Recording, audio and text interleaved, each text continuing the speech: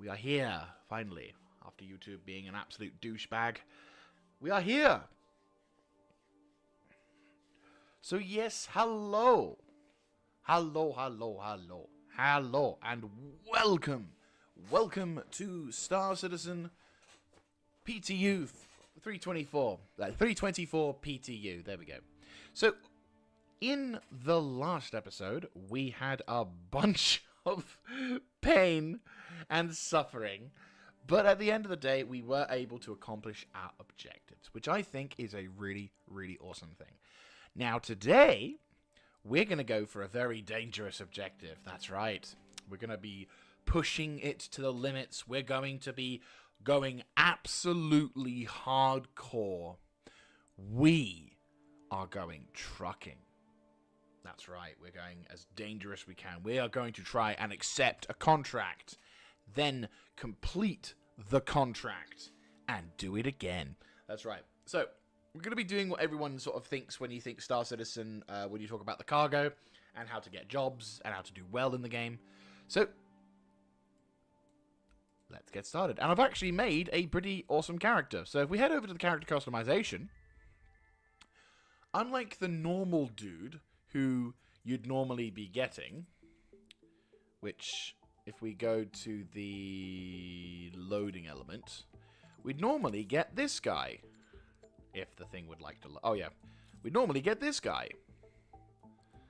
You know, fairly plain, but, you know, generic, and that's pretty much what I wanted to go for. Relatively similar to me, but, you know, relatively. And, just there sort of thing, right? Well, I've decided to get a trucker variant of me. Well, I say of me, but, you know, of my avatar. So, here we go. Welcome to the trucking universe. Right, anyway, so I have the review. So, yes, this is the man who will be our trucker. So... So, anyway, we are going to get started on Area 8. Fuck's sake. We are going to get started on Area 18. Brilliant. And we're going to try and get some contracts done in the view of trying to go with some space stuff, which is great. And I'm already feeling another sneeze coming on. Fuck's sake. But yes, we are trucking today, or at least we're going to be doing the Star Citizen equivalent of trucking. So we're going to be doing some exploration. We're going to be doing some of the hauling contracts, but I'm going to be trying to do a little bit more of them in the course of some hours. So I don't know how long this stream's going to be for, but I do intend on having a few hours at least of pushing and going and doing, and depending on the level of success, we could also see how things fare. But the intention of this particular stream is to make sure that we are set, ready to go, because obviously with 3.24 on the horizon, and it may be in fact almost able to go to everyone in the PTU, which could mean quite a bit.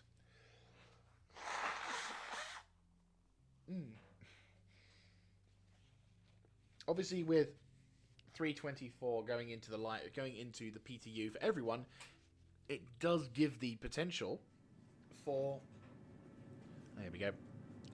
It does give the interesting potential of having. Nice. It does give the potential for excitement for release to be very soon. So I'm kind of excited to see what kind of progress that the patch can make. Hang on. I'm just still getting my coffee set up. The fuck?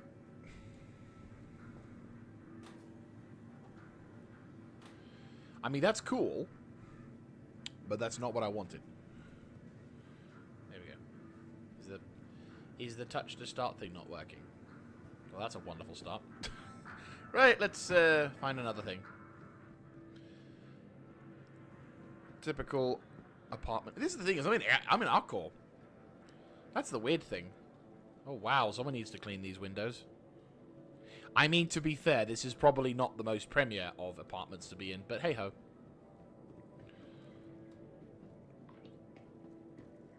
Hello, fellow citizen. Welcome to the jungle of hell. But yeah, so anyway, so we're going to be hopping on to... Hang on. Here you go. Is it on? You're on. Yeah, so what we're going to be doing is we're going to be hopping on and doing some hauling contracts. Because if you may recall, we did some hauling contracts a week ago. But I didn't really go into them too much. I was a bit like, okay, well, let's see what happens. Am I not able to...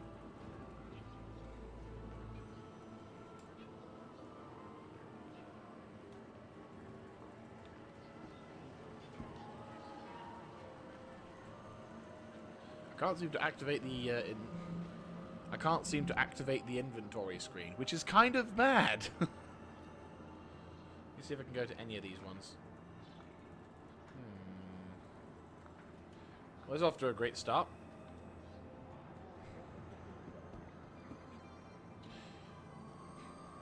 I mean, performance-wise on the server, it's pretty good, but obviously it's not quite... Right, I'll have a look-see, but I think I'm going to have to possibly jump onto another server, because I don't think I can actually... Like, yeah, I don't think it's worth... If we can't access the inventory screens on some stuff, we may need to... Let's have a look-see. It's... I kind of need access to my inventory if I'm going to be a space trucker.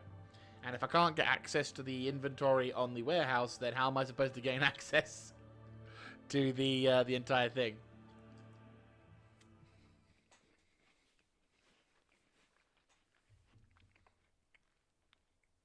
Right. Let's try that again, shall we? We'll go with America one more time. And if we're still having that issue, we're going to hop over to the EU, see if we get anything better. I'm just having some biscuits. Because, well, it's not really what I would call a healthy lunch, but it's a lunch. It's food enough that allows me to keep going for the stream.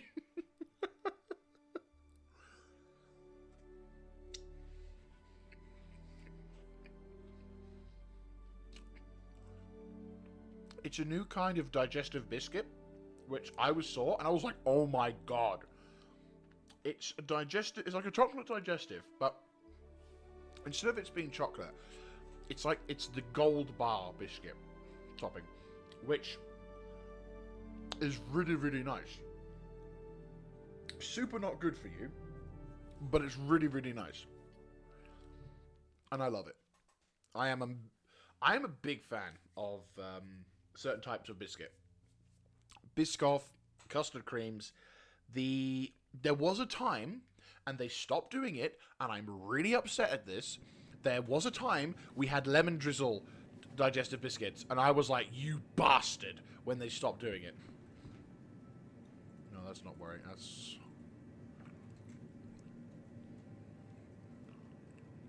Right. Helmet is off. I don't know what's going on.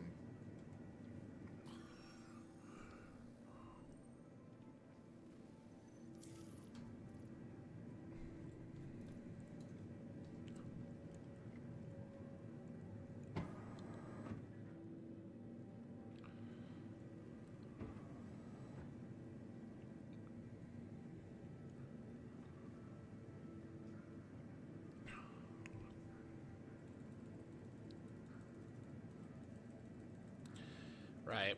Yeah, I think it's a known issue. Because obviously accessing the storage... Getting the storage access is kind of important. Don't you think?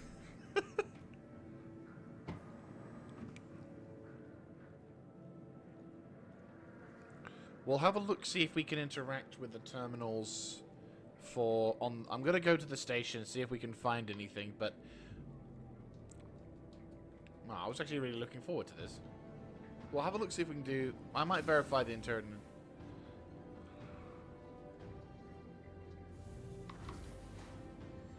Huh?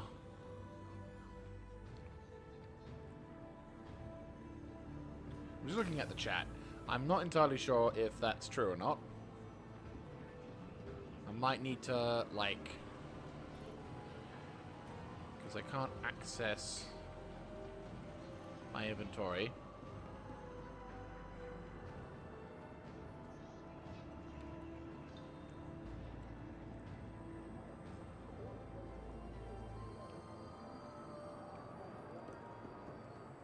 Just old inventory. Wait, real? Have they actually... Okay, so they got that inventory.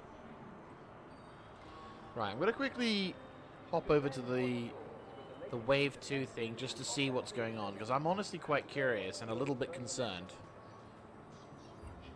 Right, get rid of the Spectrum thing. I'm curious as to what's happened. Okay, so the build's been opened up to new backers.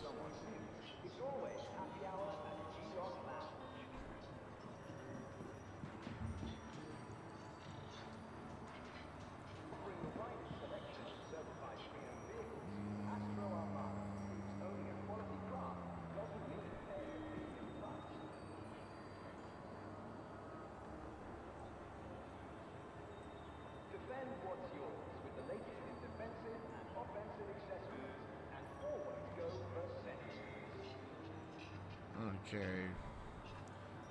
Refinery exhaust. Yeah, okay, that's fine. Replication layer enabled, known issues. Opening will cover. Player's POV. Gameplay, tractor beam adjustments.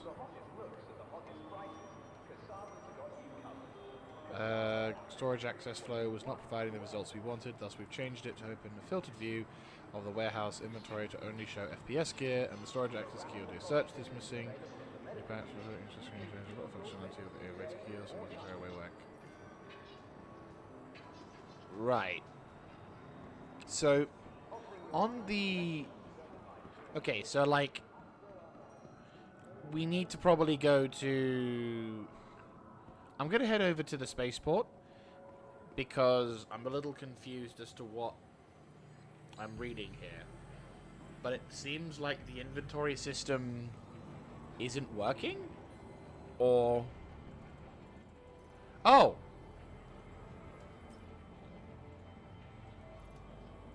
Oh.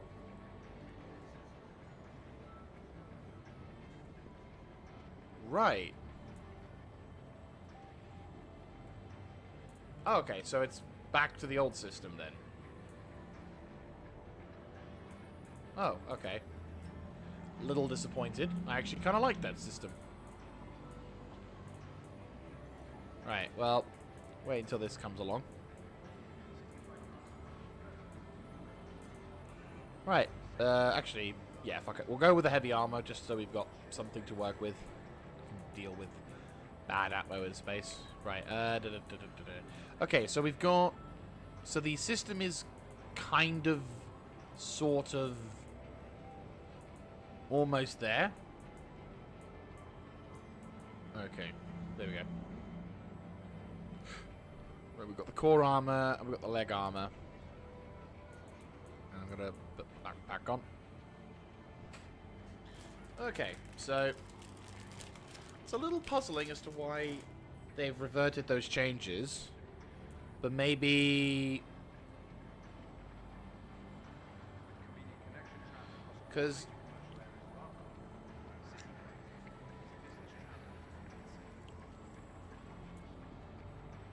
I wasn't really having any difficulties with it.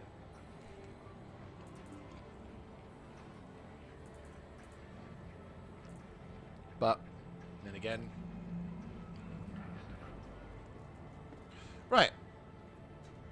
Well, as long as you can access the terminals, that's fine. I'm sure they'll probably implement a newer system or something that'll work in... Oh, I forgot to get my shit. It's fine, I can attach it from when I get to the station. Luckily, there are multiple areas in which we can put shit through.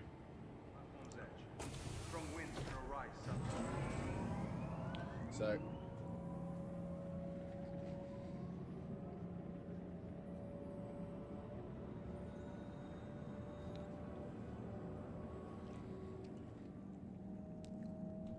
Yeah, so at least we know now what's going on. And, okay, so let me read further into this patch. So,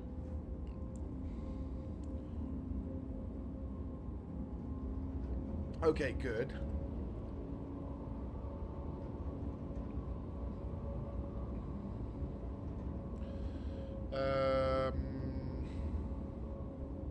Okay, so cargo hauling missions are in fact greatly rewarded. That's good. Item bank changes. So based on the feedback, we determined that storage access flow was not providing the results we needed. We've thus changed it to a filtered view of the warehouse to show only FPS gear, like the storage access kiosk did. Right. I should probably put this in on the display capture. So, doink. There you go. So this is the thing that I was talking about in regards to that. So there's known issues and everything else. But the things that we need to be looking into for this particular patch is the tractor beam use... Okay, on the tractor beam on... Okay, they've used it, so... tractor beam used on the multi-tool has mass restricted to use the cargo size under 32 SEU. 30, okay, and reduced reusable distance, both handheld and tractor beams, and then movement reduced. That's fine. So based on the feedback we've determined from the storage access flow was not providing the results we wanted. We've thus changed it to open a filtered view of the warehouse inventory to show only FPS gear, like the storage access kiosk did. Search is missing in that view and will be added in a future patch. Fortunately, the storage access screen shares a lot of functionality with the freight elevator kiosk, so it wasn't a throwaway work. Ha. Right. Okay. Good afternoon, Blamsmith. Hope you're having a wonderful day. We're just learning some things about Star Citizen. So, they've changed the storage kiosks because people were upset and it doesn't work the way they want you to. So they've decided to kind of revert it back to the old system.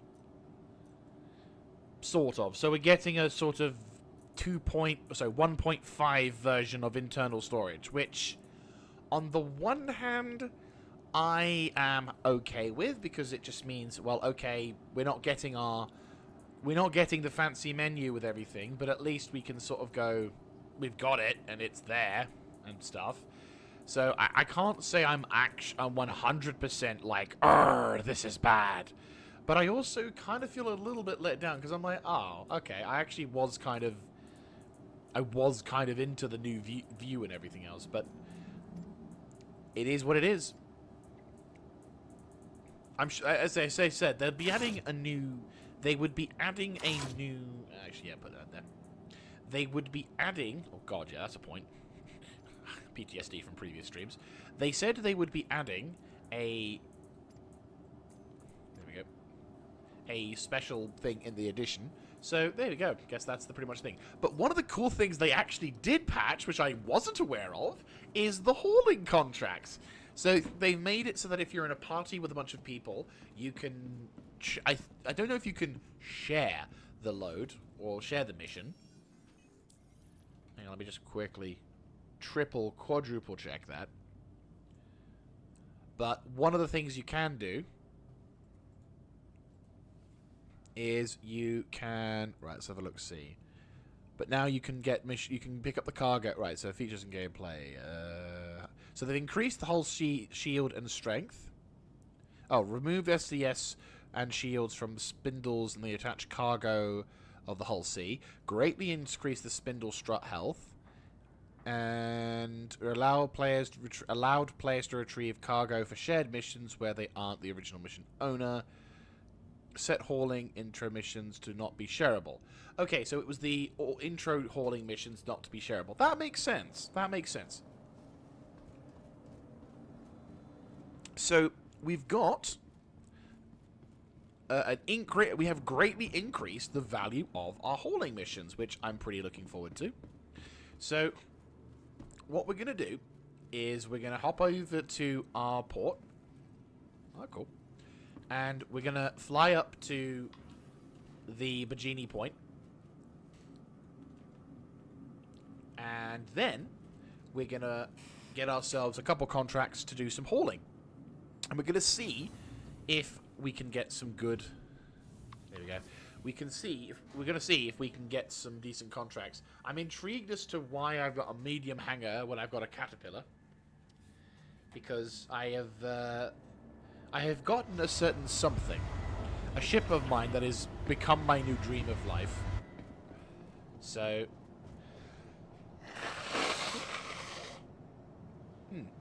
Sorry about that. I think hay fever, or some form of it, has hit me. Because my bloody nose has been going mental. Anyway. How is everyone doing? Everyone alright? Hope everyone's doing okie day at the moment. Welcome to the ASOC vehicle retrieval system. Cause yeah, I've got Drake Interplanetary... I don't. Eh? Please visit us again. Huh. I'm fairly convinced I attached that upgrade. Or did I not? Or did I never get round to it? Now I'm getting paranoid I didn't... yeah, now I'm getting paranoid that I didn't attach the upgrade. Which would explain a lot about my hangar. Right, do I have anything to add? Like maybe... a thing... Oh no. Okay, I got that, I got that. I got that, I got that, I got that, got that, got that. Have I attached it at all? Yes, I have attached it. So why do I not have it? What's the loaner ship for the Ironclad? Have they changed it?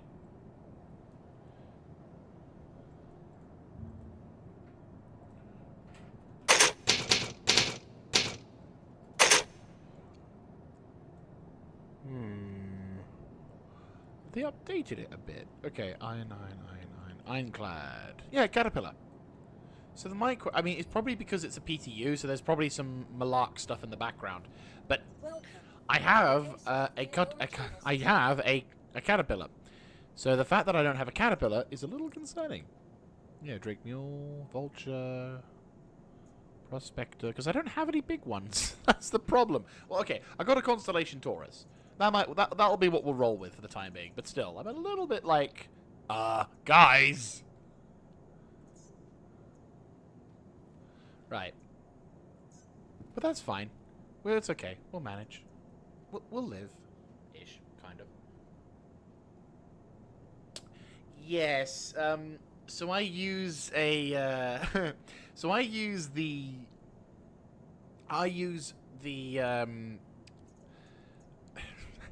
so I use Opera GX as my browser, and one of my, and one of the things you can do on Opera GX is you can set sound effects on like on when you like type or when you like have a certain thing. It's a really useful feature to in my case a little bit more so, because it allows you to, whenever you type obviously, to make the sound effects.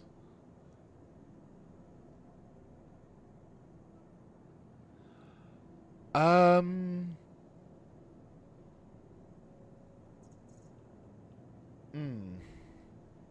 be honest with you, I'm not sure.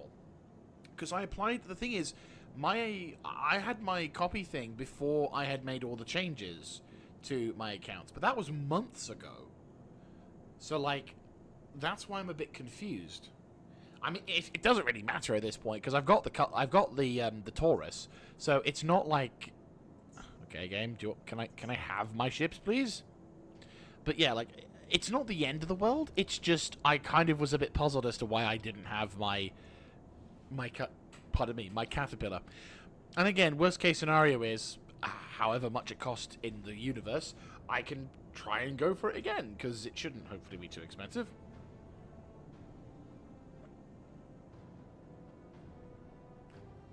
So the server's having a moment.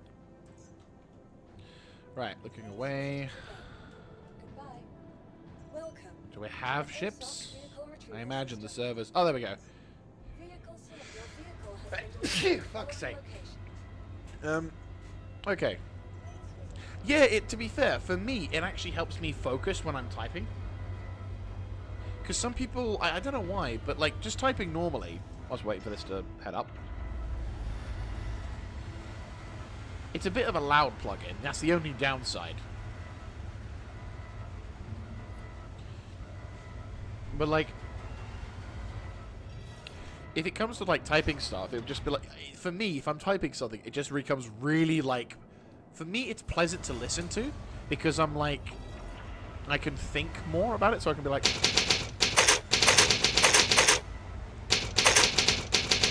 you know, it just works for me, and it kind of makes my brain work better. Maybe it's the dopamine effect, and also the fact that it's actually based off the Resident Evil. It's actually based off the Resident Evil sound effect as well.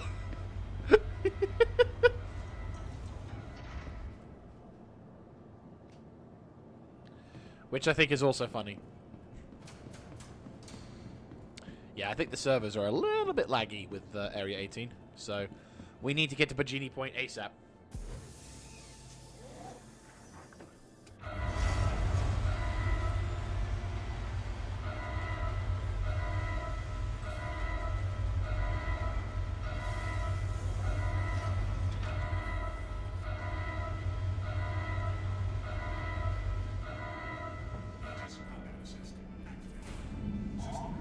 Fantastic. Yeah, to be fair, it's also kind of like, what is it? You'll laugh, but there's certain sound effects that there's certain sound effects, a bit kind of like ASMR, but it helps me focus in. It allows me to dial in far more effectively, and it's just a really awesome. Yeah, the trains are working. That is true. It's in a strange occurrence. The transportation systems are fully functional. I mean, to be fair, the tram systems for Area 18 is probably the most. I want to say it's kind of the most reliable. Kind of. I've yet to. Okay, like with the exception of maybe like during Invictus or IAE, but to be fair, the servers are over. QWERTY Dave. I respect you, QWERTY Dave. That's a good username. I tip my hat to you, Sam. But no, like with the exception of super busy events, I have yet to encounter any serious issues with the transportation in Area 18. I actually don't mind them. In terms of speed, they're the slowest, which is a problem. Huh. That's a bit funky. Alright, where be the Bajini Point? There's Bajini Point. But yeah, like in terms of transportation, it is oh so slow. So in my opinion, the best tram service is without a doubt going to be the trains at New Babbage. But if I'm being brutally honest with you, they are also kind of really unreliable. The only exception to that unreliability, perhaps, at times, is Lawville. Lawville, they work, but then they also don't work. But I'll be honest with you, if I've ever encountered a more annoying thing at times, Lawville's kind of the worst. But that's only on, like, only coming, yeah, like they're equally tied. Open sesame.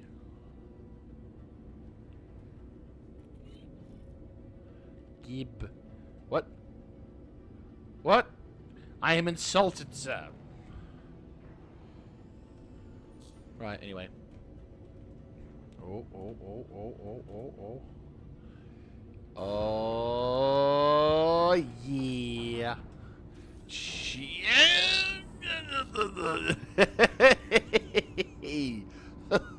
Yeah, that's right. A little bit too close, but it's okay. I did not die. Right. You know what? I just realized something. Yeah, this is an older version of my account. Why? Because I've got the Avenger Titan. Yeah, you may find if you decide to subscribe to me, thank you. I very much appreciate it, but I'm just going to give you a bit of a warning. My level of intellect at times is so low, you might as well get a shovel. Welcome to the ASOC vehicle retrieval system. Right, let me just store this thing. But yeah, I'll need to figure out how to re-clone my account if I have to. Or re-add my account so that it registers the fact that my other shit is actually there. So the MFDs aren't broken per se. The issue is that because I've got the FOV slider all the way set to the furthest that area, the system doesn't like. Please visit us again. The system doesn't. There's some kind of issue where the system doesn't register the fact that I can see them. I have the same issue with the Inferno. It used to work, but now it doesn't. Where they basically, you have to push your FOV further in so you can see all of your MFDs.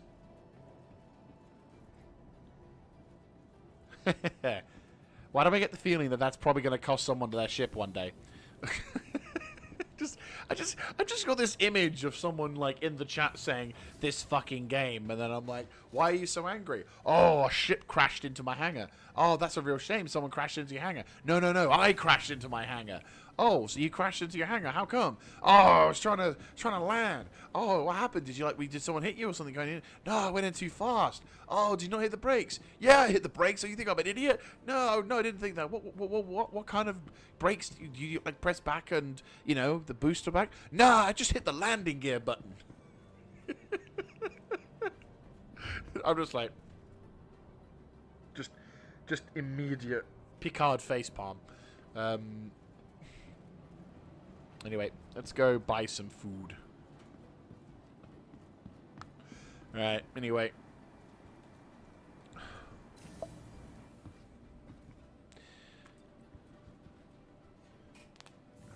As is the old tradition.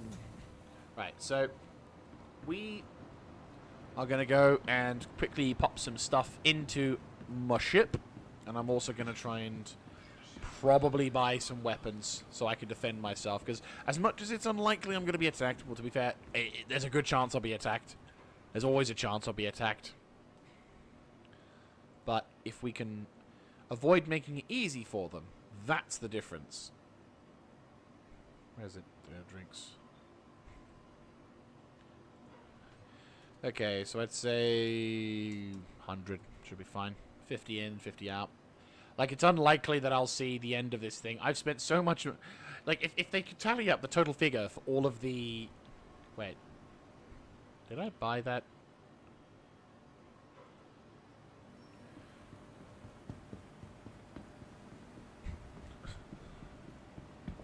Oh, for fuck's sake.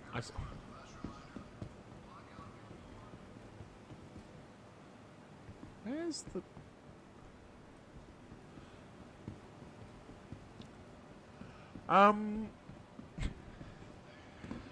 So, this particular, like, build... Oh.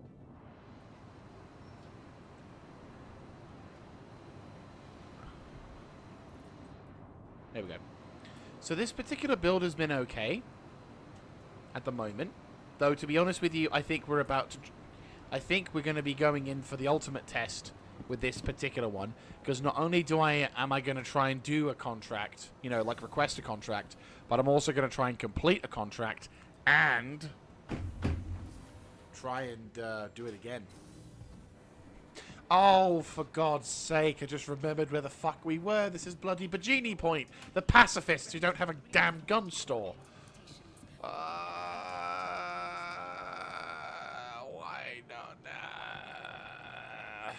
Well, I can actually answer one part of the question, Glamsmith, very poorly, because Bajini Point doesn't have a gun store.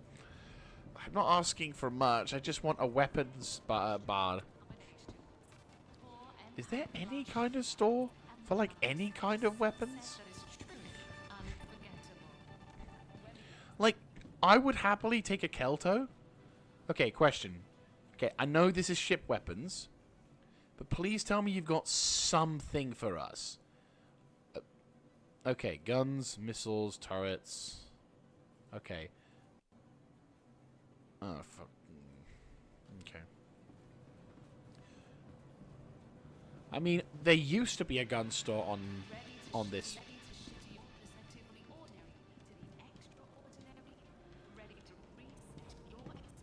No. Oh, fuck a duck. Okay. Like, we've got store panel there. Store panel there. Well, there's no armor store for me to buy them from. Like, if I could find an armor store, I would totally do that. But there's no armor store to buy them from. Like, Bajini Point doesn't have an armor store. Which is kind of silly when you think about it. You know, you'd think being in Area 18, the trading capital of Stanton, you'd think they would have a sodding armor store. But no, not on Bajini Point. You've got weapons and stuff down on the planet. Kind of fucking useless when you're up here. But yeah, not here. God damn it. Okay. Well, we're just going to have to accept the fact that we'll be at risk for our first contract, and then wherever we finish our contract, we'll just try and get a gun from there. Or if we're lucky, we can find a gun with some ammunition on a random ship that we perhaps might have to destroy. Yeah, but Bajini Point, the thing is, Bajini Point used to have really good stores. I could buy armor, ammo, decent equipment, no question, no problem. Now, of all places, fucking Everest Harbour above Hurston does a better job. Which, considering the current political state and the amount of people in long-term service contracts, let's say, it's honestly quite surprising. I am genuinely surprised, and yeah, like, that's actually something that I didn't expect to be a thing. But it is a thing. Actually, no. I'd rather risk... Yeah, you know what? I'd rather wake up in hospital in Area 18 than be back up here. That's how bad this place has failed. You have disappointed me. Right, anyway. We've been doing almost something for about 40 minutes. Let's get on to contracts. So, contracts. Holland. Right. Oh, that's more like it. That is very much more like it. So, medium cargo haul, 101 scrap from Bajini Point to Samson and Salvage Center. Right in the piracy bit. Oh, it's going to be wonderful, isn't it? Yeah, this particular thing is going to get completely fucked, isn't it? Welcome to the ASOP vehicle retrieval system. Oh well. To be fair, this is the patched PTU, so this will be probably a good opportunity for me to practice.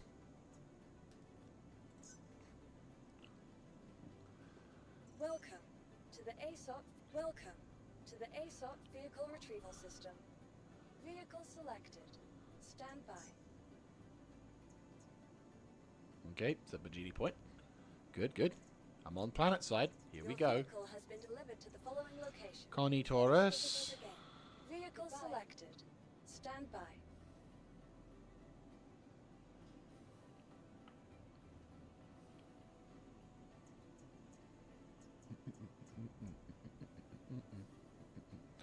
Your vehicle has been delivered to the following location. Right. So, Samson and Son Salvage Center is basically a giant potential for fuckery to occur. I mean, to be fair, I selected the contract, so whatever may occur will occur. I think there's only 27,000 in that. But you never know. Right, let's get this contract started. Let's get returning in here. Let's get returning in here. Ah, there we go.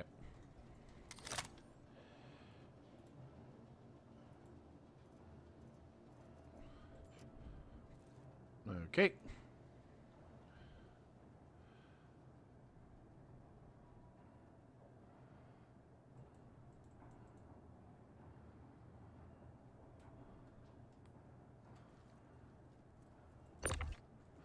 Okay.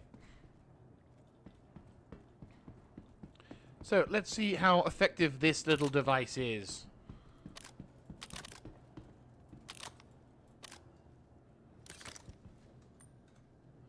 Right. Okay, so this is still a thing. We're going to need the big one.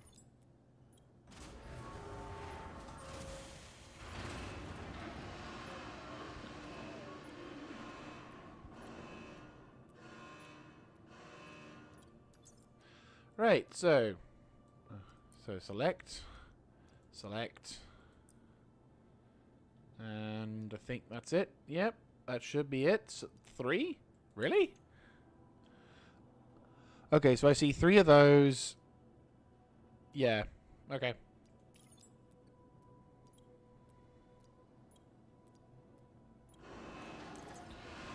Right. Yeah, I'm not even going to bother with the black cherry. We're just going with this. Right. Let's have a look. So we got 1, 2... So there's 3 S3 SEUs and... okay.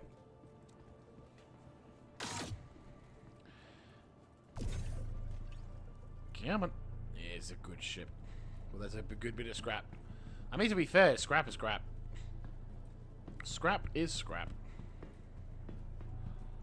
Alright. I'm gonna plop you to the side. So we've got 3 32 SCUs with... what part of the box? Yeah, looks like it. We've got this riding on the top. There we go. And down we go. And then I'm gonna roll it in. And just have this underneath. Just slightly. So the kind of chill.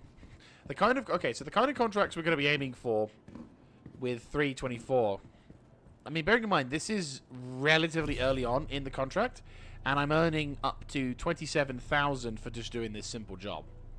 Now, in terms of, like, whether or not this becomes a mainstay in the Star Citizen development, or, like, in terms of contracts, I don't know, like, because the thing is, we've had... Oh. Hang on. Not quite good at using these 30... Moving the 32s. No, my strong suit. Right, I'm just have to use physics for this one. Right, I'm gonna kind of do this. That's fine. But anyway, so I mean, here's a question for you guys. Obviously, the holding kind of contracts could be seen as the box mission. I mean, let's have a look. See. Okay, so we still do kind of have box missions. So in a sense, no. But, yeah. But it's an easier job to get into than, let's say, combat. Because, obviously, combat is going to be more lucrative, but the risks are higher. Whereas, hauling, maybe slightly less, depending on the kind of contracts you're getting. I mean, one could argue that the contracts you're going to get for... Oh, God. One could argue the contracts you're going to get for hauling are more risky. I'm going to have to get good at this. Nope. Oh, shit. I can't fucking see. Can you go further to the side? Right. Can I, like, put a 32 on the top? Because I'll be honest with you, I've not used the Taurus a lot for cargo hauling. This is the first time I'm ever really using it for anything I mean, one could hope we can.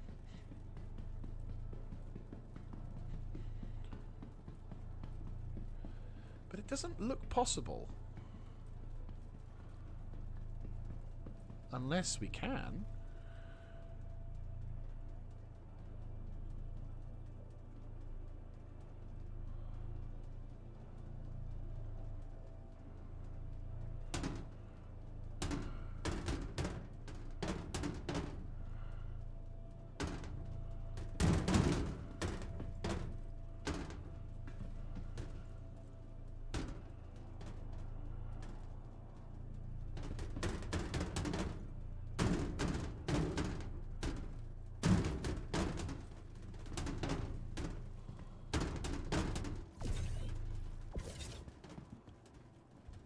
I'm gonna go with no. No, you can't.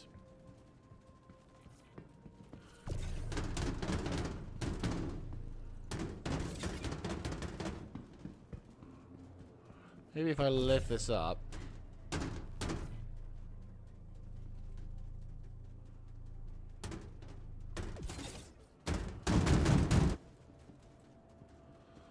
Right. Well, this kind of puts a bit of a problem to things because obviously the tourists can't really handle.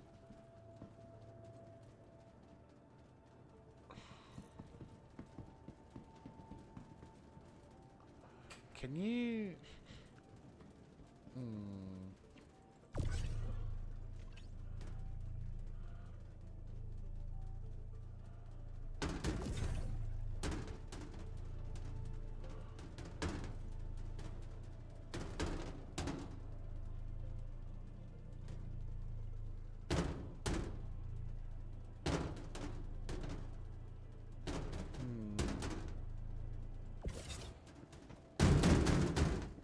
Because, like, this is a problem. Because obviously I've got the Constellation Taurus. This thing has 174 SUs worth of cargo carrying capacity. But the problem is I'm not getting that out of this.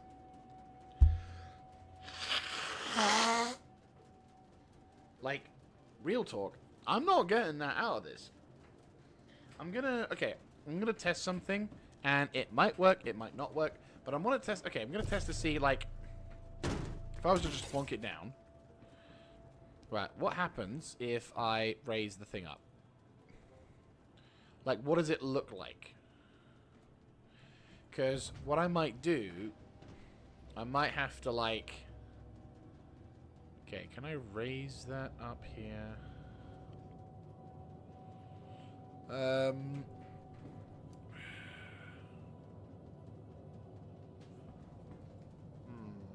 Okay, I think I have an idea.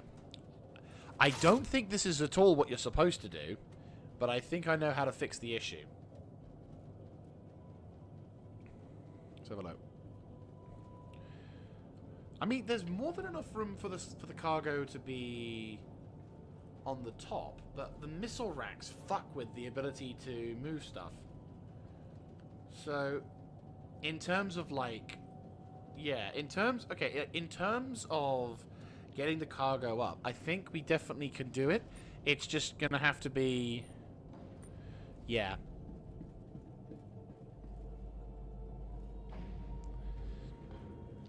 I think what what I'll do first of all is I'll put the power on.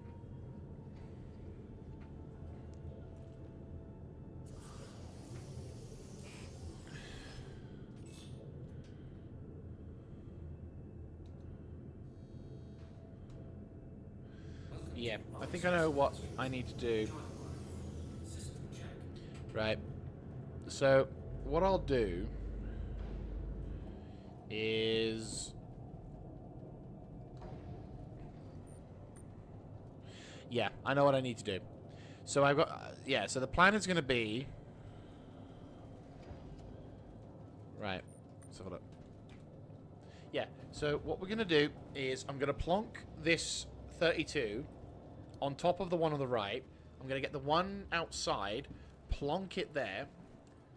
We'll then fair, I could also do this as well. If I lift this up and bring it as close as I can to the front. That's a... actually... be better if I got it further back. So get it as far as we can to the back. I appreciate this is probably not the most riveting of gameplay, guys, and I do appreciate your patience in all this. I'm just trying to figure out how to use the Constellation Taurus for its actual job.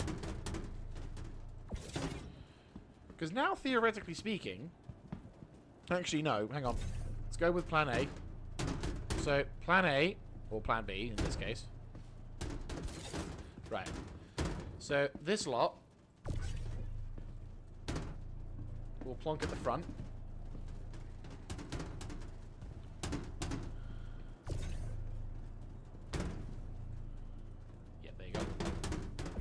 Yeah, so this lot will plonk in the front.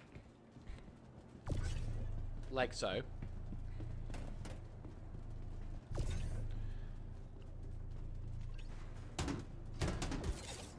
There you go. Then we'll pick this up.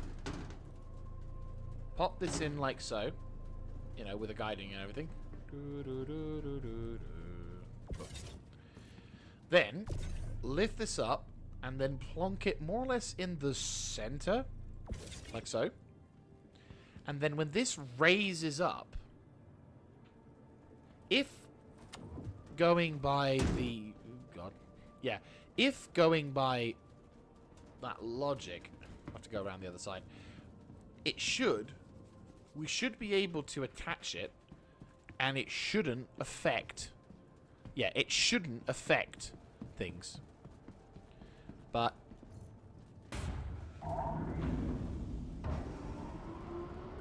oh, okay. Right, nothing else we can really do but except to test it.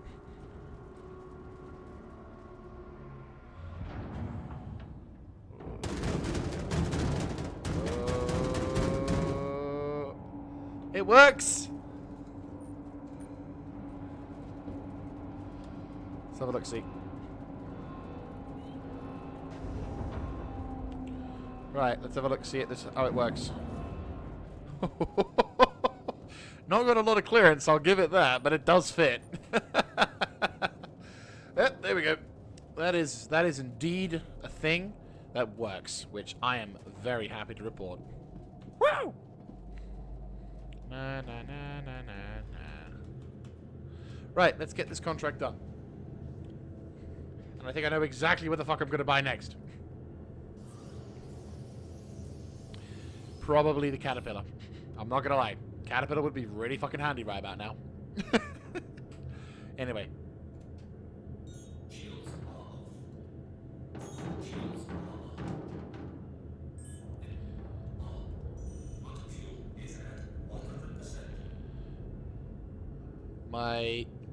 Okay, so I'm in a queue.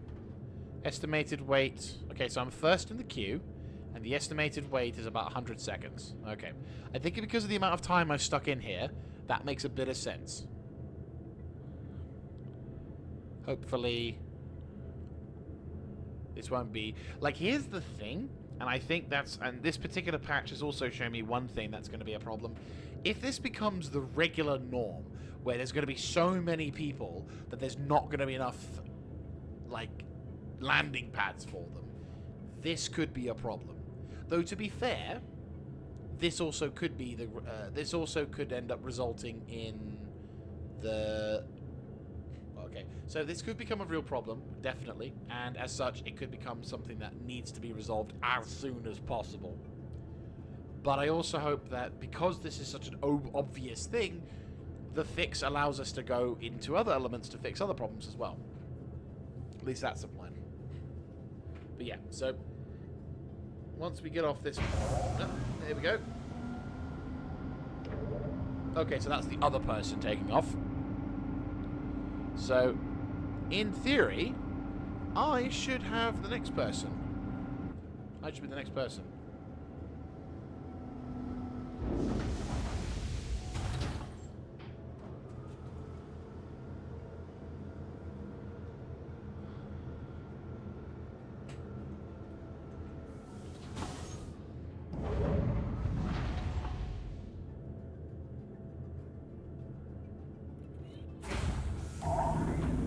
Okay. Okay. I can see. I can see. This is cool. This is fair.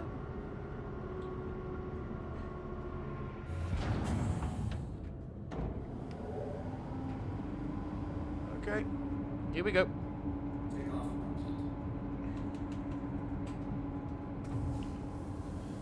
Alright, let's get going.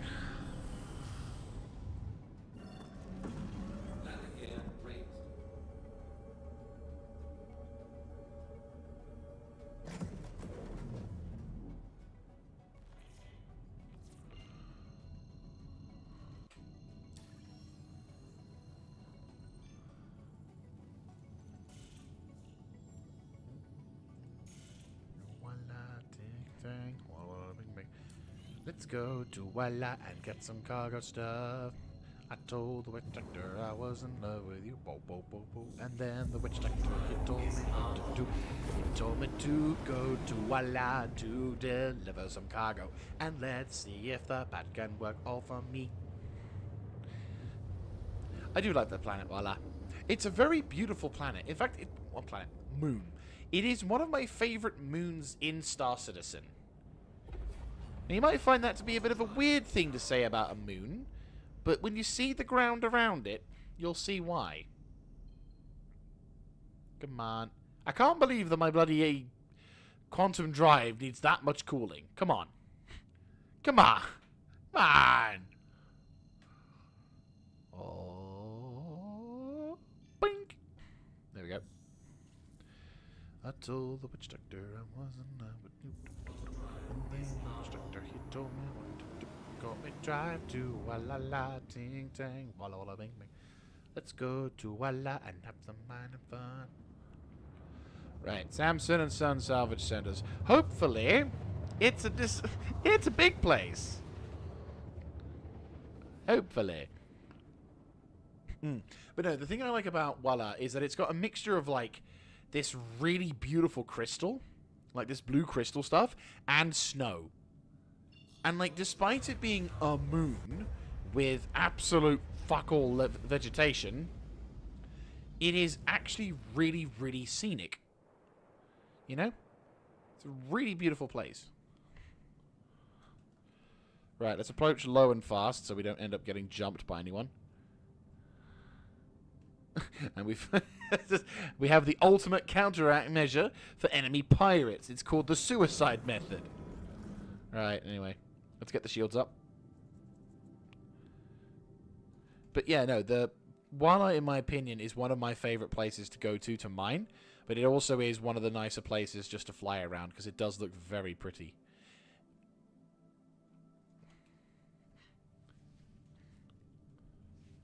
And also, it's a low-grav planet, which is even better. You calm down back there.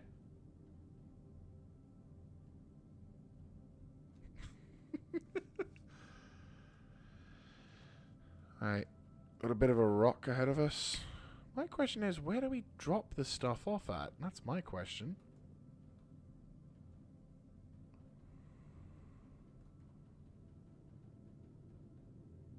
Do we just drop it somewhere?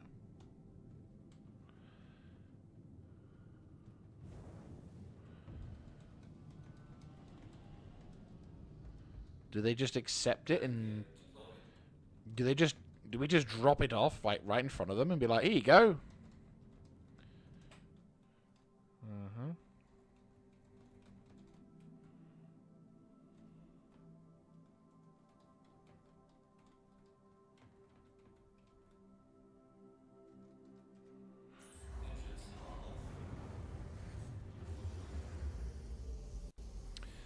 Forgot to open the cargo bay. It's fine. We'll go with it. Right. We need to drop off 101 salvage on that. Fantastic. Right.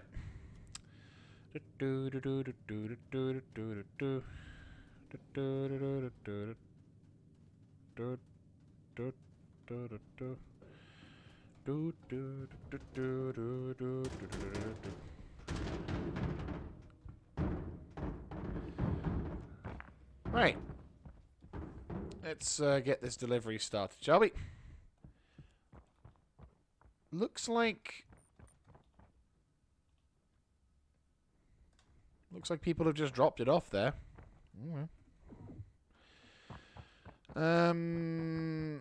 Okay.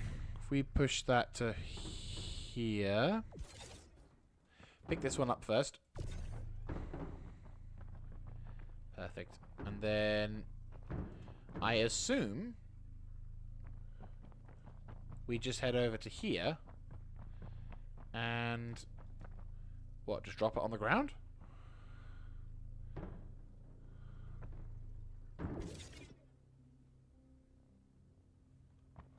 Like, where's the place to deliver it to? What's this? Oh! Oh, there it is. Right, okay, that makes far more sense. Also, G fucking G, that's the size we got. Okay, really? Huh. Do we, like, have to stack it on a vertical? Or is there, like, a larger hanger of some sort? Let me just have a look around, see if there's, like, any obvious larger thing I need to use before we resort to that. Because I would be surprised if that was the only size delivery shack area that they would have. Considering.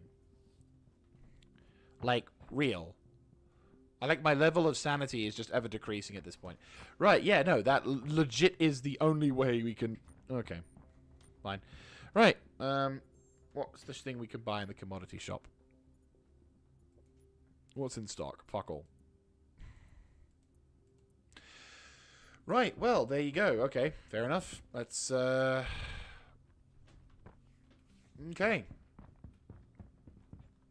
I'm not entirely sure how we're going to do this, but we're going to do this.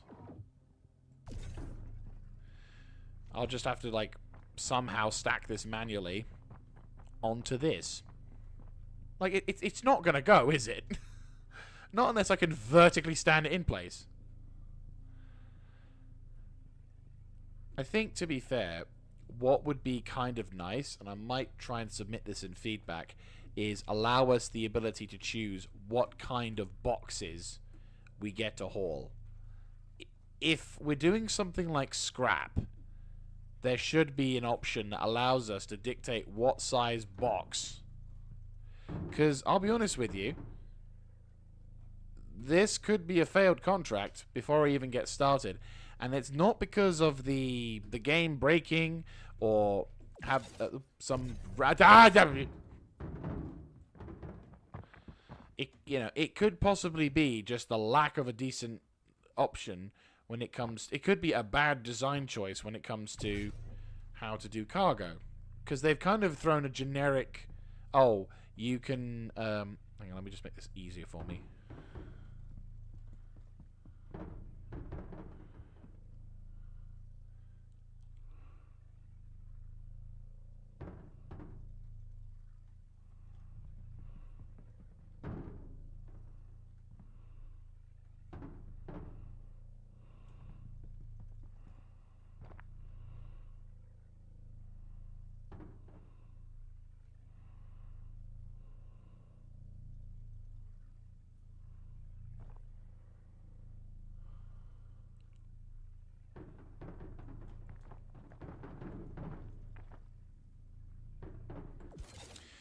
Right.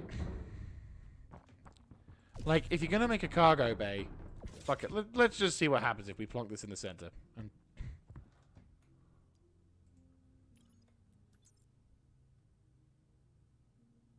yeah, the thing's obstructed. It's obstructed because you wanted a cargo delivery of 32 SEUs worth of fucking scrap.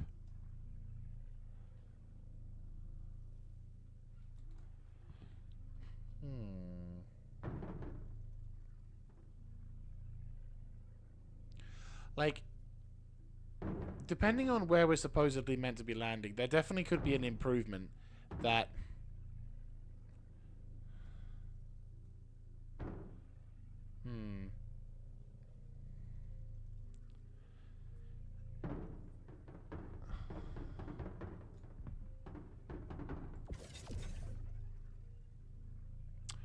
trying to get the fucking thing to go vertical, but it won't go vertical. Right, finally.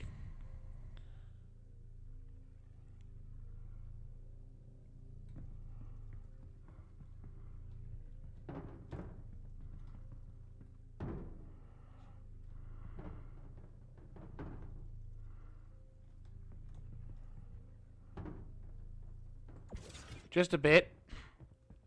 Well, the thing is, we've been asked to deliver 101 SCUs worth of scrap. But the problem is, this is the only area that you can receive the scrap from. There's no other area that I can deliver this stuff to. So it's like, where else am I supposed to put this cargo? Unless they can just accept the cargo outside the station. That's the problem. Like, I'm going to have one more look around to see if there's like a larger cargo styled lift or something. Because if this is seriously where you're going to deliver cargo and you give us 32 SCUs worth of cargo to grab, then why in God's name would you then send us on an area that cannot receive 32 SCUs worth of cargo? That is a bad design choice right there. And definitely should be taken into account. You know, like, if we're going to do delivery missions, we should be able to select the kind of boxes that we get the cargo in. Like, sure, we need to have the total amount put into the elevator, but I don't think it should be 32 SCU all the time, because we're now having to deal with the fact that I now can't deliver this mission. I'm going to have to abandon this mission because I can't deliver it. Because I can't. Like, I physically can't deliver it. Like, I physically cannot deliver the cargo that I've been requested to deliver because they don't have any other facilities for... Yeah, exactly. It's like, really? I can deliver part of the cargo. The smaller ones, sure, but like... Unless we're doing serious cargo hauling, we really cannot do anything about this. Like, that's as much as we got. If I could do this, then brilliant. But guess what? The thing that you asked for! Oh, good lord. Yeah, no, I can't lie. This is a bit of a dumb thing. Yeah. Sucks to be suck. Right, let's move this away so we don't have to worry about blocking someone else's stuff. And congratulations to the pirates. You've now got yourself 101 or no, 64, 96 bits worth of scrap. Because I'm not keeping it on my ship.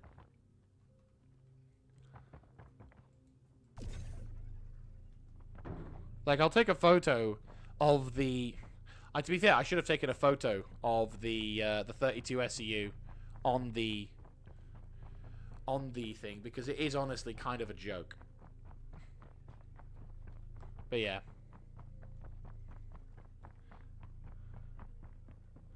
Oh, just look at that, it works. It's fine. To be fair, Mr. 2A Arms, first of all, welcome to the stream. Hope you're having a wonderful time. Yeah, I was going to say, that explains why there are the other 32 SCUs. But yeah, welcome to the stream. Hope you're having a wonderful day. To be fair, Mr. 2A Arms, if you want to talk about painful, my previous stream, where I was trying to, like, do things, like, do salvage hauling, as well as other means. Oh yeah, no, that was painful. That was beyond painful, because I was desperately trying to do something as simple as complete a contract with I was desperate to try and get a mining job done and get a full cargo haul of there we go. Get a full cargo haul of of mining materials and then to sell them. And I spent about 4 hours trying to accomplish those two things with the game fighting me every step of the way.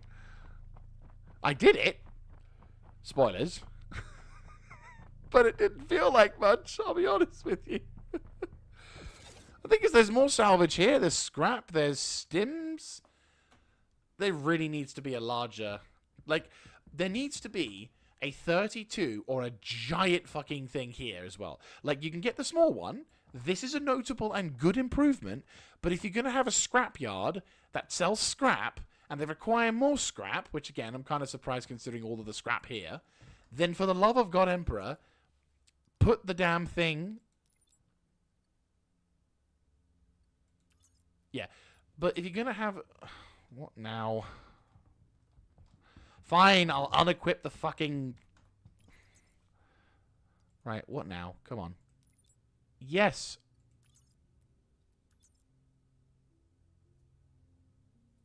Okay, now the game's glitching. Oh, boy. Oh, nice. Well, I can tell you now, first of all, this is the PTU. So, a lot of what you're going to see is not reflective of the actual final thing for live servers. And also, in terms of... in terms of, like, the patch and everything... Right, abandon this contract. Right, so... Abandon. We'll go to hauling, see if there's another job. But yeah, so the other thing I would say, right, let me have a look. See, so from Seraphim, yeah, I think station to station probably a safer option. So this is going to be a simple one. Yeah, so from Port Tressler and Seraphim. So from Seraphim to Port Tressler and that. Okay, what about this one? That's much better. Yeah, that seems a lot better. So, hopefully there's no 32 SCUs.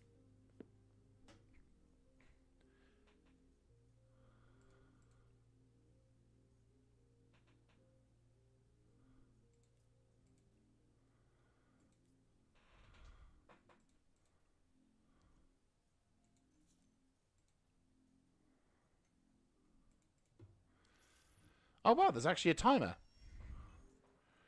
Did not know that. 4 hour 10. Oh, there's a contract to climb. Right, so we need to collect the shipment at that location.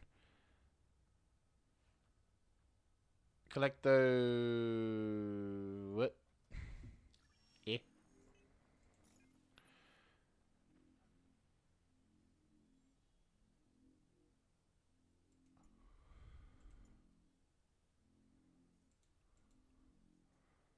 Yeah, that one's the one we want.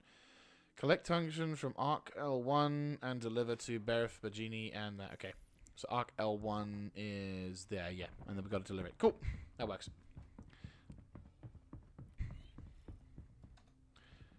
But yeah, so as I was saying, when it comes to Star Citizen, the first couple of weeks of a patch is going to be very intense.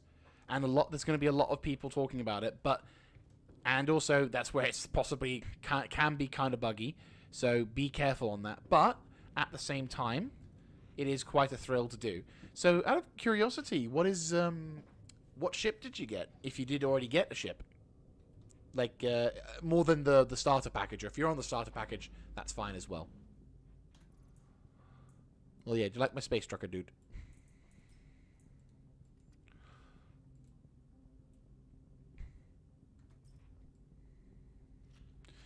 Right.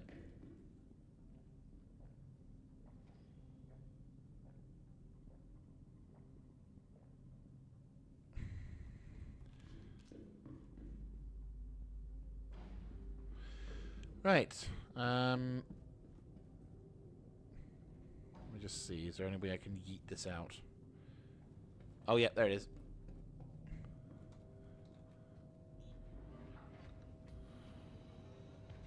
Oh, nice.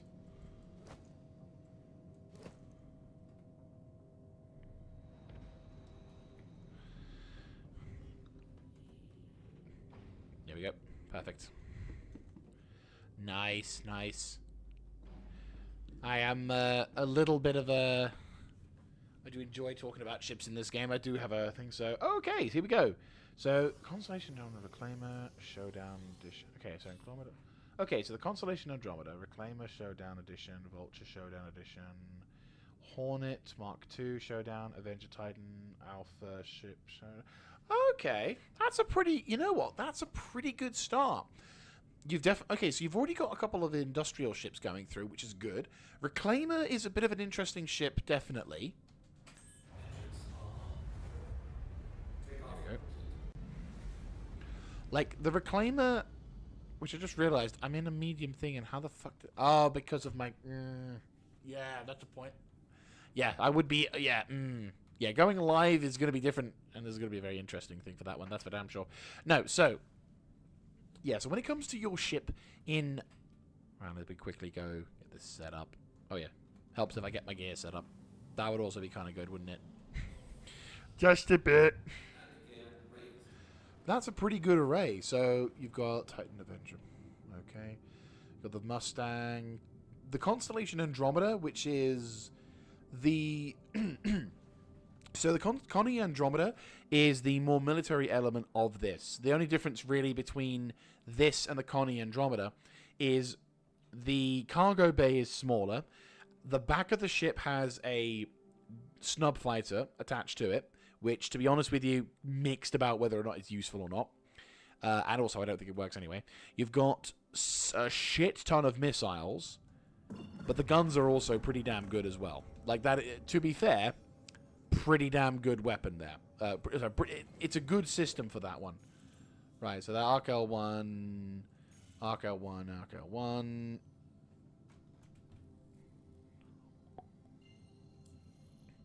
Perfect. The Vulture and the... Yeah, the Vulture and the...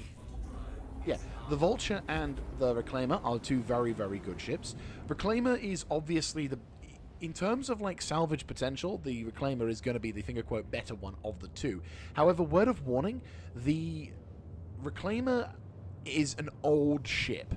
In terms of design philosophy, it was considered the largest ship for a while, but unfortunately, due to the way that the ships were designed back then, yeah, medium hauler that could handle its own. I mean, to be fair, the Constellation Taurus is pretty much that. You get 164 SCUs worth of cargo versus the, I want to say, 96 of the Constellation. Let me have a look, see.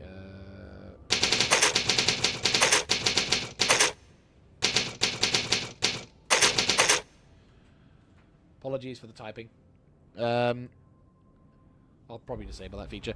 Right, so the Connie Andromeda, really good ship. 96 SCU with cargo. Good start, you know, for a big multi-crew ship, that's a good choice. It's got good weapons. If you have friends with you, you can use the turrets on the bottom and the top to work out with that, and you get the benefits of the snub fighter as well. It's a pretty decent multifunctional ship. It's not as cargo heavy as, for example, the Taurus edition, because this one is the one that has 174 SCUs worth. Yeah, exactly. After the two, I chose one. Yeah, exactly. That's a good... Both of those... Dude, good choice. Seriously, for your first multi-crew ship, good choice.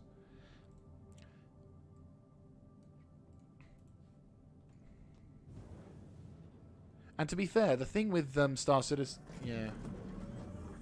Exactly. That's good. About 29 mega muppets away. Yeah, exactly. To be fair, that's actually quite good. The Reclaimer is another ship you can do a good 3 to 4 as well. That's... Hang on, let me clear this route. Or not. Come on. Is there a reason why it's not letting me use the quantum?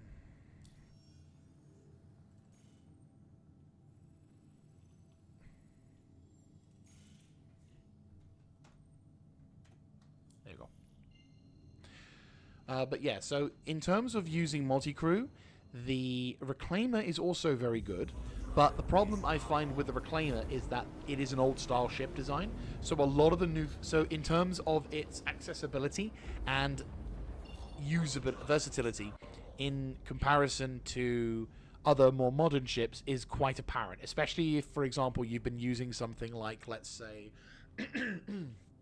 if, for example, you've been using some things like the the Connie Andromeda with its modernizations, the Vulture as well is one of the more modern ships. In fact, it came out a couple of years ago. The Hornet Mark II-C, very, very good for combat. So would you say you're kind of lining up more for in terms of your ships and stuff, would you say you are more inclined for combat, or do you kind of want to just have a multi-role versatility kind of vibe? Like, in your mind, what would you say is your vision for traveling the verse, if you will? Please proceed to assigned landing bay. Right, where be it? There it is. Because for me, I'm very much along the lines of industrialization. So, base building, construction, resource management, being able to sort of become be able to produce stuff and then sell said stuff to other players. Hey, would you look at that? It's a caterpillar. No, it's not. It's a constellation Taurus. My bad. I thought for a second it was a caterpillar. Wrong way.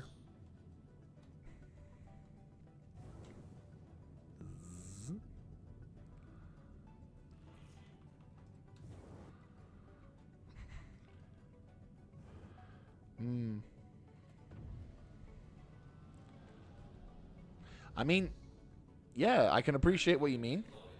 To be fair, what you could probably do is encompass that into your role as... Right, okay. I think probably there-ish. Yeah, that works. Cool. Okay.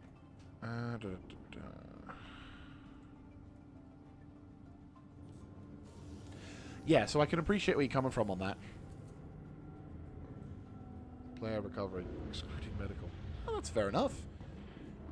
Yeah, like, to be fair, like, this is the thing with Star Citizen, and this is the thing that originally drew me to the game, is a living, breathing universe where players can fulfill the niches that you wouldn't really think about. Like, for example, the ability to recover players and stuff. Like, okay, that makes sense. You could have, for example, an R&R, medical stuff. Yeah, exactly. So you get the ability to sort of see all of the potential out there, for definite. Right, you better not have any fucking F-32 SCUs. No, thank Christ. Okay.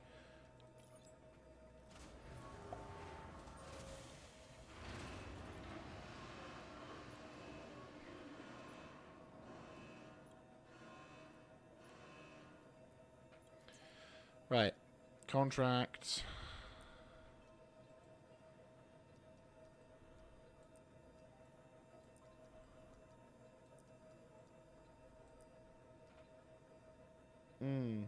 Well, the thing is, it will become... Right, move to elevator. That's all moved here. Let's get that going. Yeah. So it will eventually be kind of like that. I don't know to the same extent... 100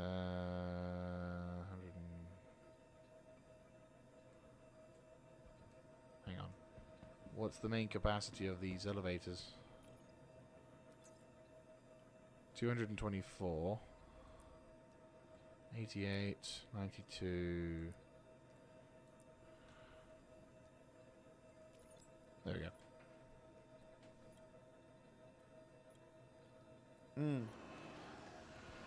I mean, to be fair, I would like to think that it's kind of at that level.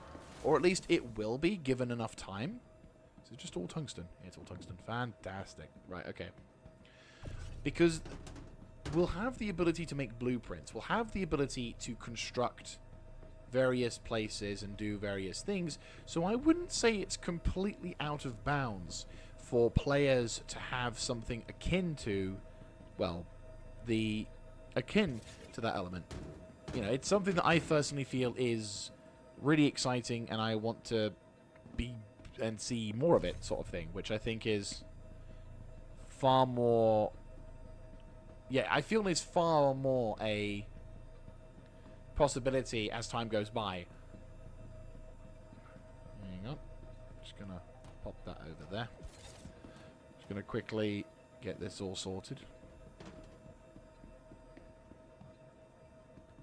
And to be fair, what is it? The quanta system that is going to be introduced is going to be one of those things that will...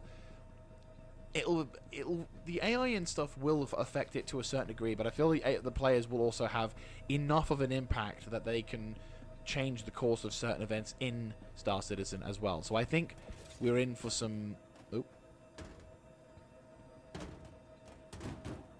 Okay. We are in the... Once the stabilization and the... Chill. Once stuff like...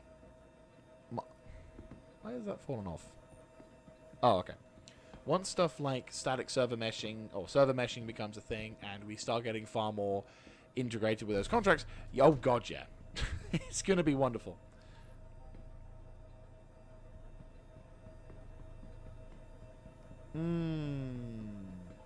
Well, the thing is, the biggest hurdle that the game needs to get through in order to become really, fun and entertaining is the stability issue, and they are aware of it. Like, the amount of, the developers are aware of the amount of bugs and problems and everything else that new Star Citizen players or any Star Citizen player will have. And we have patches where everything does run extremely smoothly. You can get some good hours in and enjoy your sessions with that. There's also things you can do to mitigate certain bugs to help you get that kind of result that you wanted. I can appreciate that, for example, in some regards, it's incredibly annoying and frustrating, and you just think, oh, can't they just get it to work? Because, if they got it to work, it would be brilliant. And, yeah, it would be, but then certain features would take forever to come out. So, the potential of this game is beautiful, though. I'm very, very excited to see what we can hold. I think when the 4.0 does release, however, I'm also jaded enough to realize that that could be longer than the dated time that they give us. We don't know. All I will say is, when it does come out, then I think we can more seriously... I think there'll be some really big sort of steps. Because once we get to Pyro, a lot more things kind of fall into motion. Definitely on that. Nope.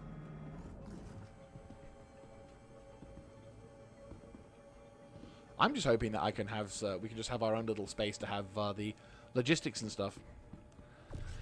Because, yeah, Logi got me bad.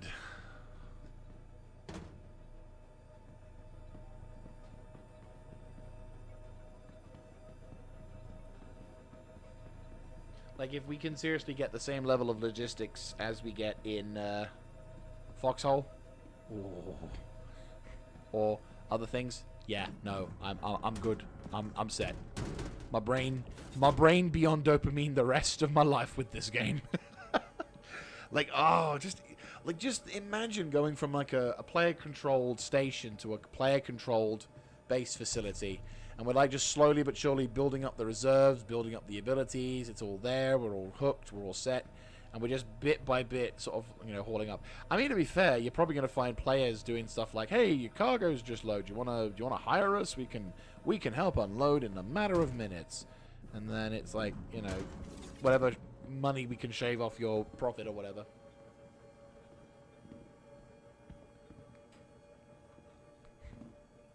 I'm genuinely thinking there's going to be a clan doing that. It's a decent money-making opportunity, that's for sure. You don't have to leave the space station, so there's zero risk. You just need a player to... you just need someone with the gift of the gab to explain how enticing it is to not have to do all this stuff. And then you... talk to them and say, hey, do you want me to, we can get that cargo unloaded for you really quickly, or hey, we can get that cargo for you, and like you could do 2-tier services and everything. Like, giving the players the opportunity to create their own jobs and to do things, I think would be far greater a concept, and that would really help the emergent gameplay, because then you start to see, for example, how certain bits of the economy could be formed, or what kind of value a player service is. I mean, let's face it, how long would you say is a player's time worth in Star Citizen? Is it worth 1,000 SCUs worth of Alpha UEC? Is it worth 500 at Alpha UEC?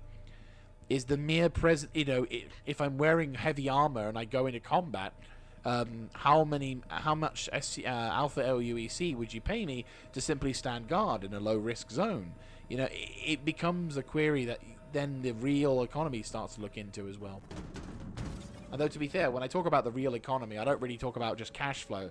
I'm talking about production means as well, because when Star Citizen becomes more in-depth in that department, then we can start seeing what the value of things will truly be with, like, materials and the like. But this game is, yeah, the potential for this game to be the way that it is quite awesome. And I very much look forward to seeing what the future holds for it. But here's a question for you guys whilst I load this thing ever so carefully. What got you into Star Citizen? What was the thing that made you see it and go, huh, intriguing? Because it's always fun to hear how other people got into Star Citizen.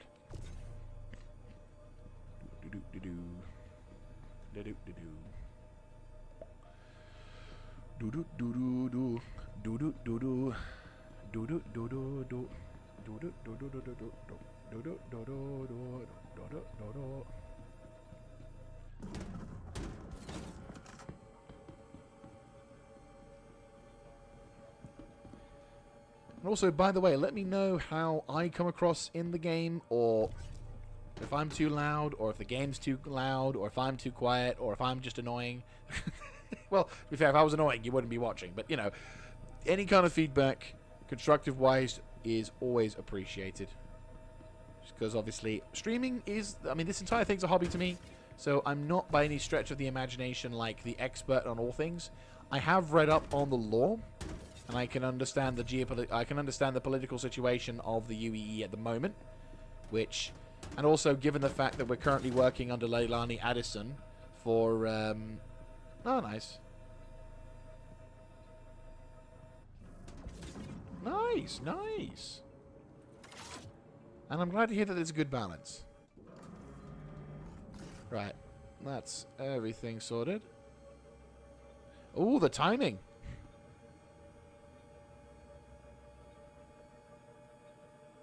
Ah, damn.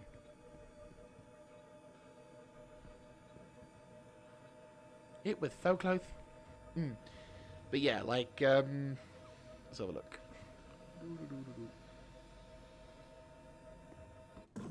Space game, Spider Jet 22, Ah, nice. Oh, whoops. There we go. Perfect. Right, let's go have a look-see. Yeah, to be fair, like, what got me into this game, for definite, would be the... What definitely got me into this game would be, ironically, EVE Online. Because years ago, I mean, I always enjoy, so I will say, I do like the sci-fi atmosphere. I do, I really do. You are clear to launch. Right, we need... Oop.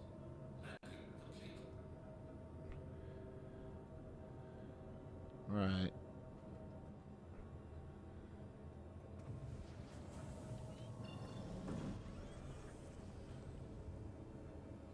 Oh yeah, one thing to note, 2A, when it comes to your landing gear and landing in the Constellation series, you can see the engine pylons, they go forwards a bit, which makes it easier to land in some regards, but be aware that you need to, it does go back a bit as well. So, just to forewarn you.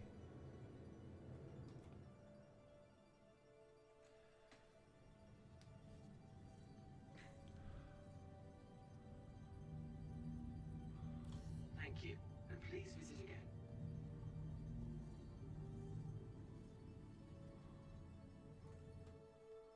Oh, nice. Beautiful. Right. Let's head back over towards...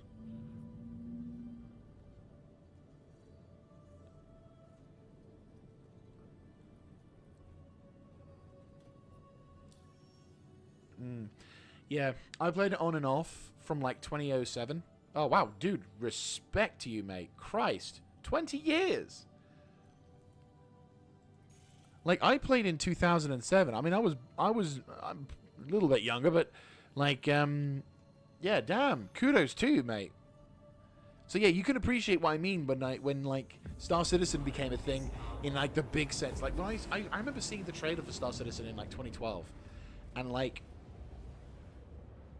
well, to be fair, my first ever real exposure to Star Citizen was from a YouTuber I followed called The Mighty Jingles, and I mean he's still going, I think so, but it was more World of Tanks based. So I used to play World of Tanks, and it was a really fun game, and that was actually what my YouTube channel started on, but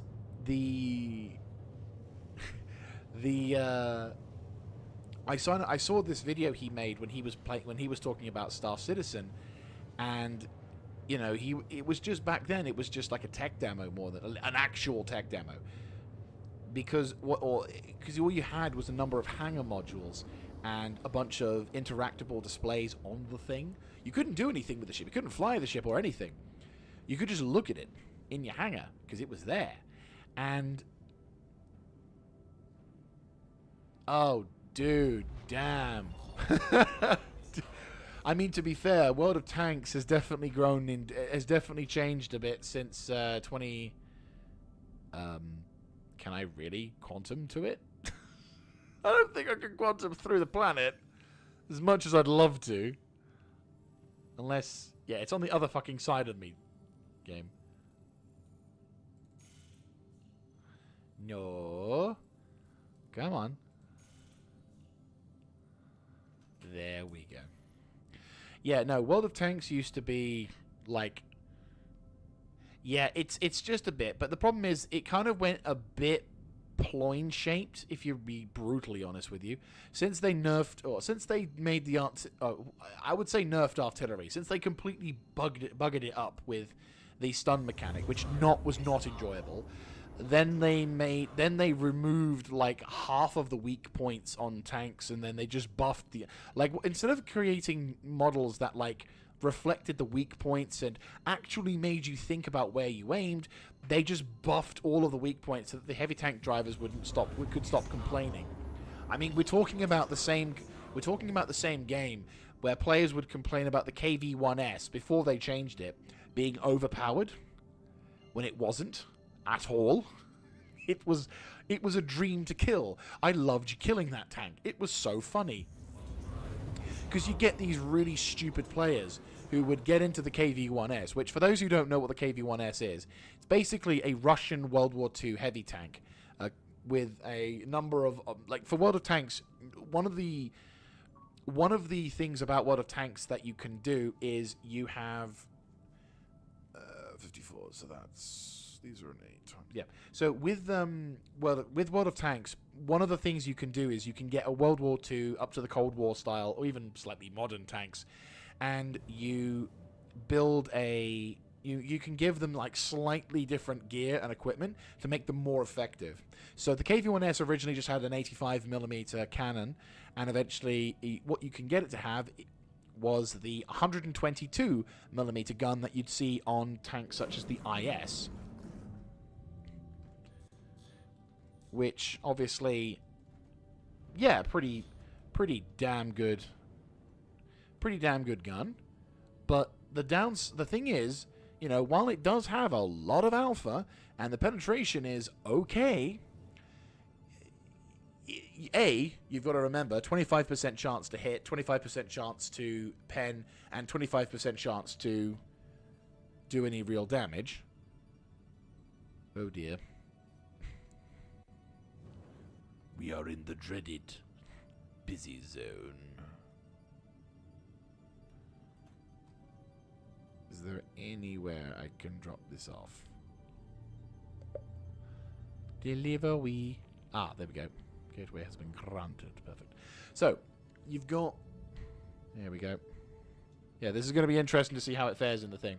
So anyway, you've got the KV-1S with a 22mm gun with 175 pen and about 390 alpha damage.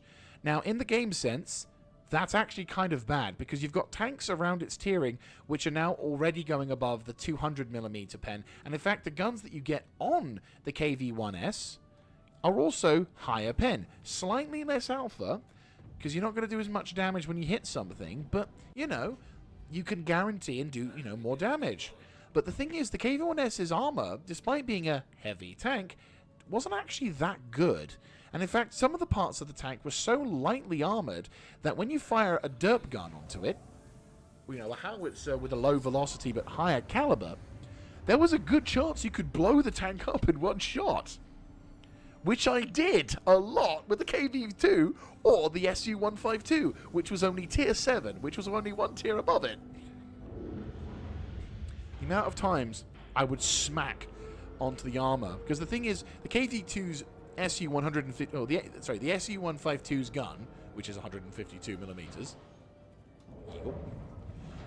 that would give you about an 85, 86 millimeters pen. And whenever high explosive hits anything, it doesn't, unless the angle is like so bad that it will bounce off. It'll, you know, it doesn't take slanting or anything into account. It just detonates. So if you hit the side armor of the KV-1S, or the rear of the turret, or anything else, you will bugger the tank. It was glorious. Right, so I want to say... Right, so this... How big is this? Doesn't say anything. Or it might do. Tungsten... How many SCUs does this? Hang on, does it show underneath? Probably helps if I... No. So yeah, like the KV-1S was a really popular choice amongst poor players because all they would see is big heavy gun, big strong tank.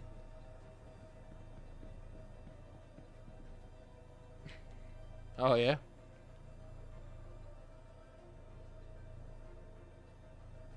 Okay, yeah, it's 8 SCUs. Right, so 54 to that, so 8. Let me think.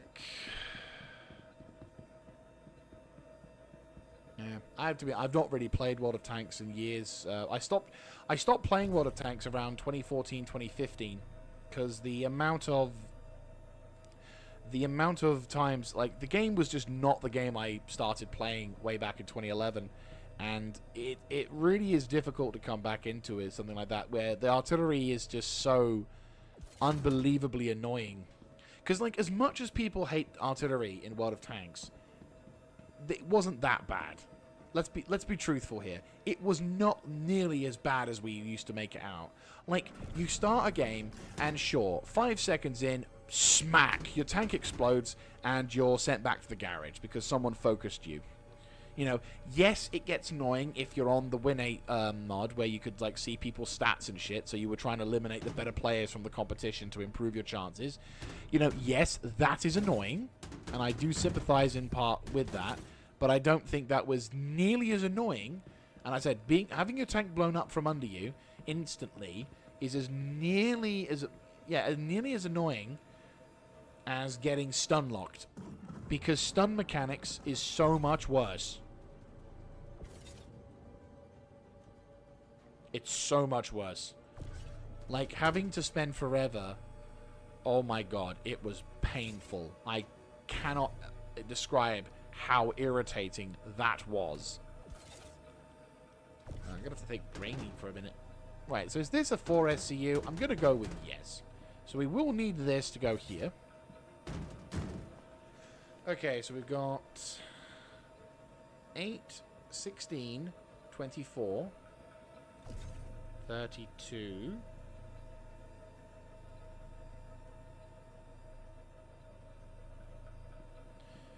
Oh, I know what I need to do. Yeah. I know what I need to do.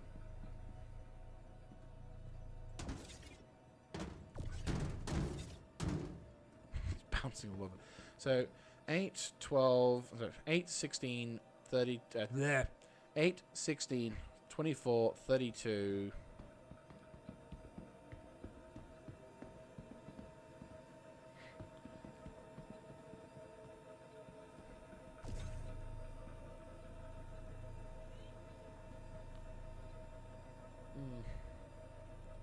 Right.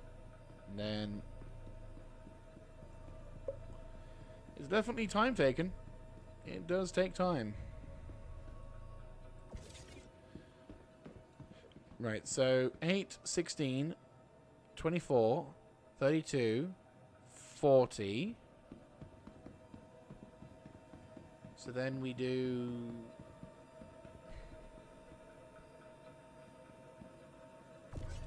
Right.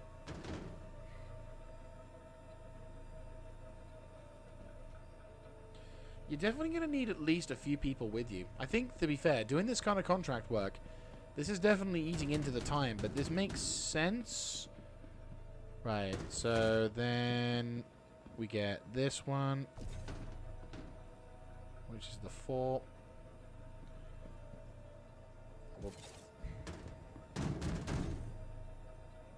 Magic trick.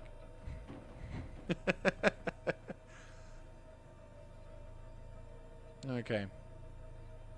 I mean, for anyone who's sort of curious, or anyone who does more logistical stuff as well, do you think this is going to be something that will be a soloable thing that's going to be really worth the money? Because bearing in mind, I am getting, for my time, about 19k here. No, sorry. Yeah, no, yeah. 19k. Now, this is a junior rank mission, by the way. So, this is a low-level mission. So, 8, 16, 24, 32, 40, 48, 50,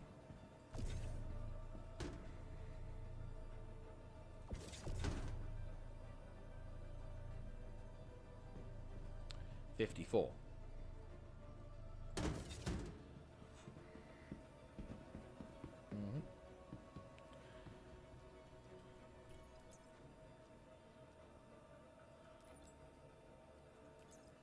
Yeah, there you go.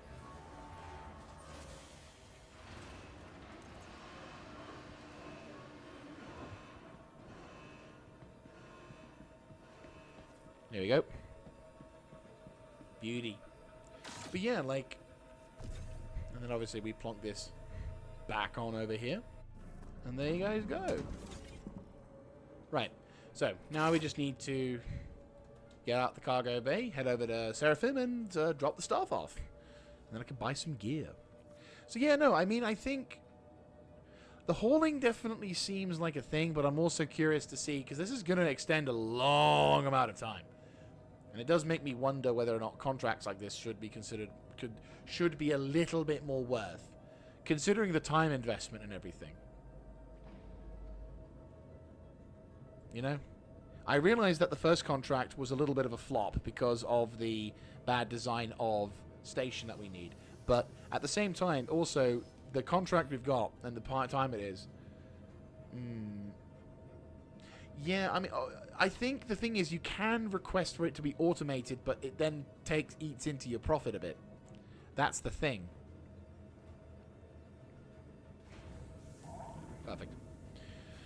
So, like, the amount that they should pay in, and they said they would greatly increase the payout. So I'm thinking I'm thinking probably we could... Right, so let me have a look, see at my reputation. Because I obviously would have taken a hit for having to abandon a mission. Okay, so I'm at 21. So I'm in the rookie element. And I think because of my contract failure earlier. So, yeah. I mean, the only thing I would say that is probably the strongest sort of reason why... This is my only understanding of the reason why the contracts are considerably cheaper than, say, more militaristic contracts, is because their finger quote risk factor is lessened. You know, you're not as vulnerable because you're not really doing anything, if that makes any sense. You're not, for example, you're not doing a contract where you've got to go onto a station where there's bad guys aplenty. Like, that is not something you have to do. It can be risky doing these jobs, but it's not something that you... Oh, I realised that was a planet, GG. But it's not something that you are, like, inherently unlucky to have, if that makes any sense. So I think there's definitely it's less of a risk. So I think the money isn't going to be as, highly valued because you're just a hauler, you're a truck driver, If they give truck drivers a lot of money in some parts, but at the end of the day, they're not giving them. You're not on contract pay. You're not doing military jobs. So, yeah, it'd be interesting to see what kind of.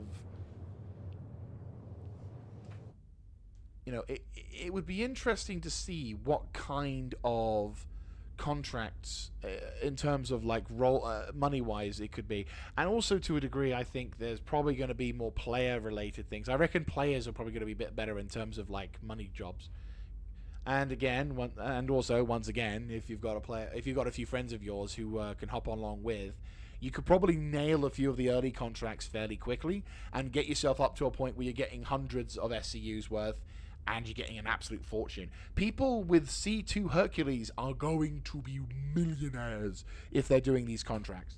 I mean, I know cargo haulers are already making a shit ton of money. Yeah, it does. Yeah. I mean, you're not wrong. Like, salvaging has brought such a massive level of value for time spent. It's ridiculous how much more money you can get off of scrooping, because scrooping is like so simple and anyone can do it. Like it's simple enough that anyone can do it. We've got handheld tools for it, and you don't even need to go on a contract to do it. You can just fly around, and if you're lucky, you can find a ship that's in an armistice zone. And to be fair, the armistice zones need to change. I think we're coming to a point where we need to seriously look into them so that players can actually do shit in them. Because I cannot tell you how irritating it is that I, as a fucking salvager, cannot salvage to reduce the server load on the server without getting a crime stat. I am helping the game. Let me make money off the corpses of ships. Anyway, I'll be right back. I am gasping for a drink, so I shall return.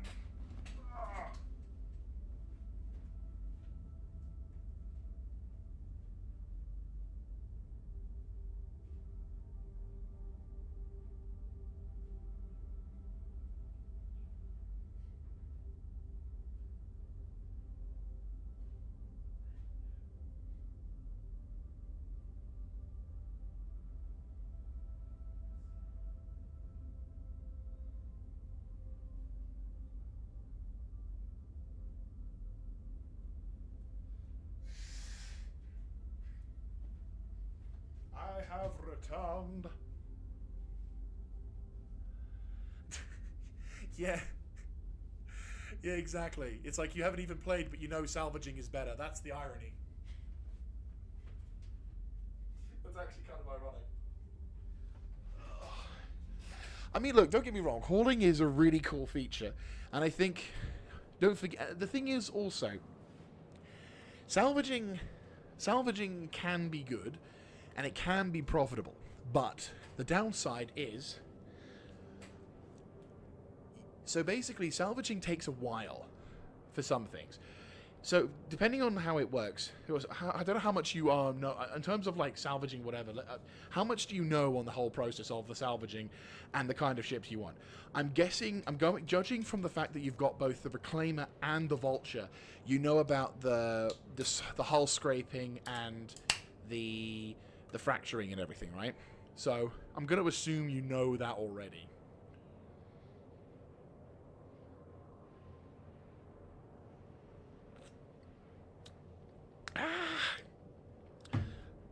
Good shit. Good shit. Anyway, so in terms of like, there we go. In terms of, yeah, okay. So the big sort of factor when it comes to scrooping is you need the Reclaimer, for example. I think, to be fair, one thing I'm really going to be focusing a lot on when 3.24 comes out, and unfortunately due to the issues I had with the last stream, I didn't quite get enough chances to test it. And to be fair, depending on how long the PTU lasts for, I might try and do another stream where we're doing nothing but scrooping.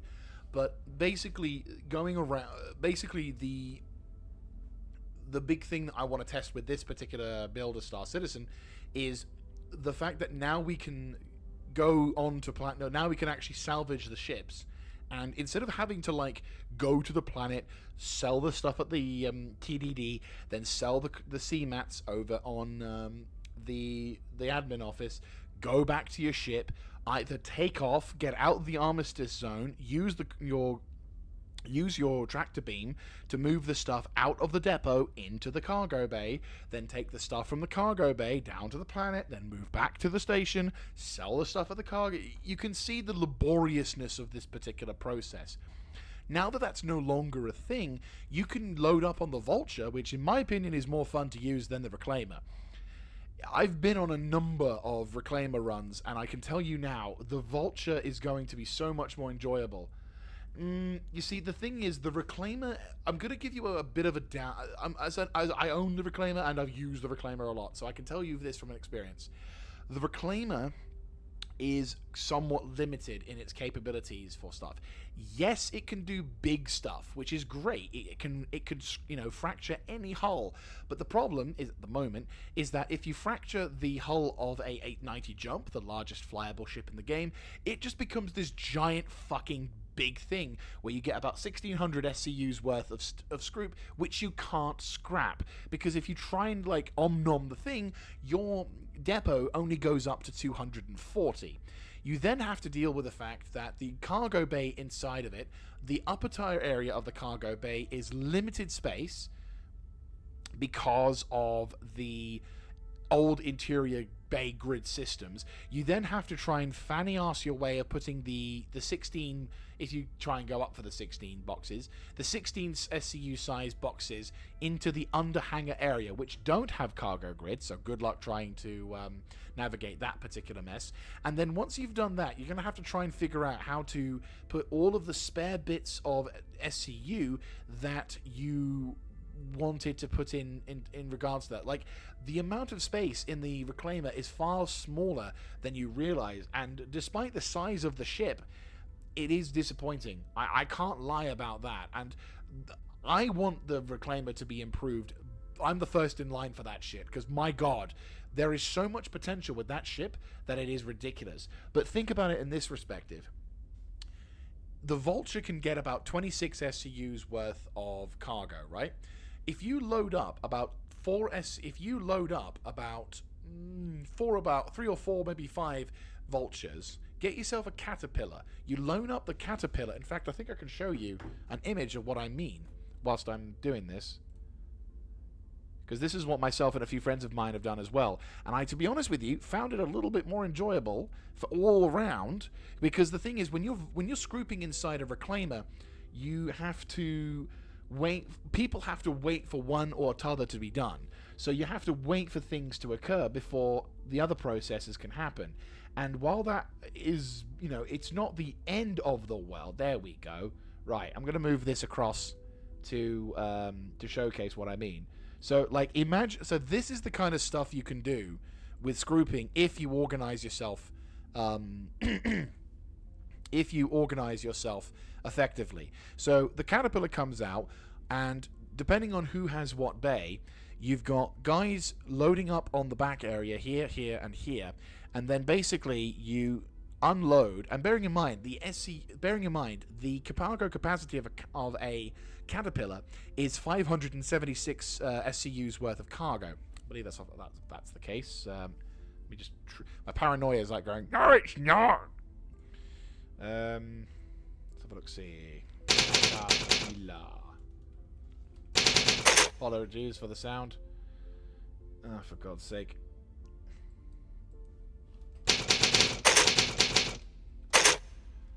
Oh, Caterpillar. Okay, so yes, 576 SCUs worth of cargo, and the side doors are much easier to work with. So you might need. So in your case, you've got about what? How many people? 3 of us in the Reclaimer, so 4. So okay, you've got. So if you only have 4 people with you at this particular point in time, you could have. Hang on. So in particular time, you could have three of you in the Vultures, with one of you inside the Caterpillar, ferrying shit across. Or hell, if you've got full loads on all of them, let's get the calculator out for this one. We're really going anal at this point. So 3 times 26 is 78, which is already a big chunk out of that. Which, once you've done that 2 or 3 more times, so let's say you go for another 2 runs. So 2 runs is 156 times another few. You begin to get a lot more stuff going, and you'll be able to fill up the SCUs of this ship really quickly. So you'll be able to then make 576 worth of SCU in about a few things as well, with a lot less stress involved. Now, the reason why I say a lot less stress involved is because we've done methods in the past where my friend and I, we basically try to use such things like the Reclaimer, and again, we were able to get profit, but it was not as streamlined as it could have been, and it got really frustrating after a while, because you'd get bits of the boxes flying all over the place, you wouldn't do things would become more awkward. So the Reclaimer, if you run a tight ship, you can do it, but it results in you taking more time and much more stress, whereas a Caterpillar that can store that shit, so much the better. So I feel like oh shit. But also, I feel like everyone using the Vultures would be able to benefit from the gathering this group. Would be able to enjoy their time with gathering this group, especially if you go panel hunting. You'll be surprised how quickly you can get panels in Star Citizen. Right, where's the station? There he goes. Caterpillar is a really good ship for that. I mean, in terms of cargo capacity, the Crusader C2 is probably the finger quote best you can get. Yeah, I mean, to be fair, it's a good idea to get. It's a good idea to try and aim towards things like that, because it's a goal that you can then enjoy reaching. I actually was able to get an ink before I got the melted and adjusted the packs that I had. There we go. Before I adjusted and got the packs that I had, I was able to get the Reclaimer in game before they increased the prices on everything as well. Like Christ. But I had a good time doing it. It was fun. It was boring and laborious at points, I won't lie, but it was also fun, and I felt so accomplished once I did that. I'm not gonna lie, I felt very accomplished once I done that. Oh boy.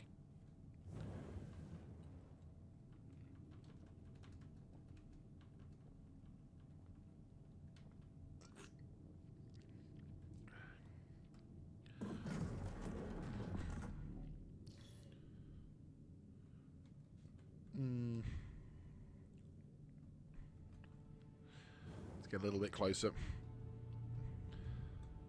Clear to launch. Okay, we have a landing zone behind us. There we go. There we go. Is it a side panel? Oh, it's a side panel. Or not? Oh, shit.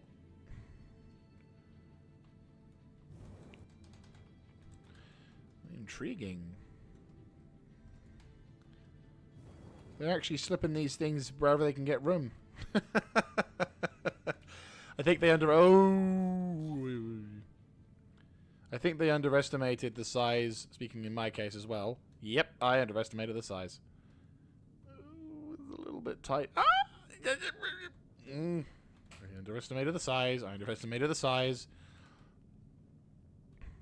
Okay. Ease it down, ease it down, ease it down, ease it down. Beauty. No, no, no, no, no, no, no. Do you know what would really help?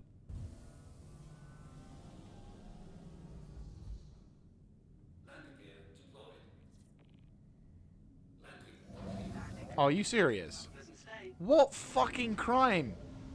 You fucker. It's fine. Yeah, just a bit. Yeah, my crime stat rating increased because sodding someone didn't decide to send me a message. I definitely need to fix that.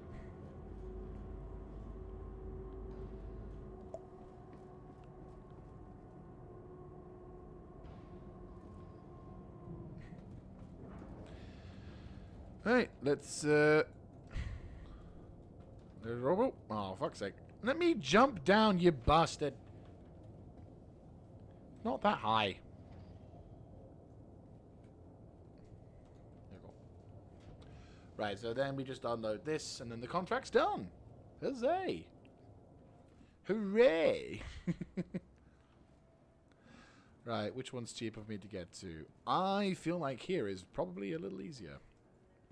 And I am right. Right, let's go. And then I'll pay my 20 fucking thousand. So yeah, all the money I'm about to make, I'm going to lose because of the fucking fine. Thanks, Star Citizen. Really appreciate that. But hey, to be fair, in this particular build, I don't care. It's not about the money. It's about the contract. It's about the rep. I want to see what happens if you get higher in the listing, which is the important thing. I wonder if you get, like, bonuses for time saving or whatever. That'd be kind of interesting. But yeah, no, I think one of the things I will be... Yeah, in a position where you have to create an orc mates to do what I... Hang on. One of the downside of the chat box is that it has this stupid fucking emotion thing on the side, and I want to get rid of it so I can actually read the full thing. To do what I had to be in a position to where I have to wait on org mates to do what I want to do. I mean, the thing I would, if there's ever a piece of advice that someone told me about ships in Star Citizen is you want to earn downwards. You want to be in a position, depending on your preference, to be able to earn downwards because it's a hell of a lot easier to earn upwards. Yeah, a hell of a lot easier to earn downwards than it is to earn upwards. Because, for example, in your role as the Reclaimer, you will be able to get a fair amount of money. Like, you are going to make money. It's definitely going to be a moneymaker. It's a bit of a pain in the ass to manage, but it's a moneymaker.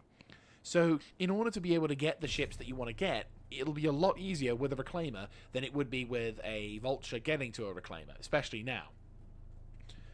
It's doable, and I would say going with the Vulture is, in my opinion, a bit more fun because you're doing more, you're active more, and rather than just sort of sitting there waiting for someone to empty out the cargo bays, pop it into the side, and you then go back over to the thing and you do the scan, and whatever, you actually get to do more things with a Vulture. But in the case of, for example, yeah, in the example, what I mean for this though, I would say you are. There we go. Perfect. So when it comes to, for example, the other for other ships, if you can earn downwards, then you don't have to worry so much about being unable to do certain things because you've limited options in those regards. I mean, to be fair, if you want to talk about cargo hauling, my new dream ship, they announced it Invictus launch week this year. Oh. Made me fall in Drake. It made me fall in love with Drake Interplanetary again for a little bit. That's for sure.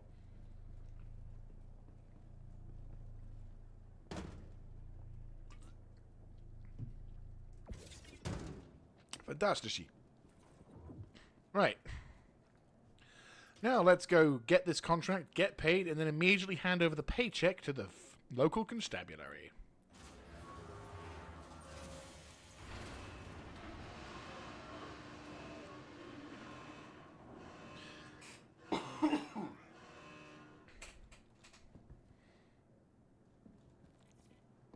Na ni na na na na ni na. Do do do do do do do do do do do do.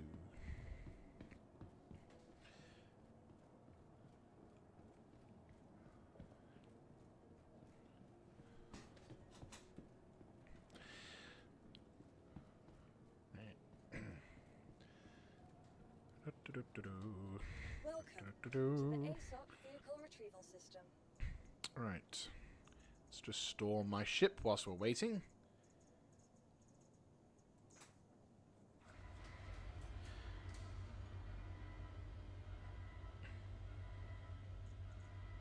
I mean, to be fair, the other thing in terms of cargo hauling, which... I know, right?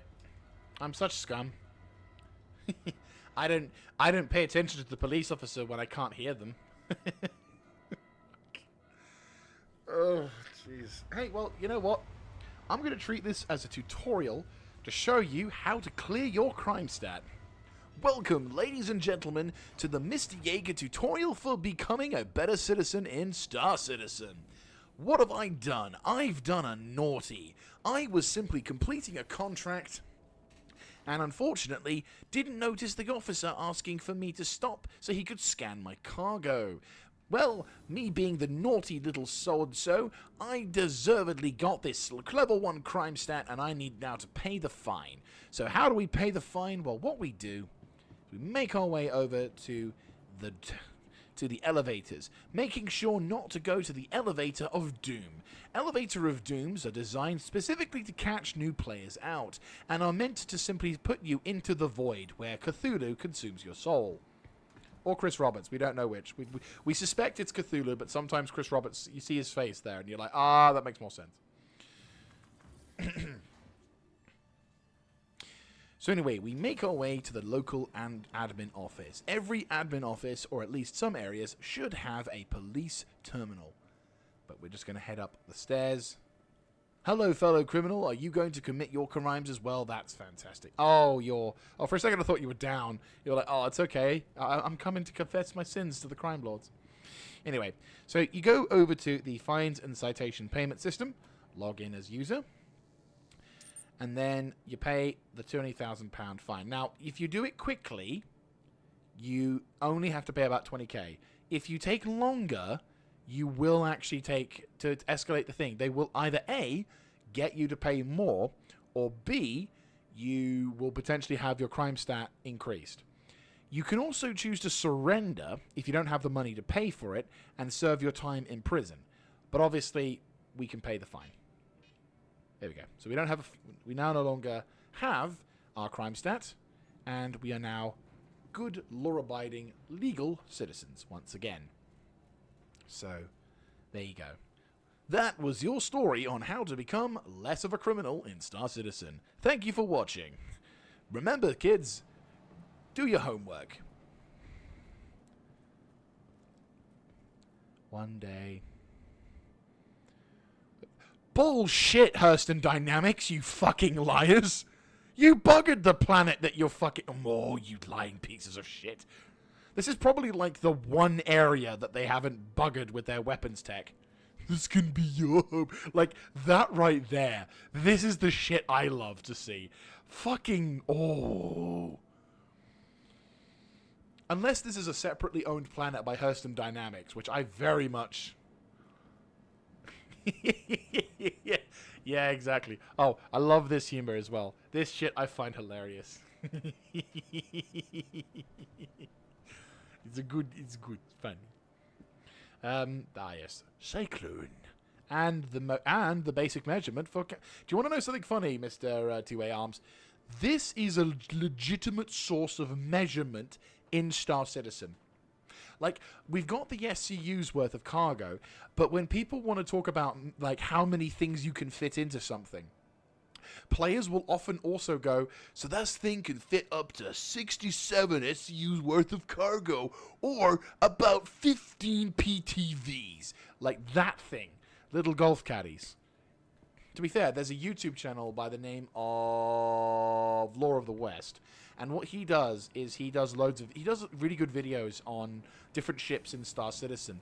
And he actually made, I don't know if he was the first to do it, but he was the first that I saw that would do it, and I think he might have popularized it, where he would legitimately go, hey, I just realized I need to buy guns.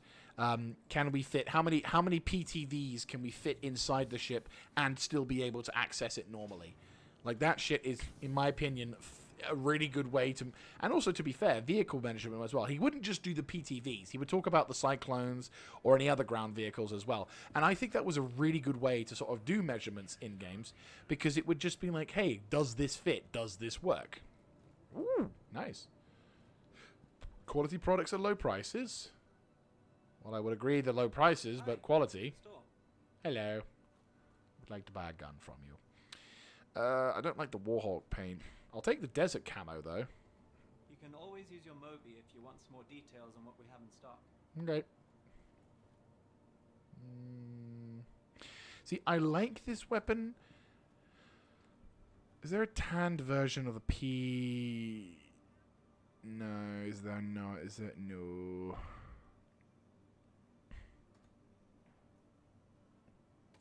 Those are great.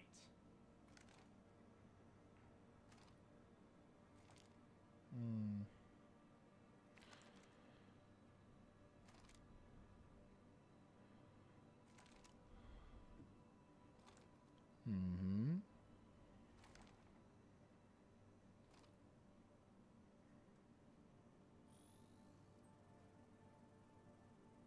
Perfect. Hey, back again, I see. Welcome. I mean, I would say the P4 is a pretty good... I mean, the P4 is... I mean, how much do you know about weapons in Star Citizen? I'm guessing a lot. Like, enough. Because the P4, in terms of scopes and stuff... to be fair, in Star Citizen in general, like, they've definitely improved the scopes since I last utilized them. Because there used to be a thing where they had an auto-zeroing element. One time's not really. Kind of feel like a 2 times or a 3 times. What's this one? No. Flash Hider 2 would be nice. But that's not something I want. I'd rather go for a compensator. I mean, if there's no other if there's no other options. Well, okay. I'll tell you what. One thing I can say for certain, if you're wanting to get used to shooting in this game, go for the P4. P4 is a solid, reliable piece of kit. It's like the best of both worlds for AK and M4. If you're wanting a decent SMG that does good rate of fire, decent mag size, fuck all recoil, and also looks really, really nice, the P8. P8's really useful, and in my opinion, and also it's quite common. Both the P4 and the P8, if you're going up against bandits, which I'd very much recommend you do if you are going into combat, then the P8 and the P4 probably two really good choices for you to work with. If you're wanting to be a bit audacious, you might want to consider some well, I say shotguns. Shotguns are okay, but like the BR2 shotguns are a really good place to start. You could go with other bearing weapons, such as the R97, the Lumen, and the thing to keep in mind when it comes to energy weapons in Star Citizen is every weapon that's energy based has a chance. Its field of fire can get, the field of fire can be a bit fucky with the arcs of energy.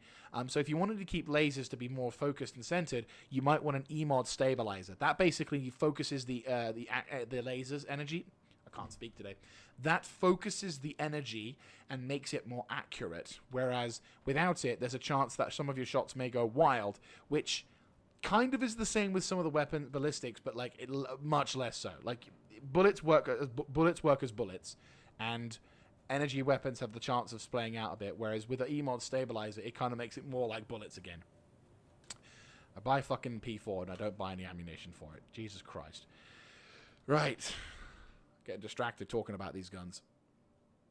You obviously, the other thing to keep in mind as well is you need, so like when it comes to magazines, that since they've upgraded the magazine stuff, I mean, to be fair, if you want to talk about fucking quality of life, then let me just tell you, the fact that I now don't have to fuck around with constantly going into the inventory screen to like change my magazines is a fucking blessing, to say the least. Yes. Yeah, it should be fine. See, beef chunks and cruise lux was the job. The thing is also to keep in mind is that not every weapon you can buy, or not every weapon you see in Star Citizen you can buy in a store. Some of the weapons you'll have to be lucky and find. There are some packs that you can buy in the store which allows you to have certain weapons, but they are like, as soon as you've lost them, you've lost them. So you have to be careful. Okay, yes, I lost them. They are looking into getting a terminal that allows you to claim them back, but let's say you go on a run and you get killed, just like Escape from Tarkov, you can lose the gear that you die with. You know, physicalized inventory system. It'll bite you in the ass if you're not careful. I'd recommend, if you're going out into the zone, you probably want to... If you're going for any runs, I'd recommend basic bitch shit. Stuff that you can always buy back. Don't take any of your special stuff until you feel more confident. And then when you do feel like able, then maybe start looking more towards like expansion of certain roles. Let's have a look, see. Well, not so much Lost until next update, but kind of, yeah. Until they do stuff like, for example, there we go. Until they do stuff like where you can, in fact, there we go. Yeah. Let me just. Right, equip all. Put that in my core armor.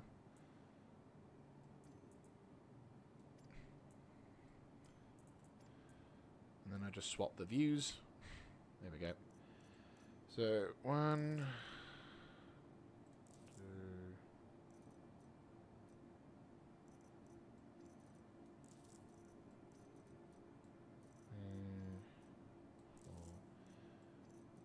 4, 5,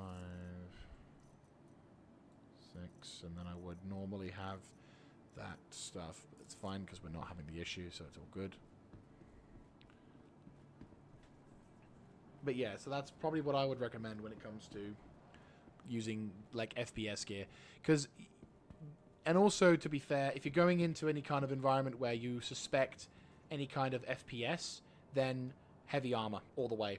Medium armor is good to a point, but the thing you need to keep in mind is that it's not like Tarkov in the sense that it's overly complicated.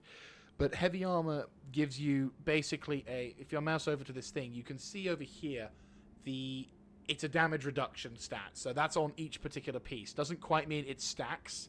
It just means that areas around here will reduce in damage. So don't think that you can combine this with this. The only element where stuff like this kind of stacks in its favor is if it's an environmental thing. So let's say, for example, you're going on planet side on a really warm or really cold planet. You can manage far better with a full heavy suit than you would if you were just running around with the heavy suit. Whereas if you're taking into medium or have bits of you that are medium or light, God forbid, then you're in a much bigger problem. Welcome to the ASOP vehicle So retrieval system. it's always a good idea. Yeah. I mean, to be fair, like, bounty missions are slightly different to bunker missions because bounties are more ship-based, whereas bunker missions are more... When I say bunker missions, I mean... Hang on, let me have a look-see on here. Okay, let me leave this thing before I get trapped inside of it, and then we can go for that. Yeah, you've got 28k SCUs worth to start with, which means with your industry... I mean, you could do... In terms of, like, ground-based contracts, you've got... Security, claim jumpers, security work assessment.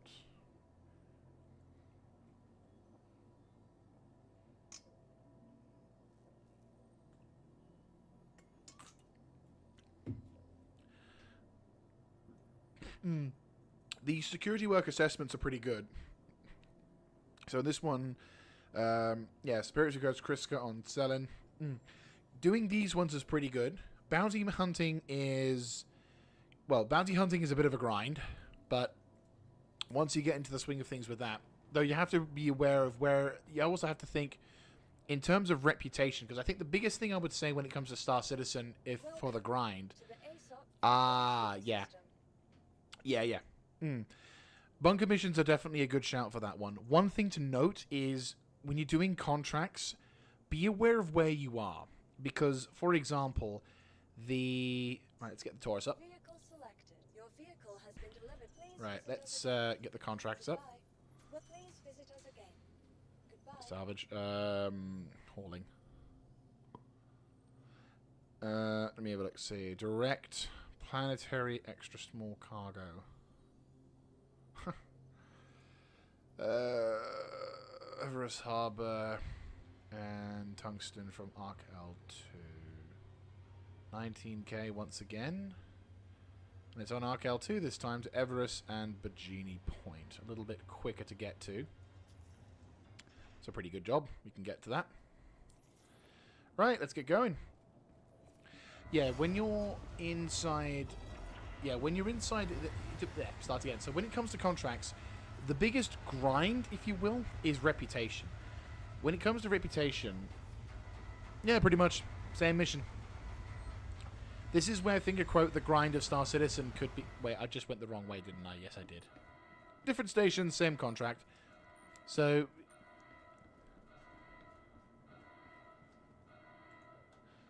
It's about, yeah, with the grind in Star Citizen is more about the rep at times than about the cash flow. Because when you get better contracts... Here we go. There you go. Hang on. There we go. So, when you do missions for people, you get rep. And the better the rep score you get, the higher the rank you get, and eventually, the better the missions you get.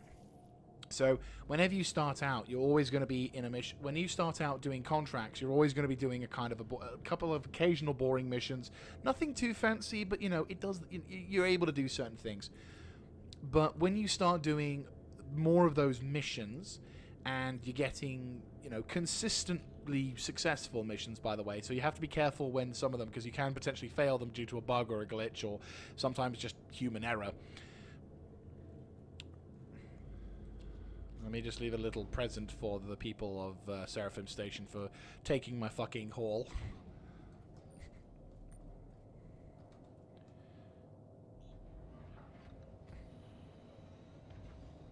Here's what I think of your fucking customs agency.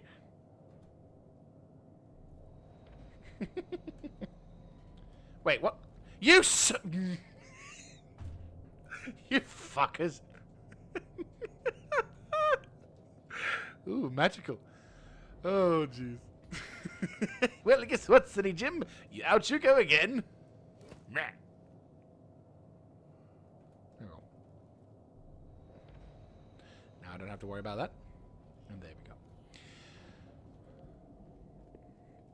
But yeah, so when you're doing missions, if you're doing missions in one particular zone, you will earn reputation for that specific zone. You won't be earning reputation for other planets around the system, which means if, for example, you start working around Crusader all of a sudden, but you were working originally over at Hurston, you're going to have to kind of work your way back up a little bit with the Hurston dynamics, depending on the kind of contracts you were doing. If you're doing something like bounty hunting, kind of is transferable towards different areas because it's like the Bounty Hunters Guild, so they don't really have any particular designated place that they sit in, but they do have... yeah, it's this one. But some places will have reputations that you need to either increase or redo from the ground up if you haven't like done it properly or whatever. So that's where the grind can get a little bit frustrating. But once you get your reputation high enough, oh, you're in the green. You're really doing good. Unless you fuck it up royally, like by shooting people or doing things wrong, you will be able to enjoy some really good benefits. For example, having higher payouts, getting contracts where you get much better loot, the ability to go into zones and get better loot, as well as other elements. And that's another thing to look into as well, is maybe for the first few times, don't go so much into the dead zone of combat, but instead try and look for something like... try and go to like a landing zone somewhere, and say go to Daymar, go to the Shubin processing facility. There we go. Oh no, we need to go there, don't we? So we need to go to Arc L2. Oh, damn. We actually have to go buy Arc L2. GG. Intriguing. But yeah, so... Let's go buy Arc L2 to get to Arc L2. Well, we know where we're going next for our next... we know where we're going next for our shipment. But yeah. So that's where the potential... That's where I would say some of the grind is the most serious, which is why when Star Citizen talks about a wipe, a lot of players get tight sphincters because rep is a little slow to grind in some regards. And some players spend... Some missions do take a while for you to get up in the EXP line. But it doesn't take... It's a solid couple of hours of grind. Well, I say a couple of hours. A while to grind, at least. But then the good news is that those kind of wipes are very, very rare. I think for the last couple of years we've been rolling with no reputational wipes, which I think is a pretty important thing. So I think, yeah, it should be. We should be. We shouldn't really be getting any wipes for the foreseeable future. I don't think there's going to be any reputational wipes. They would let us know though. Because obviously, everything being wiped from your stuff to your... Yeah, from your stuff to your reputation, that's a pretty big thing. Normally they do that if there's a humongous patch that completely changes the entire game. So for 3.24, definitely don't think we're going to get a wipe. 4.0, on the other hand, depending on the kind of things that we're talking about and depending on what kind of stuff's going on, yeah. Yeah, exactly. I mean, you know, this is an MMO. It's not something that should be... You shouldn't be able to complete everything within a couple of hours. So there is an element towards that thing. And then obviously you've got the wonders of the universe working around you. Now, once we get out of the standard system, I reckon things are going to become even more spicy. And again, once the finger quote... Well, once we get our true economy into motion, that's when I think we'll start seeing some really interesting things in terms of contracts. Because the element of the contracts in this game is that they're supposed to be dynamic enough to reflect the current situation in Star Citizen. So it won't just be generico contract number 5773. It could be, oh shit, we've got bandits cutting off aid to one of the planets around Pyro. We need someone to come in and either break the blockade or perhaps provide enough sustenance for us so that the pirates won't get what they want. They'll get bored and fly off, or someone will chase them off, or someone will do this off. That kind of thing. I think that's where the true aim of Star Citizen's dynamic and alive universe is really about. For me, I just want to be able to construct a base, be part of a big sort of deal, be part of a big sort of, like a working machine towards a larger project goal. That's how I feel I want to be with Star Citizen. Because being able to construct a base and manage the affairs, a bit like Factorio, oh. I mean, you could say Satisfactory, but I kind of feel with Satisfactory, it's a little bit too... There's no replayability. Really isn't, which is a shame, because I think the game's potential for that is outstanding. They just need to let their players mod the maps and randomize the resources that they get. That's all they need to do.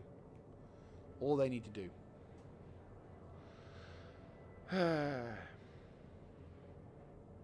Well, we've been going for about 2.5 hours.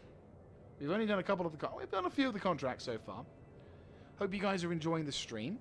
So I realize it's not the most dynamic or exciting, but it's these little things that help build the foundations for the game we all love.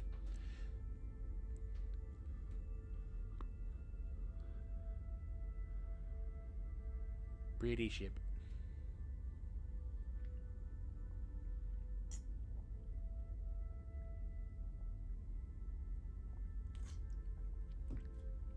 Yum yum.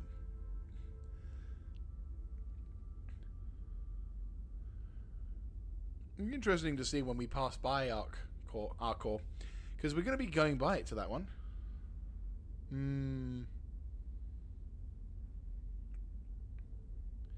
Well, the thing with Eve is that a lot of the things you do is simply filling up a bar or starting a process by pressing a button that would start a bar.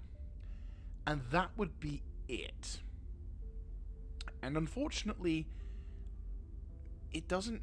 That's really not something that can. Like, that's not something that really. They talk about Eve being a spreadsheet simulator. And yes, I will agree, there's a lot of in-depthness when it comes to understanding percentages and charts and elements like that, but it's not like how it would be for Star Citizen, because this game is a lot about, it's true what they say, that this game is as wide as a puddle but as deep as an ocean.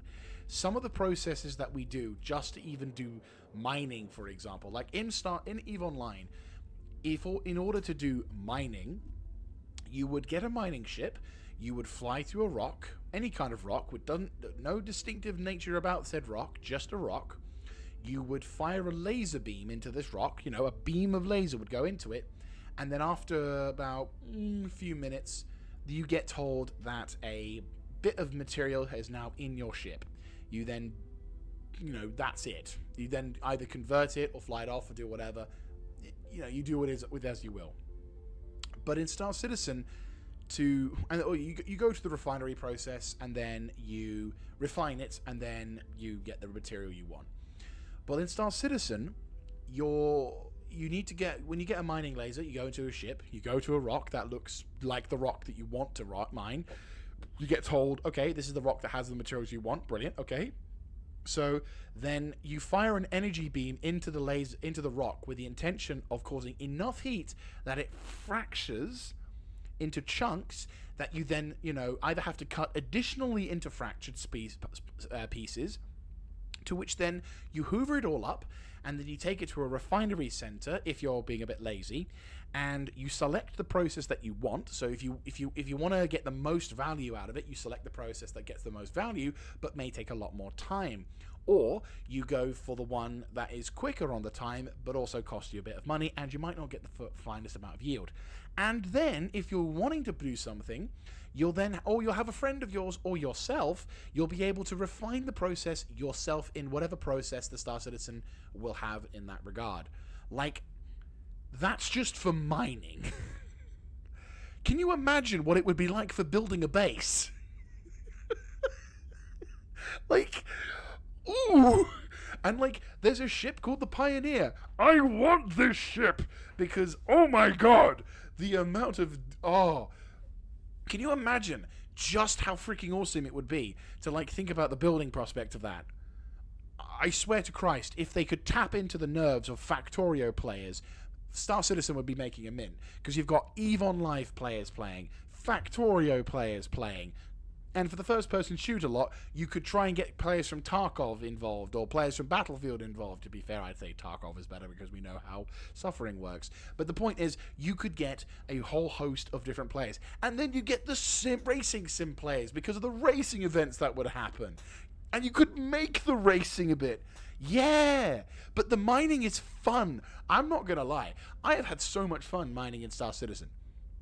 Because the thing is, right, you can get big fucking rocks that you need a mole to clear up. And that shit with a... Oh, yeah, I forgot to mention. If you've got rocks... Oh, here's the fun part. So you... and this is just with the ship mining. You've got the small mining, the man-made mining, and, the RSCDS and all that shit. But let's say you want to have a ship that, you find a rock that's big, but it's a little bit too tough for your mining lasers to handle. Well, you can attach a device that affects the gravity, that affects the interior core of the bloody rock to make it more susceptible to becoming mined. That's fucking cool. And also, it's in depth. It gives you something to do. It makes mining interesting. And I think that's the thing I love about Star Citizen, is it takes the mundane but makes it fun. I remember doing mining in EVE Online, and don't get me wrong, it was something I could do, but after a while, I had that and a second screen going, because good God, there was nothing for you to do. You just sat there and watched whilst everything started up, whereas at least with this game, you actually can do something. I'm just following the planets of ArcCore at the moment.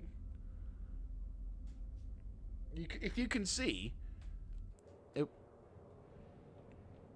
There's ArcCore. whilst I'm currently traveling to...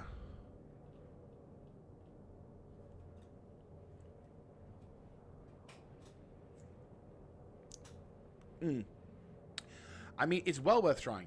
Very much well worth trying. Because, I mean, to be fair, it's good to try with friends and stuff, and as well as experience. But I mean, here's a question out to A-Arms. Like, how... Yeah, you have to... yeah, exactly. I forgot to mention that. Yeah, you got to be careful when you're firing the rock, because you can also blow it up, and you along with it. And I've had that happen to me. Yeah, basically what happens is when you're firing the energy into the rock, you're charging it up with a lot of heat. And as a result of this, you need to make sure that you're not overheating the rock, which then it causes a massive explosion. But here's the kicker. You have to try and nail it, so that way you don't also cause the rock pieces to fly off into the distance, because even if you go above the line, but, you know, you hit the green spot, because basically you hit the laser into the green spot, and then that charges up the point where the rock begins to heat up, heat up, heat up, heat up, heat up, and then it fractures. But if there's any element of heat up in the red, where, you know, you went a little bit overboard, but nothing too bad, and you were able to charge up, whatever, the energy inside that rock is going to translate into the thing flying off into the distance, and you're not going to see that shit again. Or the spread. And one thing I've noticed is the spread of materials is worse off in that regard. I cannot quantify this with a yes, confirmed this is a legitimate issue, but I have noticed that if I fuck it up and don't and I have anything in the red when the green pops, then I end up losing out on a higher percentage of the materials I want versus the materials that I get. So the kinetic materials is something to be very aware of when it comes to it, but that can happen, and it's a pain in the arse. For glory, intensely, it is a pain in the arse.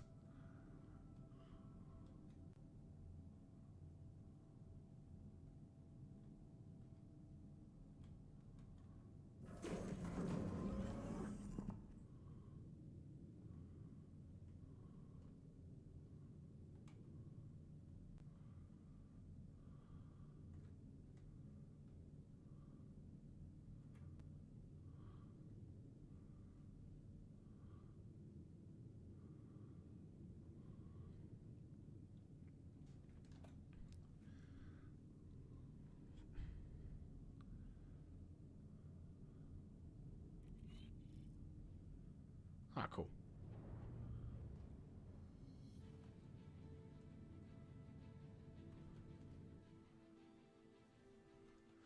But yeah, so the mining, and this is just for mining. The concepts for what we could be seeing in the future is really going to be like, there's a lot of potential for this to become even more awesome. And when you get the real economy coming through, it's not just going to be all about making money.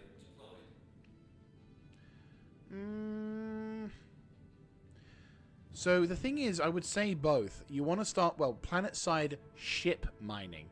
You can mine with, for example, you can mine with a handheld and use the Grey Cat mining... What?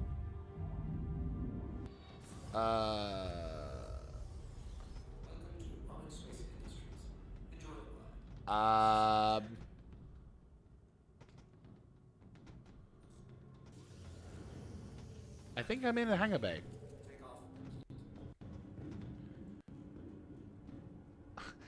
I think the game's having a moment.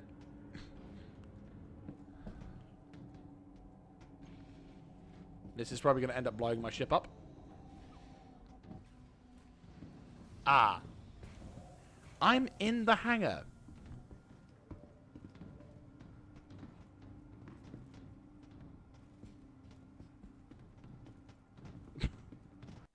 Ow.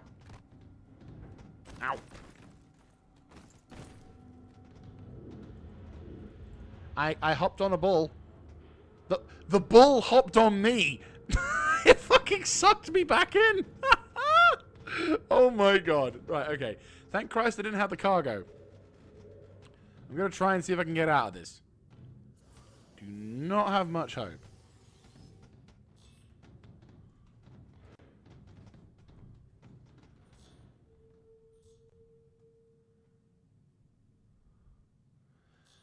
I don't know what happened, but I think as I was coming in, the instance had a glitch, and I got sucked in, and I've now got my head stuck in the ship. But maybe if I do this right...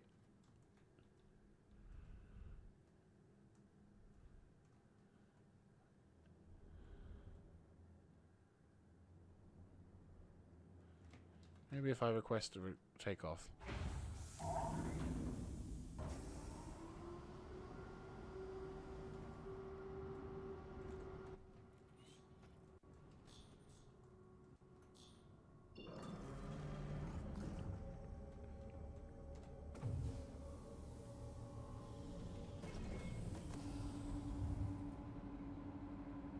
I think I'm almost out.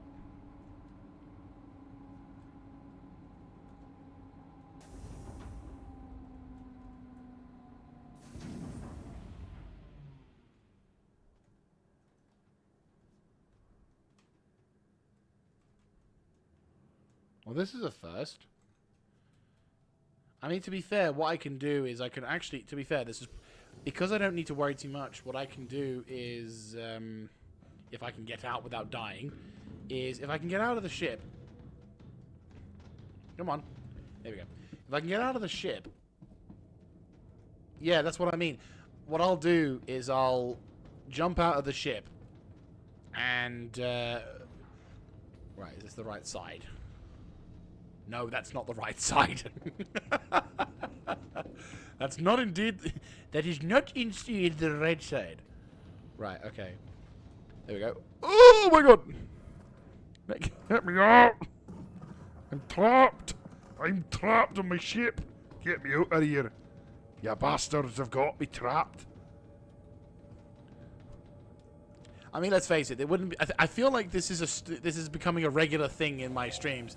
That I have a certain amount of progression, and then the game goes, "Hey, by the way, about that whole you doing something thing." Jesus Christ. Freedom! Oh, I'm getting quite high on this now. Oh God! Ow! Well, at least we know the physics side is all good. Okay. I'm just gonna recall my ship. Yeah, I'm gonna do that.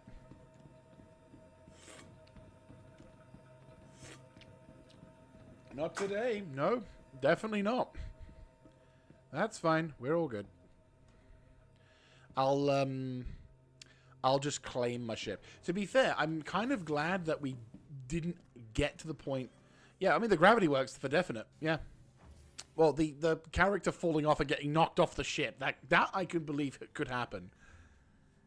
Didn't realize this station ate ships, though. I'll leave it as my sacrificial lamb, so that's fine. We'll just get this thing. To the ASOP vehicle retrieval. Dude, that's the real risk in Star Citizen. Oh god, the station's all fucked. Sure. In storage. In storage. Is that what that was? Is that Star Citizen's way?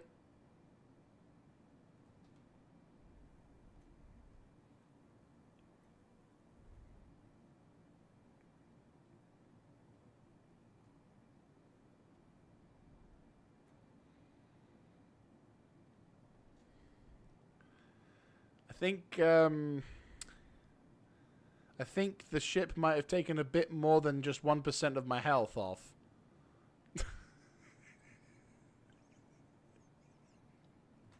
Am I gonna, like, freak people out or something?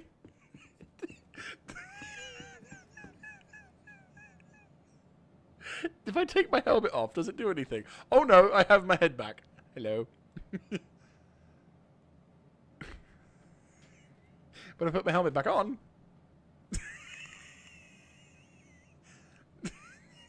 Okay, sure thing. Oh boy. Oh, that's actually kind of funny.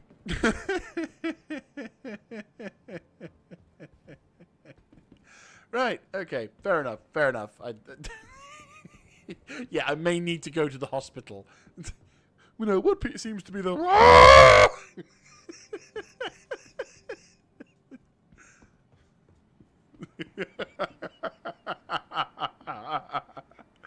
Right, what am I doing? Losing myself. That's my sanity. That's what I mean. Yeah, welcome to the... Yeah, I just want to iterate. This is the PTU. We are expecting to see bugs of this nature, like this. So, whatever bugs you may see of me, yes. Very much so.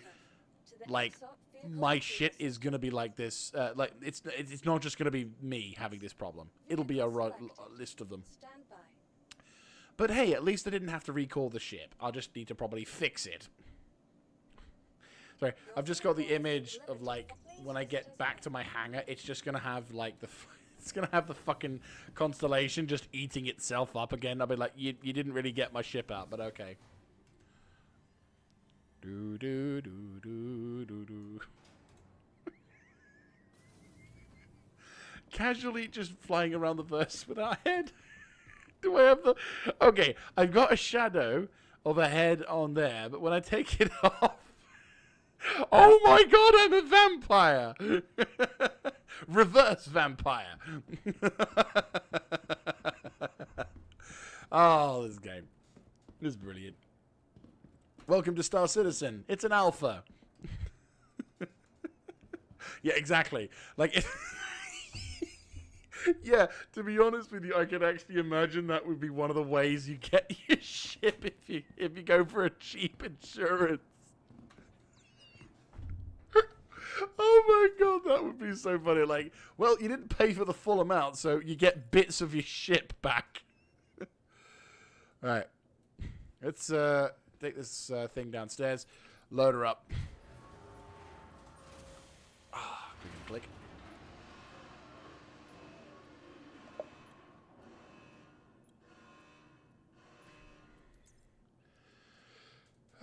Right. Pop that in there. Pop that in there. Pop that in there. So we've got 11 of those. One of those. One of those. Yes, yeah, you just come into your Star Citizen hangar and there's just a giant Lego box set. And it's just like, well, there you go. That's how you get into your ship.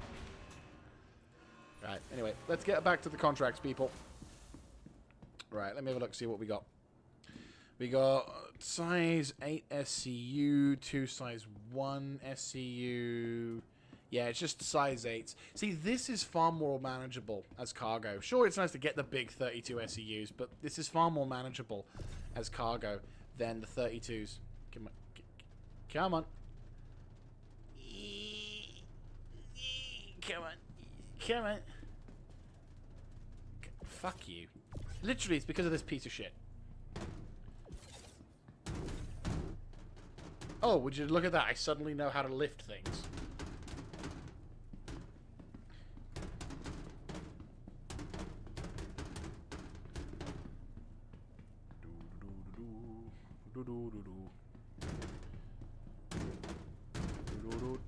Look, it's tungsten. They're not paying me to bring it to them in all shiny quality. They're paying it... They're paying it for me to deliver it to them. Be like Ace Ventura when he's like the post office guy.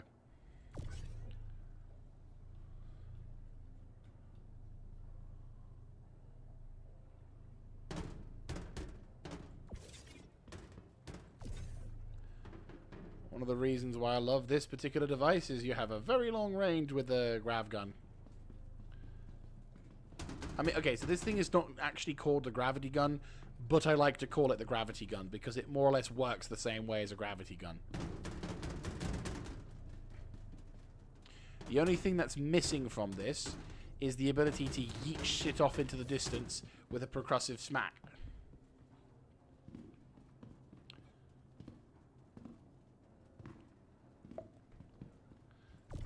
But yeah, like there is a...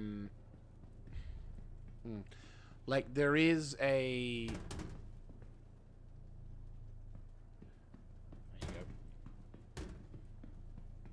I do like this tool. I have to admit, when I first saw it, I was a bit dubious because I was like, well, you know, it could be useful, it could be a waste of time. But no, this thing has quickly become my love in Star Citizen. This device is so worth it. If you ever get the chance to... Like, this is probably the thing you need as a Logi guy. If you're running as terms of Logi, this is probably your go-to tool. The gravity... The tractor beam attachment for the multi-tool can only now do up to 32 SCUs worth of cargo, and the range for that thing is kind of limited.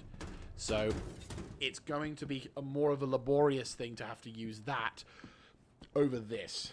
And as such, you definitely need to have a good measure. You definitely need to have this listed over other stuff. So I'd say it's worth having. I'd say it's worth, like, if you're going to go into any kind of, well, if you're going to be using if you're going to be doing Star Citizen and any kind of potential for cargo hauling as a thing, make sure to bring with you one of these at least wherever you go, and then you're never in a position where you can't do anything. It's like the tool that you need. I think every player in Star Citizen should have one of these things, because it's just that useful. And that's me. And that, like, I try to be as, like, understanding to what different players will need for their different things. And obviously, not every player needs to have heavy armor wearing all the time, or medium armor, or not every player needs to fly a certain type of ship in order to have fun. But, like, this is one of the few times I would say, no, you need to do this. Absolute, like, aside of going into combat with heavy armor, this is one of the things you need to have on you in terms of equipment, and a head, obviously. Because it just is that, this thing is a lifesaver in comparison. I mean, to be fair, let's with what we've done now, we've been able to get, like, about half of the load loaded with this device. So what I'll do instead is I'm going to take the thing off, put it in my backpack, and then we'll get the other gun. Like, we'll get the thing is, the multi-tool is also a must-have thing as well, because it does have the mining attachment to it as well. So if you are going into a cavern, which, by the way, there is a material that is worth, like, a fuck ton, then it is worth having. But this thing is also extremely useful. It's just not, but if you're just doing nothing but tractor beaming with it, different story. But if you're using this thing for mining and tractor beaming and mining, oh my god, yes. Right, so okay, so this is close. What's the furthest distance? Ah, okay. Yeah, that's it. Right. So this thing has about a 20 meter range. 20 meters. Okay, 20. Okay, 20 to 22. Well, okay, I'm the exception to that rule, because I am my head belongs to something else. Okay, so that's to be fair, that's the one SCU one. Let me go get. I am the perfect dock worker. I don't have a head. I don't have a voice. I don't have a thought. I simply do as I'm instructed. Bang.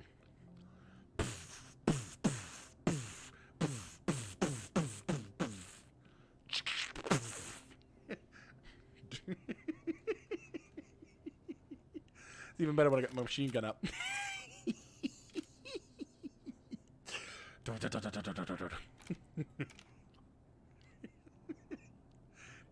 Nee. In a egg bag, yours, only yours. I am mature. Anyway, so let's get the other one going. Okay. So does this have a lesser range because of that?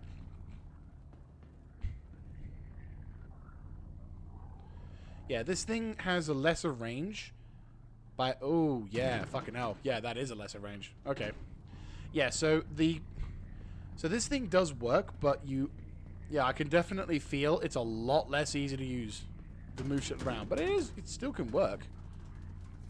It's just not as easy. Shit. Shit. Shit. Shit.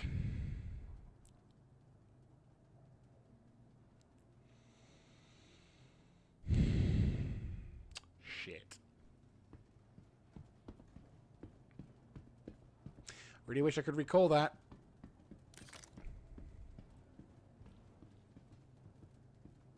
Is there a chance it might be stuck in the ground?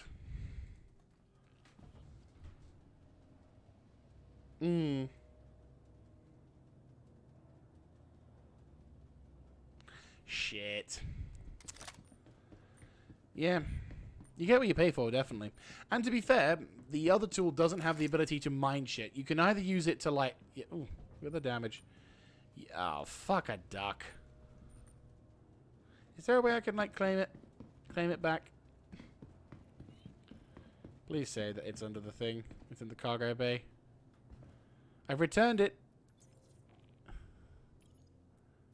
No, it's not, is it? No. Fuck. Fuck me. Okay. Wait, what? 1, 2, 3, 4? Oh, yeah, no, 1, 2, 3. And then, shit.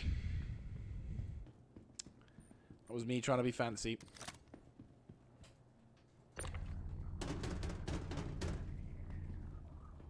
Still has the issue of boxes that like to go flysies. Yeah, the station ate the box. In a sense, I might as well abandon this mission now because I'm not going to be able to complete it. Fuck my life. Like, it was on the deck and everything, but the fucking thing has to go down instead of up. Because that would be too intelligent, wouldn't it? I mean, what's... Oh, fuck a duck. Right. We already had enough... I think Star Citizen's rearing its ugly head.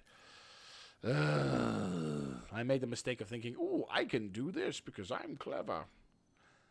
Right. Right. Yeah, we're going to have to abandon this one because this one we can't do. Wait, no, that one's the one. Yeah, no. So abandon that. Abandon that. I've already done that. Am I doing this other one? Yeah, abandon that. Yep, I failed to complete that one. Return shipment to relocation. Return... What? No. Am I going to get a crime stat because I haven't got... I think what I'm just going to do is I'm just going to exit the server. Because it's... Like, the server's fine, but I'm also just getting to the point where it's like, I'm just going to leave the server and come back and... Maybe I can just start again with just another contract. Because I'm on the station, so I can just go into another server. And then we can kind of just go back into the swing of things. Because we are pushing, like... I'm going to probably try and wrap the stream up in about an hour-ish. So if I can hop into another server... And this time I'm going to hop on to... It's a Saturday evening. And everyone can play. Can I go to Asia? Actually, try Asia. Yeah, that might work. No, you son of a bitch. Australia? No, of course. Okay. I'll go with EU, because I know that I'm not on the EU, and that should be fine. Yeah, definitely going to be seeing some of that. But yeah, no, I'd say that's... Okay, that's intriguing. That is intriguing. It's frustrating about the box mission because I did just want to like get on with it, but fucking. But anyway, we will be doing one more box mission.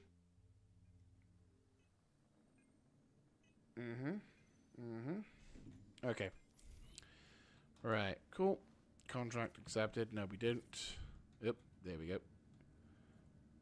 We're back into the server. No messages. Fantastic. Right. Let us see what we can do. So hauling is direct solar. Carbon from Bajini Point. And transport it to Port Tressler. And really? Is my reputation fucked already? No, it doesn't look like it is. So I guess I'm just not getting the decent contracts. I mean, I know I'm not in like a prime spot, shall we say, but okay, what do we got? 11 Arc L2 Lively Pathway. We are on. That's a lot. Yeah, 11,000 for that amount. That makes more sense. Where are we? We are on Arc L2. Yeah, we are on Arc L2. So I definitely want to get this contract, which gives me 11k for that. Right, okay, so I'm thinking... Wait, what's this one? No. This one? Yes, because we're on Arc L2. Yes, perfect. And what's the contract? We get 10 SCU in total. So, Bajini Point... Okay, so we're we're literally eating the trash. Okay. I'll take a different ship as well.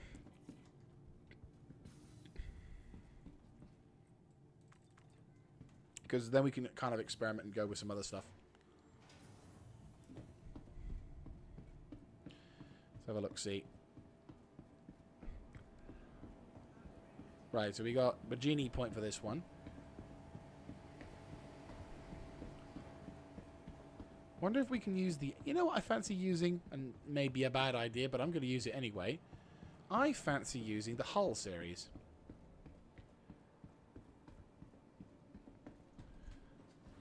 Show you what the Hull series can do. Because the Hull series can do stuff. I mean, to be fair, the Crusader C1 series would be a good choice. The Everyman ship would also be a good choice. But I'm going to go with the Hull A.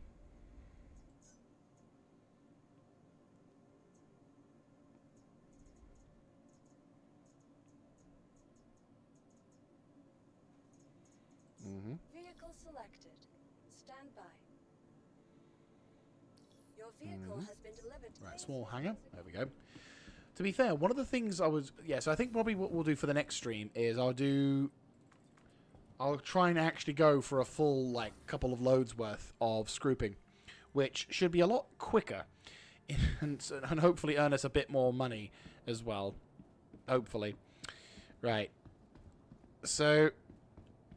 If you've not seen this ship before, this is the Hull A. This is the first ship in the Hull series of cargo ships. It's designed, unlike other ships, to... There you go.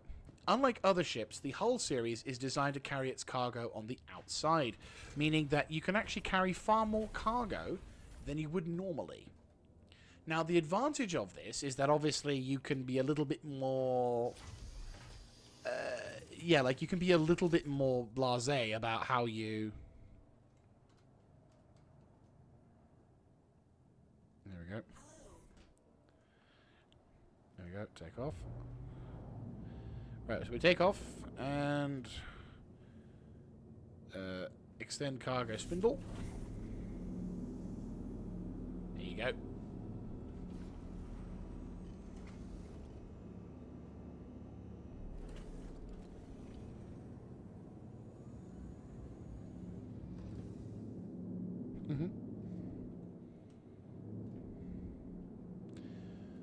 Just nudge you a little bit closer.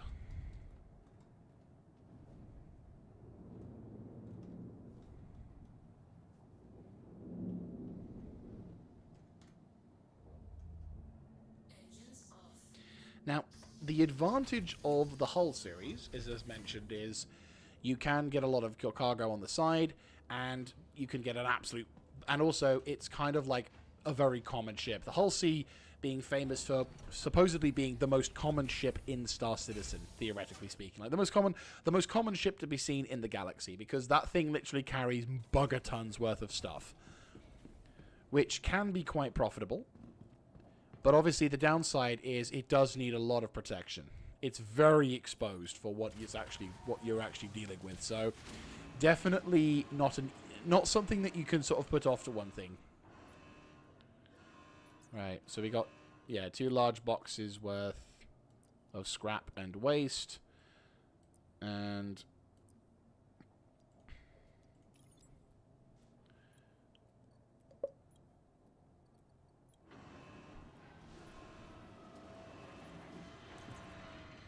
there you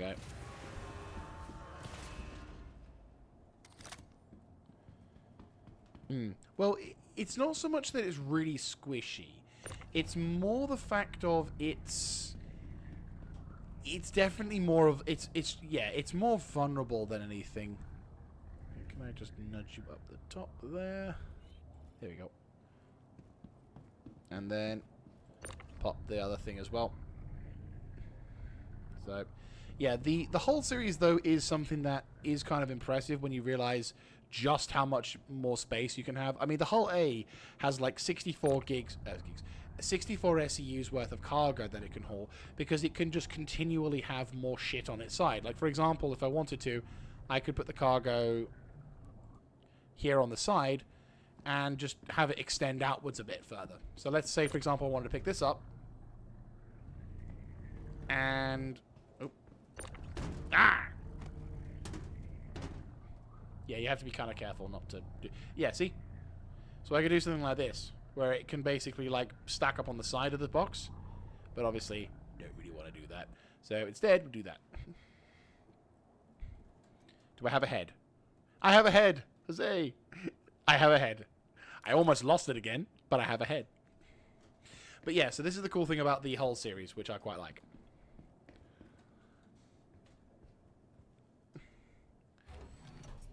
I don't actually get to use these things very often, and I do wonder sometimes if there's going to be kind of a rivalry between the cargo haulers in cargo hauling from people who prefer to use the hull series of ships versus the people of ships who have internal cargoes. Because some people will be like, oh, look at how much more money I can make off just one run. And then there's going to be people saying, yeah, and look at how much money you have to waste just to protect yourself for one run sort of thing. Like, I really kind of hope there is the... okay. I may need to balance this. This may be a user error, because that was a lot of weight, and I put all the weight on the one side. If that is how it is, I have made a mistake. Landing complete. Have a pleasant stay. And thank fuck I'm only doing this... and all I'm going to say is thank fuck I'm only doing this in space.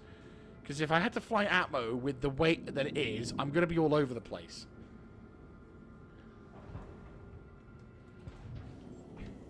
Yeah.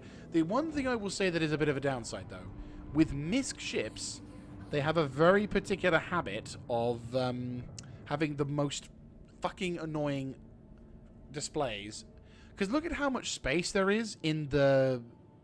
on this deck here, so on this heads-up display, this dash, like you could fit a fucking 3-course meal on that. Very irritating. Right, let's get the consistency back up and running. Zip. But yeah, I could see this thing being... like, this thing is pretty good in terms of straight line speeds, and while it's not really going to be winning any favors in the combat routine, it's a pretty decent ship. I like the whole series, and I think that there's definitely a place for them in the verse, and I'm just wanting to see, to be fair, I do kind of want to see the drama draw up between the two. I mean, I don't know, as a question for all the all the viewers in this stream, what do you think about the whole series versus, you know, exterior cargo versus interior cargo? What would you say is the rivalry that could be potentially here? You know, do you think there will be a rivalry, or do you kind of feel like it doesn't really matter because it's just cargo? Like, is that going to be the thing? As you know, are we all potentially seeing the like, you know, is it that?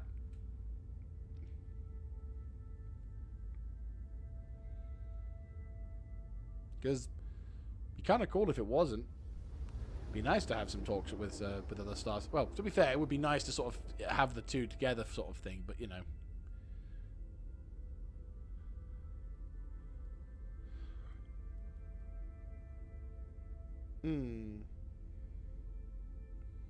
I mean, would you go for the... Would you be the kind of person who would go for a whole series of ships? Because, like, I mean, for example, on... If we go back over to the Star Citizen tools... If I go into the search... So, the whole series of ships, you've got the small one and the C variant. And the hull variant, as you can see, there's the tiny... There's the hull A, the hull B, the hull C, the hull D, the hull E. Like, that is a fucking huge difference in terms of cargo. And the amount of stuff that you can get from that is going to be ridiculous to a certain degree. I mean, for example, the hull B... So, yeah, the hull A, 64's worth of... It was like just about... Yeah, the... Hull A. And then the hull D. Oh, yeah, hull D and hull D. Yeah, the ultimate variants. But, like, the hull A has, like, yeah, 64 SCU. And then... Yeah, exactly. There is the speed advantage. Hull B, which is in concept, but, you know, capable... that has like 384, which is the last ship that you can land in Atmo. Then the hull C kind of jumps with 4,608 SCUs worth of cargo that you can have. Then the hull D kind of begins to scare me.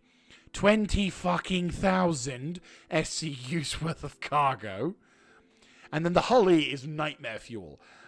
Fucking nearly 100,000 SCUs worth of cargo. Ah!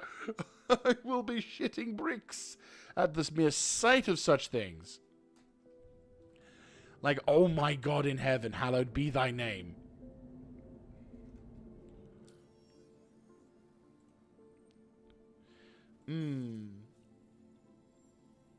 Yeah, if you can get the escort, then I think it definitely... Yeah, like, if you can get the escort, then brilliant. But at the same time, the whole series is going to be... You're going to make a fuck ton. Like, if they are going to keep up with... If they're going to keep the whole series design the way it is, and you can actually have up to the amount that you want to have, like, even just the hull D, 20,000 SCUs worth of cargo. You could do, like, 2 trips from, say, Pyro to Stanton and back, and you probably would earn yourself 3 million or 4 million SCUs worth of Alpha UEC. Yeah! Like, to be fair, the hull E variant is something that would be a clan's worth of a job. Like, I would... Like, that's the kind of... A hull E would be the kind of ship that would be responsible for the establishment of a base. Like, if we're talking, if we're going into real talk here, I would be seriously thinking on bringing a hull series of ships to provide the necessary cargo for us to unload and help with building materials. Like, if I want to establish a base perimeter and I don't want to have to wait for delivery, I'm getting a hull series of ships. Either the hull D or the hull E. The hull E, because 100 fucking thousand SCUs worth of building materials is a lot of building materials. So you want to have something like a hull series to deliver the entire thing in one go, rather than have it being escorted constantly. And here's the thing. Oh, ironclad. Because then, of course, the other thing you can have is the ironclad being the ship of the day. Do you know about the ironclad 2A? Because if you haven't, oh, have I got a treat for you. Once we start traveling to another location, of course, because I don't want to keep interrupting people's view with my oh-so-affectionate desire for that ship. But oh my God, the ironclad! It's such a... Due to inactivity. Due to inactivity? Well, I've just arrived! You haven't claimed it fast enough, Jaeger. For you know... Right, there we go. Right, let's be careful as we come into the port, because I know that I'm going to need to do that. But yeah, like, if you're going to be... Yeah, so the thing is, if you got hull D or a hull E, in terms of building your materials up, then for building materials as well as anything else, then you're going to need an ironclad or 2 to be able to unload all those things. Fuck, you're probably going to need like 5 of them. Yeah, to be fair, if I was going to be... Yeah, if I'm doing this on Atmo side, I definitely will be, like, loading both sides now. In the future, for definite.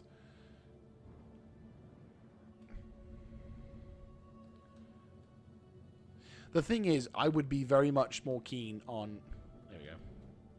Landing complete. I realize that the... hang on.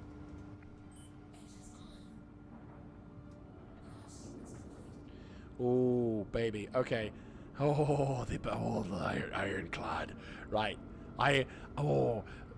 Don't Google it. Let me show you. The ironclad is an amazing ship. So the ironclad is a Drake interplanetary. There we go. So in my opinion, the Drake interplanetary, the ironclad is my absolute dream of a cargo hauler. Right, I will actually do this because I am actually that hyped about the ironclad. Right. Because I love this thing. So the ironclad was announced in... the ironclad... Yeah. The ironclad was announced in the Invictus launch week. Let's get a few photos of it. Ah, there we go. That's perfect. Yes. There we go. So the ironclad... There you go, that's what it looks like. So the ironclad is a massive cargo hauler with a bunch of defenses on the side and everything, but its main appeal is that you've got a giant bay in the center which allows you to put as much as you want inside, and better fucking still, it can open at the top. So not only do you have a cargo bay loading ramp that goes down into the ground and be able to set yourself up, you can open up the thing as well. So you can actually put as much shit inside your stuff as possible, which means you can work in both in Atmo and out of Atmo. It also looks amazing as well because you've got such a glorious looking ship. Like it can land on planet side, it can be in the space, it looks amazing. I want it as a children. And oh yeah, it can detach its command module as well, like the Caterpillar can, and it packs a punch, so if someone tries to fuck with it, you will have a bad day. And it just looks so good. So good. I love it. It's such a good ship. I like that. As soon as I saw it, it was like that meme with the guy with the credit card. You know, the guy, oh, bang, bang, bang with the credit card. I had to have it. It was just a, oh, you son of a bitch, CIG.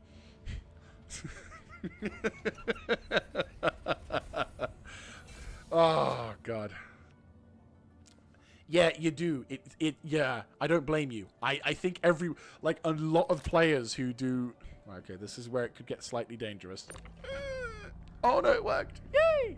No, to be fair, like, I think a fair amount of Star Citizen players were just, like, the same. We were just like, okay, wait, what the... Oh! Just, nope. Shut up and take my money. It was just, give me that ship. I need that ship.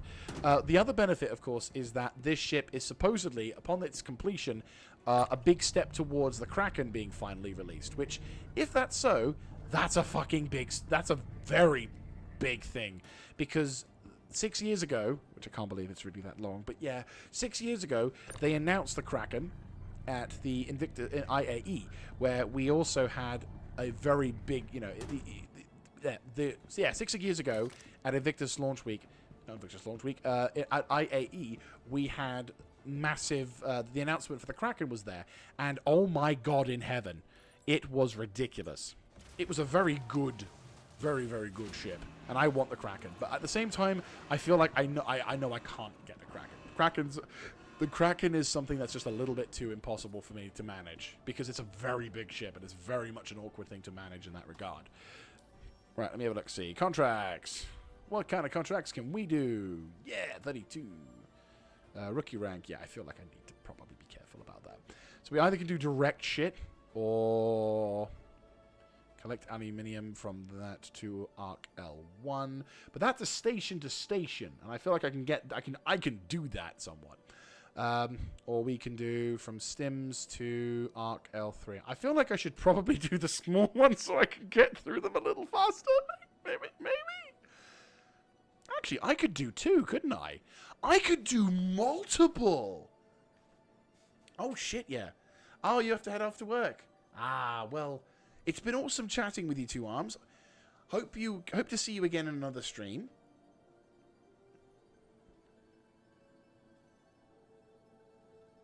I could actually do this, couldn't I? Multiple contracts, jumping from different locations. But I have to be careful with how I do it. We're going to try this. We're going to try this. Okay, so this one's Arc L3. And then this is... Okay, so two are going to the Arc L3. Oh, sweet. Thank you so much. I do very... seriously, I appreciate that, mate, Two Arms. Really do. Keep an eye on the community tab posts on my channel. I will be posting around there regarding when my next stream is, if in terms of things. I am in two minds as to whether to make it the Monday or perhaps make it a Wednesday sort of thing. It will be later in the evening, so I might not see you as much. But all the best to you, mate. Great talking to you. Okay, I'm thinking we should probably do... Okay, I'm going to do this contract, which is stims. And then I'm going to go over to this one, which then takes us to... No, well, not that one. No, not that one, though. That would be kind of funny. Virginia Point to Rycom Memorial Spaceport. Has someone already taken the other one, then? Shit, looks like they have.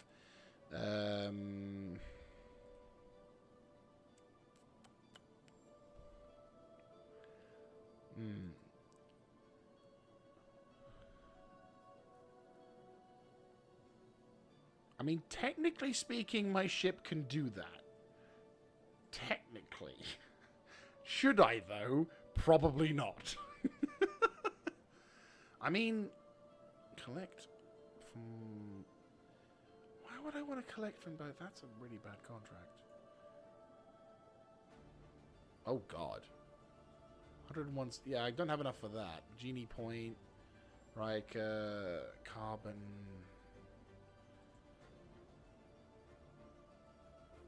I mean, I'd be going down and then up and then around.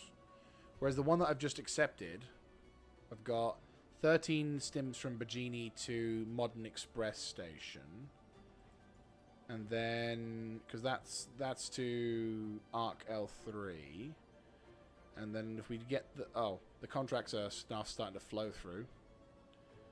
So that's carbon. Oh, here we go. There we go. So, right, stims from Bajini Point. There we go. Yeah, there we go.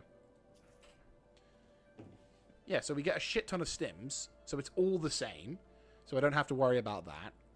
Okay, I think I can do this. Yeah, we can do this. Let's go with this. Let's go with this.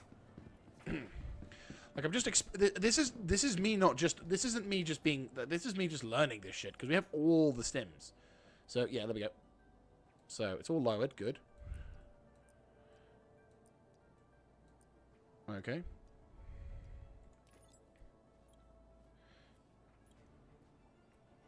Okay, so...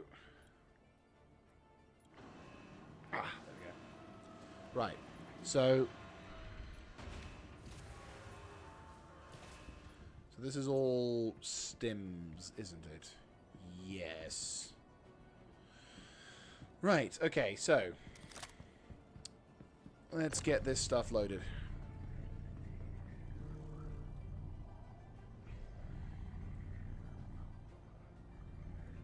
One.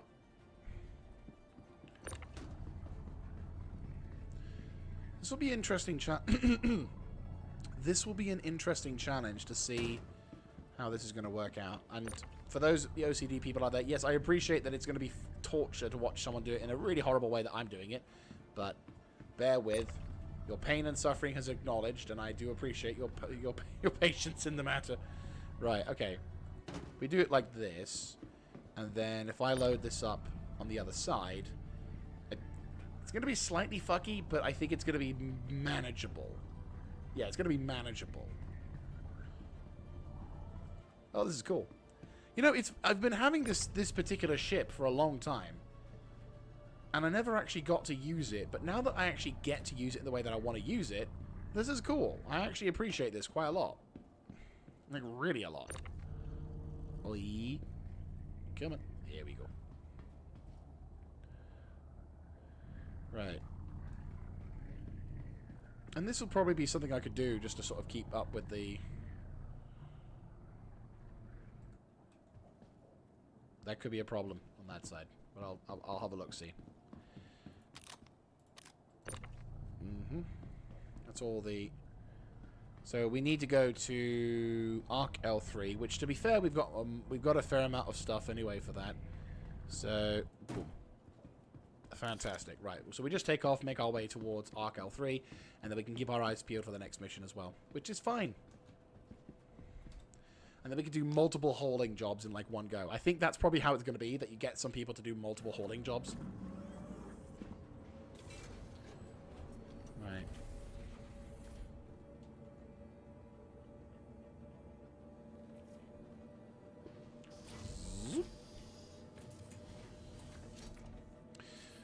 Right. Take off. Yep, there we go. Much better than before. You are clear to launch. Right. Take off from here.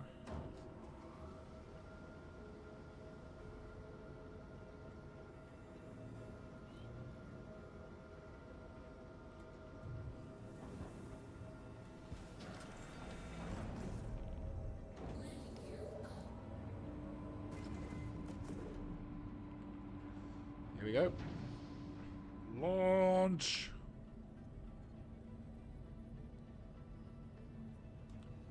Zoom. Thank you, and please visit again.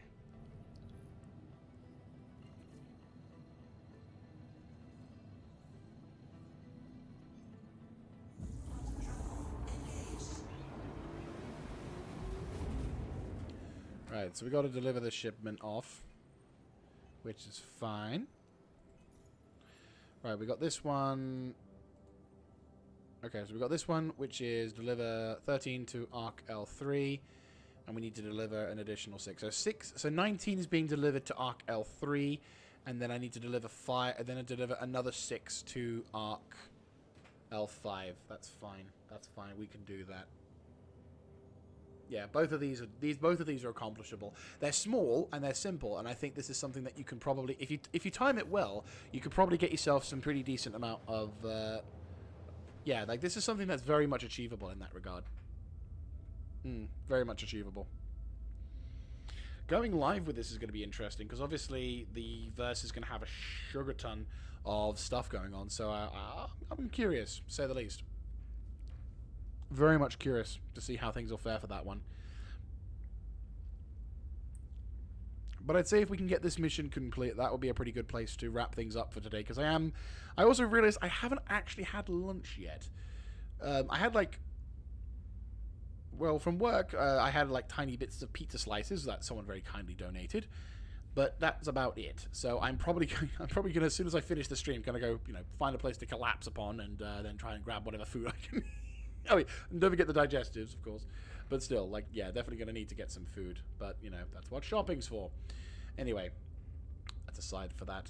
But still, I hope you guys have enjoyed this stream. I appreciate, and I will say, I do appreciate your time and energy for that. So, looking forward, very much forward to seeing some... Yeah, looking very much forward to...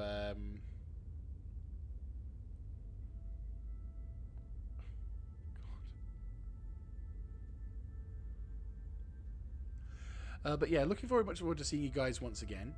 And hopefully we're going to have some good... Here we go. Hopefully we're going to have some better luck with some of the other bits and pieces. I'm like, son of a bitch.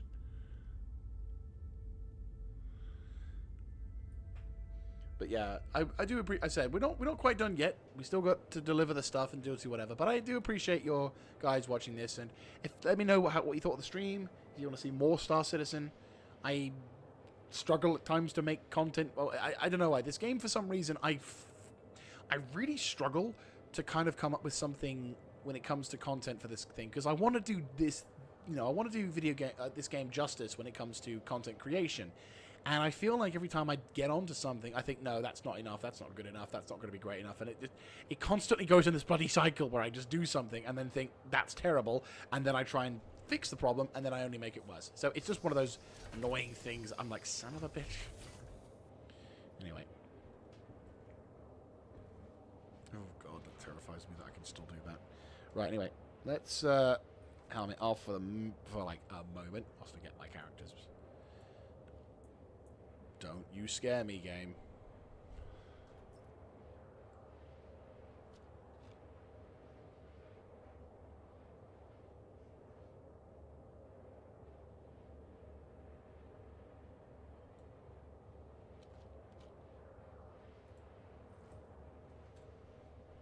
Okay, helmet's back on. Thank Christ. I was like, panic moment.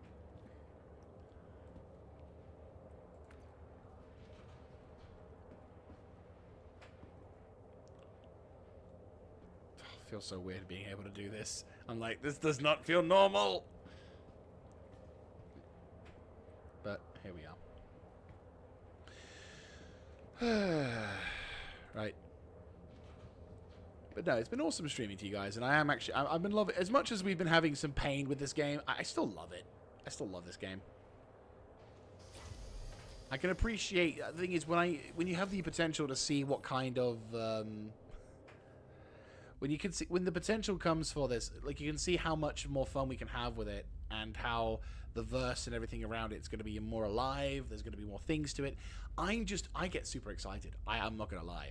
I've been ever since I've been a backer since 2015, and I fell in love with it in 2014, like 2012, but college.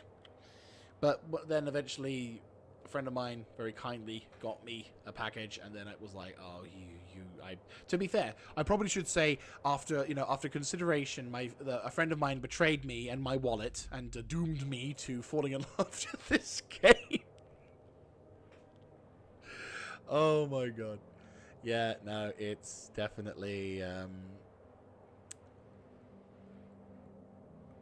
yeah, no, this game is very much, I'm stuck with it.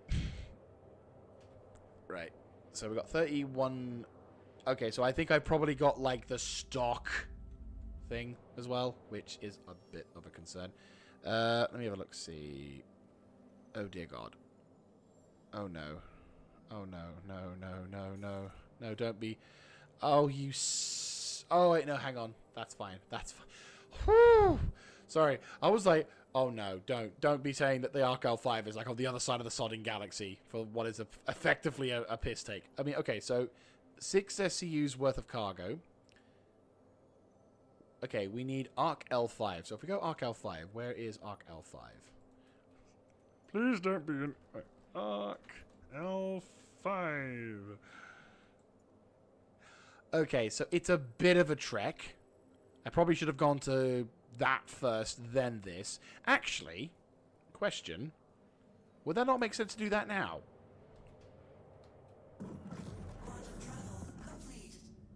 Like, this thing's fuel is ridiculous. I don't know how much fuel I've got, but Jesus.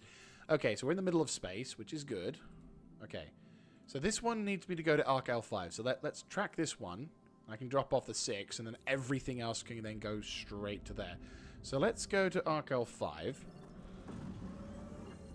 I'm in space. This is a very pretty part of space. So yeah, if I drop off the stuff at Arc L5, then we can go over to we can drop off the remaining stuff at Arc L2, which just makes sense, you know. That's how it is. But yeah, if you guys think about, like, in terms of like cargo hauling elements towards it, do you think this will probably increase a certain level of players doing this? I don't think the amount of money at the moment, at least in the early stages, is going to keep people attached, considering the value of scrooping. But I do feel that as time goes by and the real economy comes into effect, when I say real economy, for those who don't know, I mean like when you have like not only will the thing be just about making money and reputation, but also about the building materials, about constructing certain things. When the amount of stuff in a sector is actually affecting the entire sector's capabilities to continue working, those kind of things, that's when I think we're going to start seeing some real sort of significant impact from the level of trade and hauling and everything else. Now, the quanta system that is designed does, of course, mean that 9 out of the, for every, it was 9 AI to every 1 player, roughly. So in a sense, the universe still goes on, because CIG basically when they were talking about it, CIG basically made it so that the players can't crash the market so much that the entire thing goes up the spout. But what the players can do is they can affect certain things in the universe. So let's say, for example, we'll take Stanton as a good point. So let's say, for example, you've got Arc Core, which is currently producing a crap load of iron. So obviously, you're not going to get much value. You're not going to need to spend a lot of money to buy a crap ton of iron, nor will you get a lot of money for giving a bunch of iron. But then, Microtech, a consumer of iron, suddenly has a massive bandit problem, or Vandal come along and blow up a big chunk of Microtech stuff, and, are causing problems for Microtech. Now, any trader worth his salt would be like, oh shit, this is a good opportunity for me, because now Microtech needs a shit ton of iron in a relatively quick period of time. So I'm going to use the stuff I've stored over at, let's say, Crusader and Hurston, travel that stuff over to Microtech, and then make some profit by taking the resources from ArcCore to then head over to Microtech to be able to get more money. Or, again, as I mentioned, take the resources that I've stored up in Hurston and Crusader for just such an occasion. Or perhaps they could be like, right, I've stored some stuff at Microtech and for this potential occasion, and now I can sell that and make buildings and actually get some contracts for building some of the buildings that can help their stuff come back. So it's those kind of things I think really could be quite a momentous element. And then, of course, we've got such things as, let's say, again, going with sillies, let's say about, for example, a war with the players is, let's say, over on ArcCore, there's a clan facing off against people in Crusader, and now, fighting between the two has resulted in a number of ships being destroyed, which means all the scroopers are going to come along, scroop all the materials, and then use those materials to build further weapons and equipment to fund the war on the side they want to win, or the side that they think will make the war last longer, whichever the way it goes. So it just means that players have more freedom to... in that respect, players will be able to affect how things work in the verse, and jobs, and as well as tasks and contracts will be made available as a result of some of the actions of the players. But we're not going to be at a point where players will be able to completely fuck everything over, making it impossible to do it for anyone to do anything. But I think they can definitely make the environment. They could definitely make the rest of they can make the rest of the sector at least sweat a little. Because AI was still going to take advantage of this. There's going to be AI trying to take advantage of this glorious situation and go, hey, I can make some money too, which is where the pirates come in, and the pirates can face off against AI and all that jazz, or players, whichever the two. So it just means that in each sector we work with, you can actually spend quite a lot of time without actually leaving the system, which is the one thing EVE kind of doesn't do.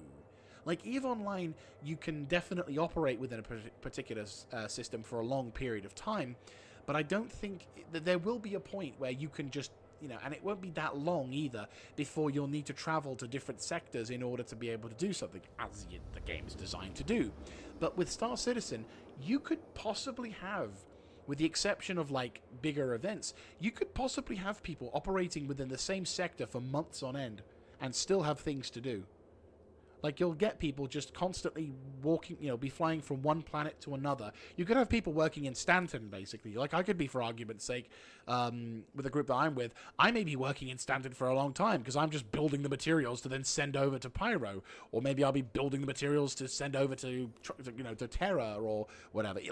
I could be stationary for quite a long period of my time playing Star Citizen. I'm not against that. As long as I've got some building materials to do and some farming I can get on with, I'm set. Like, I'll be probably down for occasional shootouts, but really, I want to make the stuff and be responsible for keeping the line alive. Not so much about the shooting part, but hey, dude, if you can keep going with all the shit that I'm giving you, then you let me keep making the stuff for you, you know. Right, so we need to deliver 6 SCUs worth of stims to the station, which is fine. Alright, so we're just going to wait for the things to cool down. I definitely feel like if we're going to use the... Yeah, this thing's got a bloody good quantum drive, except it's very slow, unfortunately. It's very, very slow. But it's fine. It's okay.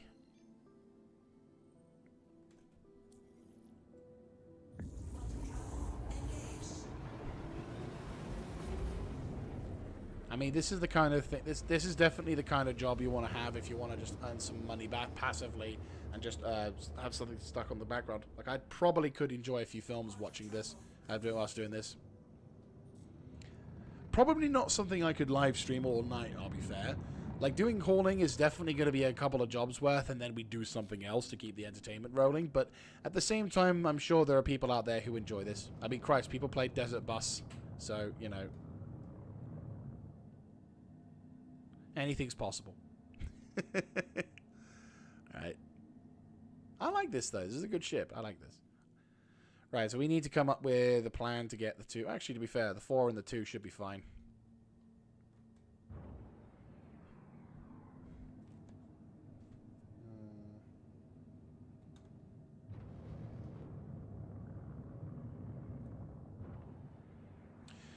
Right. We're probably going to get the small one again. Please proceed to assigned landing bay. Whereabouts are you? We given... Is that door opening? Oh, it is. Okay, fair enough. I'll take it.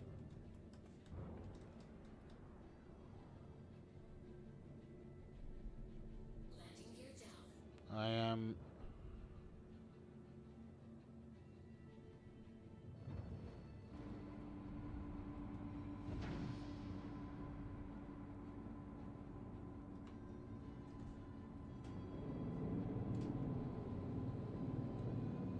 Just going to quickly park her up in the little bay to the side.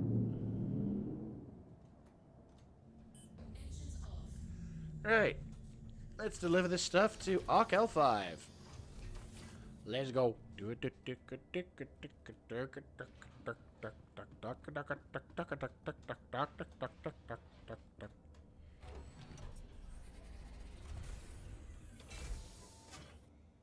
go. Ah. Well, this could be, to be fair, a good thing, because I might not need to worry. Right, if I take that off.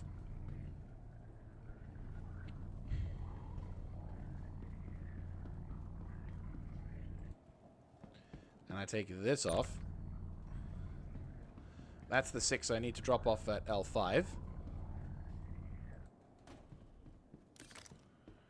I'm sorry. Due to inactivity, we have been forced to assign your landing zone to another customer. Huh? Probably gonna need to like get into the ship and then land it properly and then do whatever. Let's take this thing out before I risk losing it because of reasons. So, keep this clear, do whatever. Avoid risks. It's probably because I haven't officially landed that it's not going to register the fact that... Come on.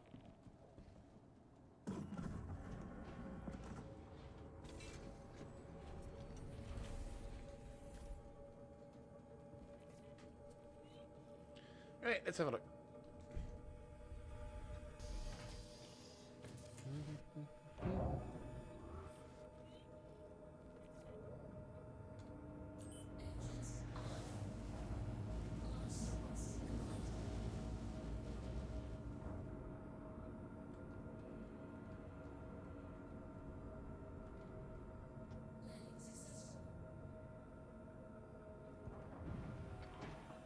Right, so in theory,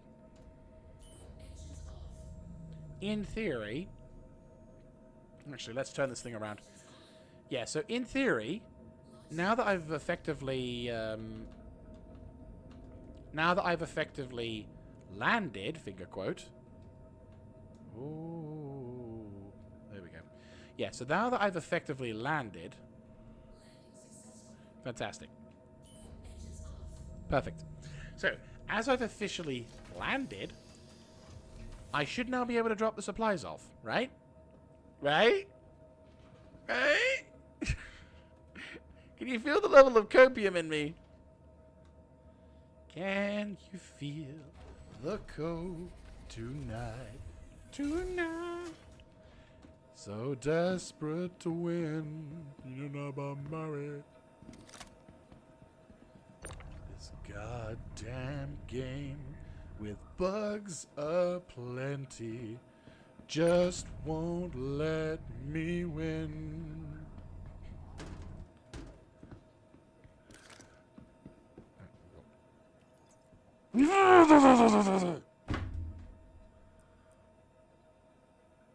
Eh?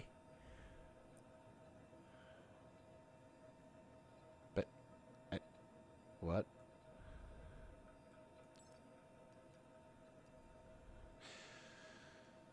I have to find the right items, don't I? Okay.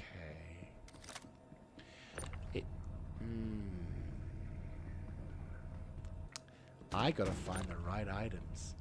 Right, okay, question. Does the 2 work? Can I... Okay. The 2 works. Yes. Good. Okay. I'll exit out of that one. Right, okay. So that works. So now I have to figure out which fucker of the 2 works. Oh, for God's sake. Okay. It's fine. Right, so now I've got to, like, guess which one is actually the one that works. Not exactly a big fan of that, but it turned out I got lucky with the second one. Get in. I will take that.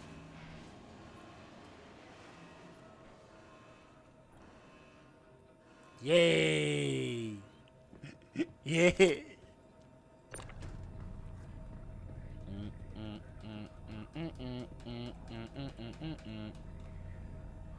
Right. There you go. Right, we all good on the other side? Kind of. It's fine, it's fine. Because on the other one, all we got to do now is go straight to L3 and we're in the clear. Fuck!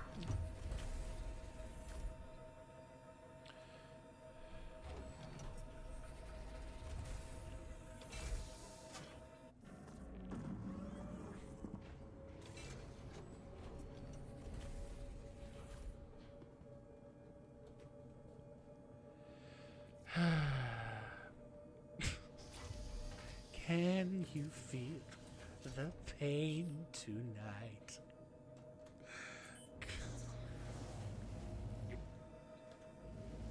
Thank Christ. I'm not gonna lie. Thank Christ. Oh, God.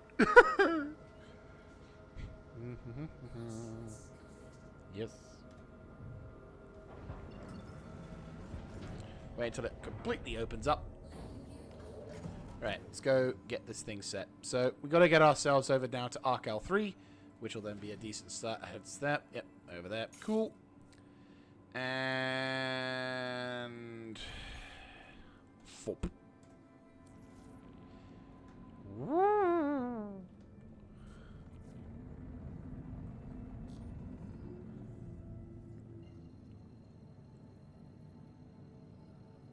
Thank you, and please visit again. Boom.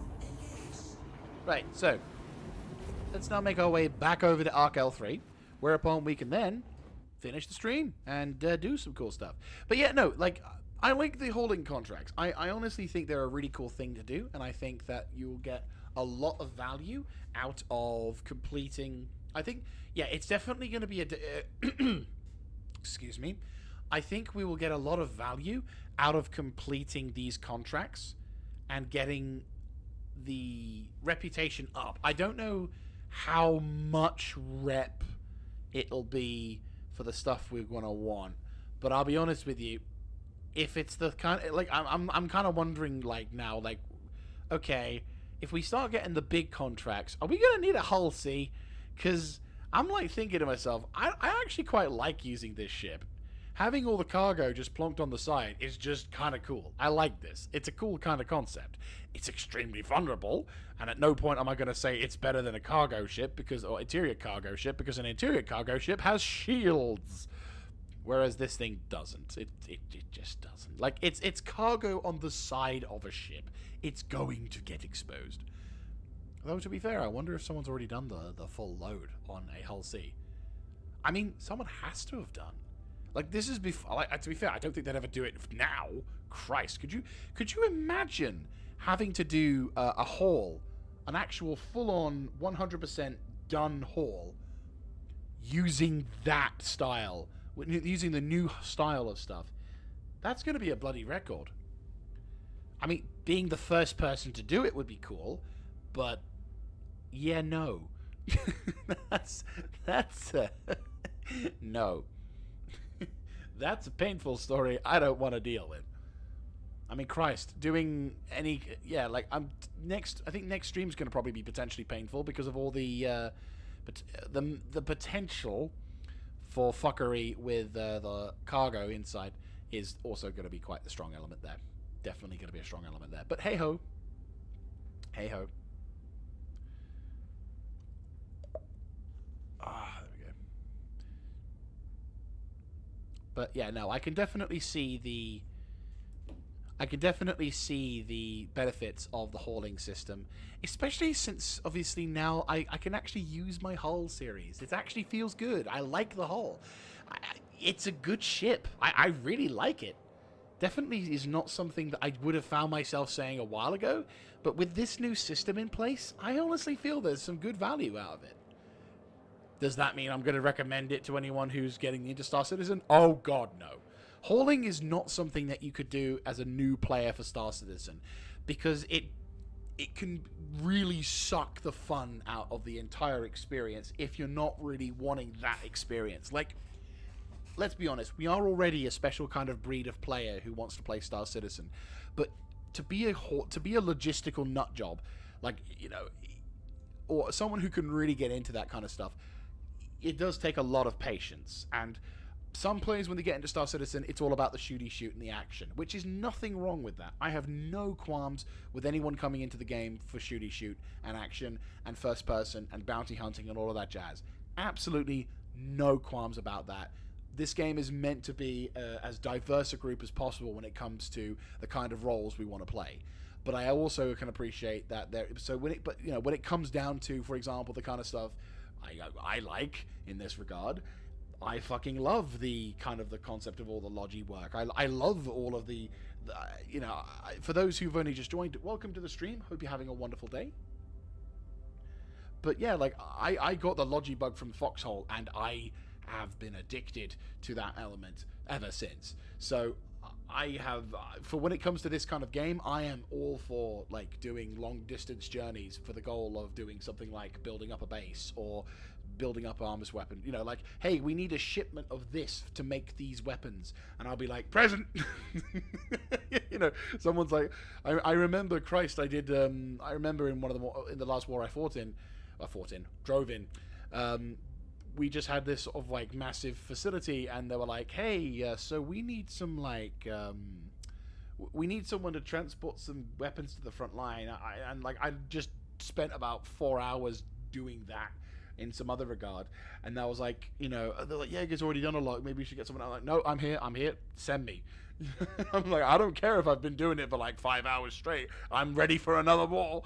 And we did have a few more hours of that. So yeah, no, for me, I'm definitely hooked on logi. It's the thing that's becoming my end goal, which is kind of scary when you realize that.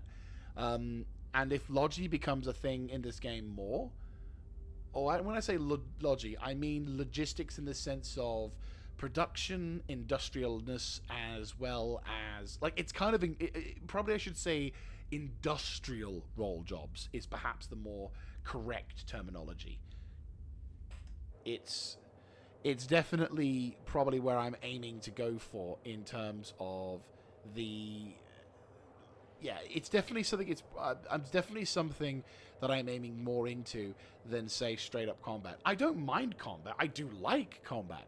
You know, I'm all for going on to a big battle stream. There, I'm all for going into a big space battle and having a big old slapperoonie when it comes to enemy fighters or facing off against Vandal or even to a limited extent PvP as well.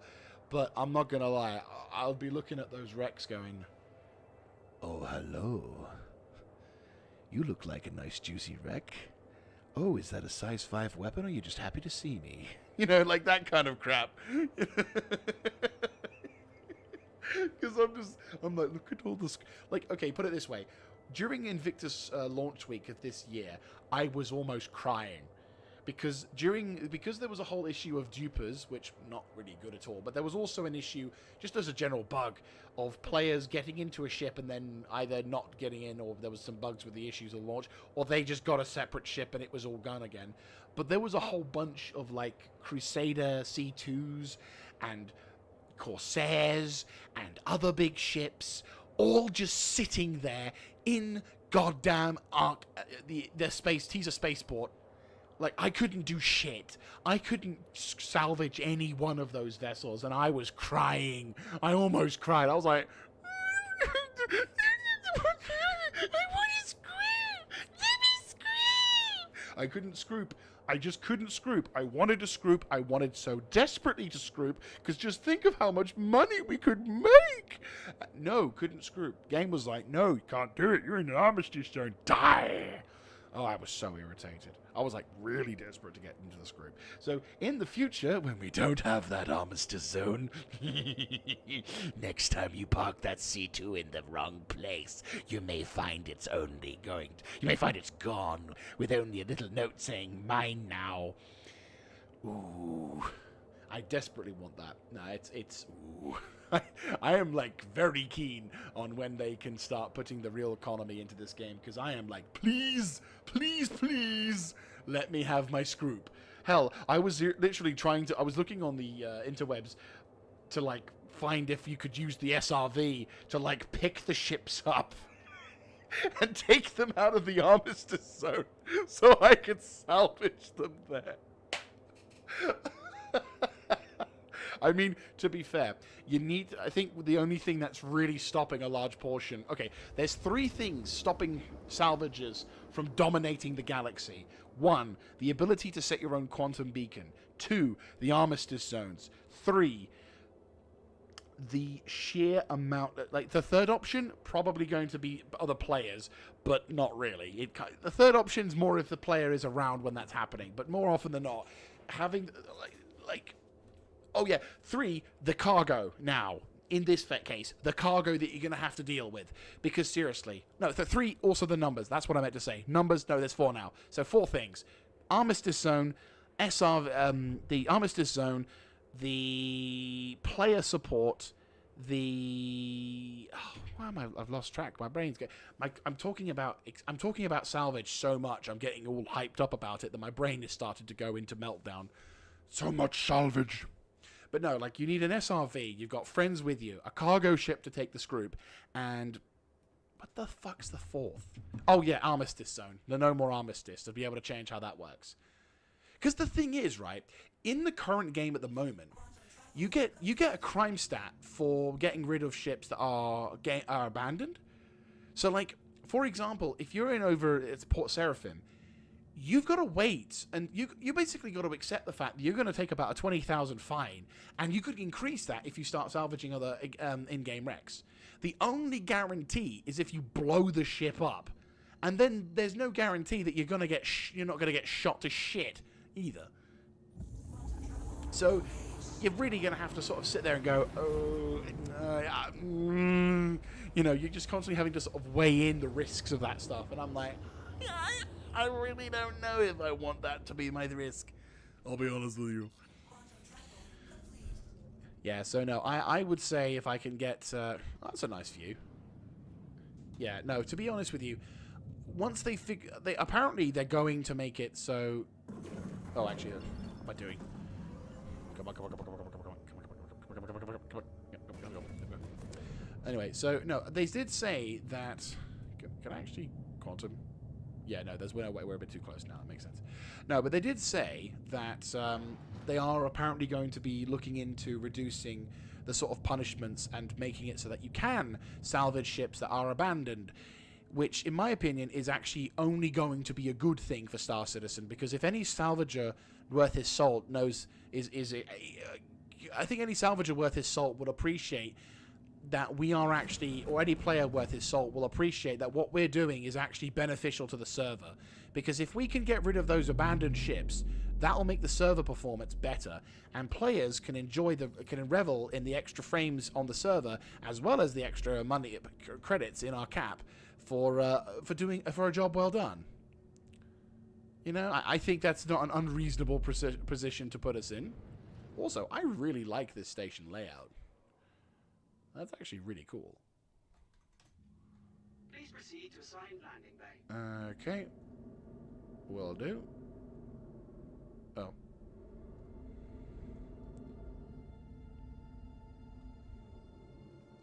Where it is?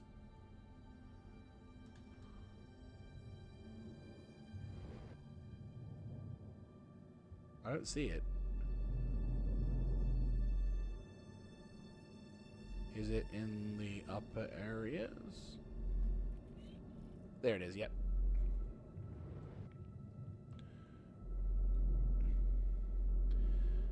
Okay, let's get ourselves down on the ground.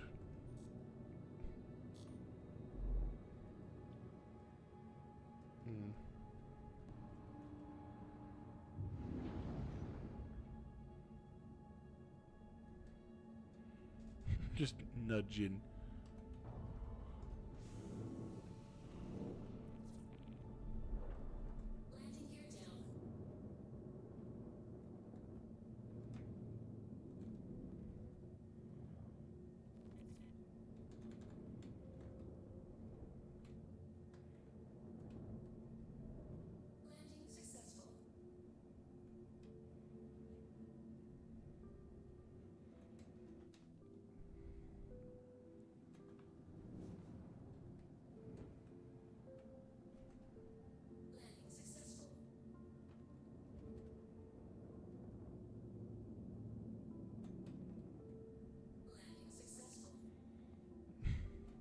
I think you have to wait for the game to recognize that I've actually landed.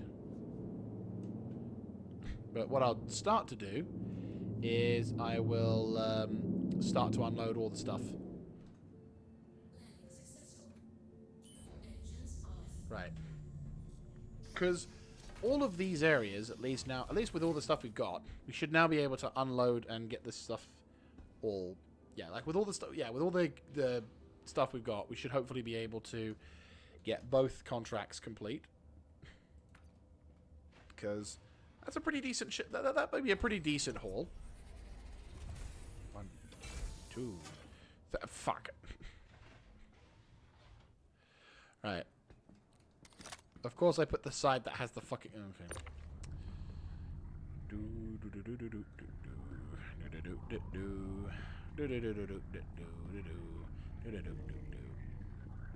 I'll be honest with you, one of the days though, one of the things I'm looking forward most to is being able to go back to the sector of Nyx once again. I miss Nyx. It's such a good game. God damn it, my brain's getting stupid. No, I miss Nyx. It was such a good place to go to. Delamere was one... Ah, cool, yeah. Delamere was one of my favorite places to visit, and Levski was my favorite town of all time to go to. I honestly crave the day that I get to go back. Seriously. If any of you guys have played Star Citizen long enough, you'll remember what Levski was like. Levski, for those who don't know, well, the sector of Nyx is basically an independent station, independent sector from the UEE. They're not a pirate band like Xenothreat are, or a terror group like Xenothreat, or a pirate band or whatever like the other guys are. But what they are what it is a sector that is independent, and they can kind of, they don't like the UEE, but they're not outright hostile towards it. And it's basically based off an abandoned mining sector, which now is under the purview of this particular group, and they have... What? Are you fucking serious, game? I was this close! I didn't ask for permission to get out, you fucker! Oh my god. Okay, well, we can at least finish one fucking contract, can't we? God fucking damn it. I was so close. I was just... Ugh. And it disappeared as well. For no reason. It just vaporized in front of me like fucking Thanos. Like, seriously, like Thanos just snapped his fingers and that just eviscerated. Jesus Christ. Can I at least somewhat take my stuff down south? Huh. Okay.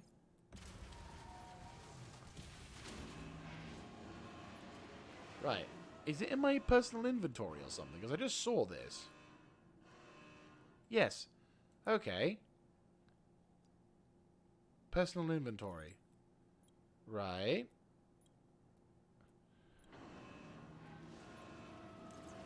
Okay. So I got this one done. Okay. So they're all done. Oh, I still got a mission to do. Yes, I do. So track this one. Right. I'm sorry. Due to inactivity, we have been forced to assign your landing zone to another customer.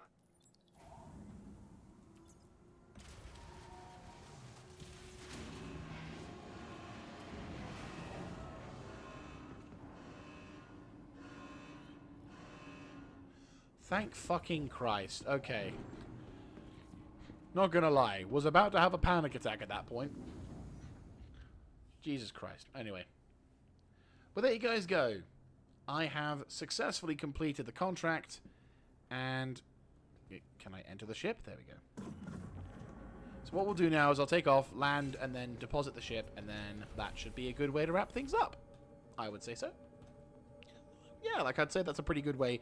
So, okay, so not all the contract missions we did were successful, but at the same time, we were able to get enough done to sort of get a good understanding of the hauling, and also discover the kind of enjoyment of using the Hull series. Almost makes me want to use a Hull series, and it almost makes me want to use the Hull series A in-game. Like, if I can get enough money for it, then maybe... Oh, I should probably retract the thing, shouldn't I? Yeah, I'm an idiot. I'm an idiot. I'm an idiot. I'm an idiot. I'm an idiot. I'm an idiot. It's alright. I know what I'm doing, he says, coping miserably. Okay. So...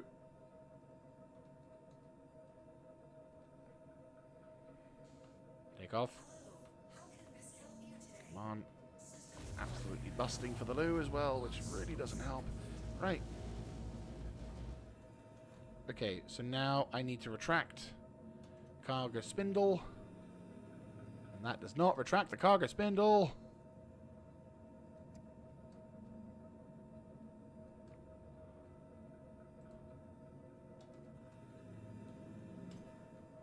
How do I retract the cargo spindle?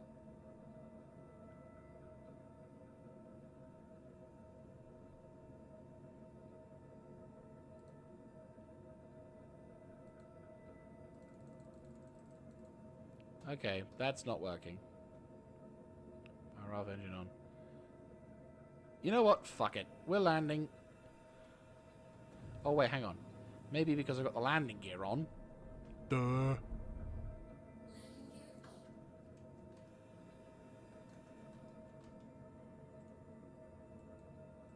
I'm seeing some buttons and everything, but it doesn't work. Right. Fuck it. We're just gonna land it, and we'll just have to deploy it in. That's fine. Anyway, so there we go. That should be all sorted. So depending on what's going on with the PTU, I will be planning on going for a live stream next week. So if the PTU is still active by next week, then what we'll do is obviously we'll hop onto the stream, and the next stream I'm probably gonna make it sometime. I'm in two minds as to whether to have it on the Monday or whether to have it on the Wednesday. I feel like the Monday probably might be a bit too soon, so it may be a bit. It's most likely going to be on the Wednesday. Let's see, where do I go? Oh, well, it's already lost. That's fine. Let's just leave this place. Right. Anyway, so. Thank you so very much for watching this stream. I hope you have enjoyed. We've made a pretty decent amount of progress, focusing admittedly on one thing, but in that regard, I think we've done pretty good. I think my dude is pretty cool as well. Yeah, he's all excited, as you can tell. Well, they're all lined up now. Or they're all getting ready to set the bombs off. Except you. You don't know what you're doing, do you? No, you don't. No, I didn't think you did. The face just tells it all. But anyway, so I hope you have enjoyed this. Hang on. Oh, yeah. I hope you have enjoyed your time with us today. And if you want to see more, feel free to go into the description down below. And, well, click on the like button, go down to the comment section down below, and, of course, click on to subscribe to see more. Everyone's lined up. GG. But if you're also curious to see more about Star Citizen, there is also a referral code in the description as well if you do decide you want to get into the game. I'd advise having a look into it first just to sort of see what you feel, have a little bit of a gander. But if you do decide you want to get into the game, feel free to use that referral code to get an additional 5,000 Alpha UEC, which is this currency. If you could find it, that would be even better. Oh, yeah, down here. So this is the currency that you can get in-game. And it helps a lot towards bits of ships and other bits like that. So, yeah, I look forward to seeing you guys there. So, thank you all once again for watching. This is Mr. Jaeger signing out. Have a good one, guys.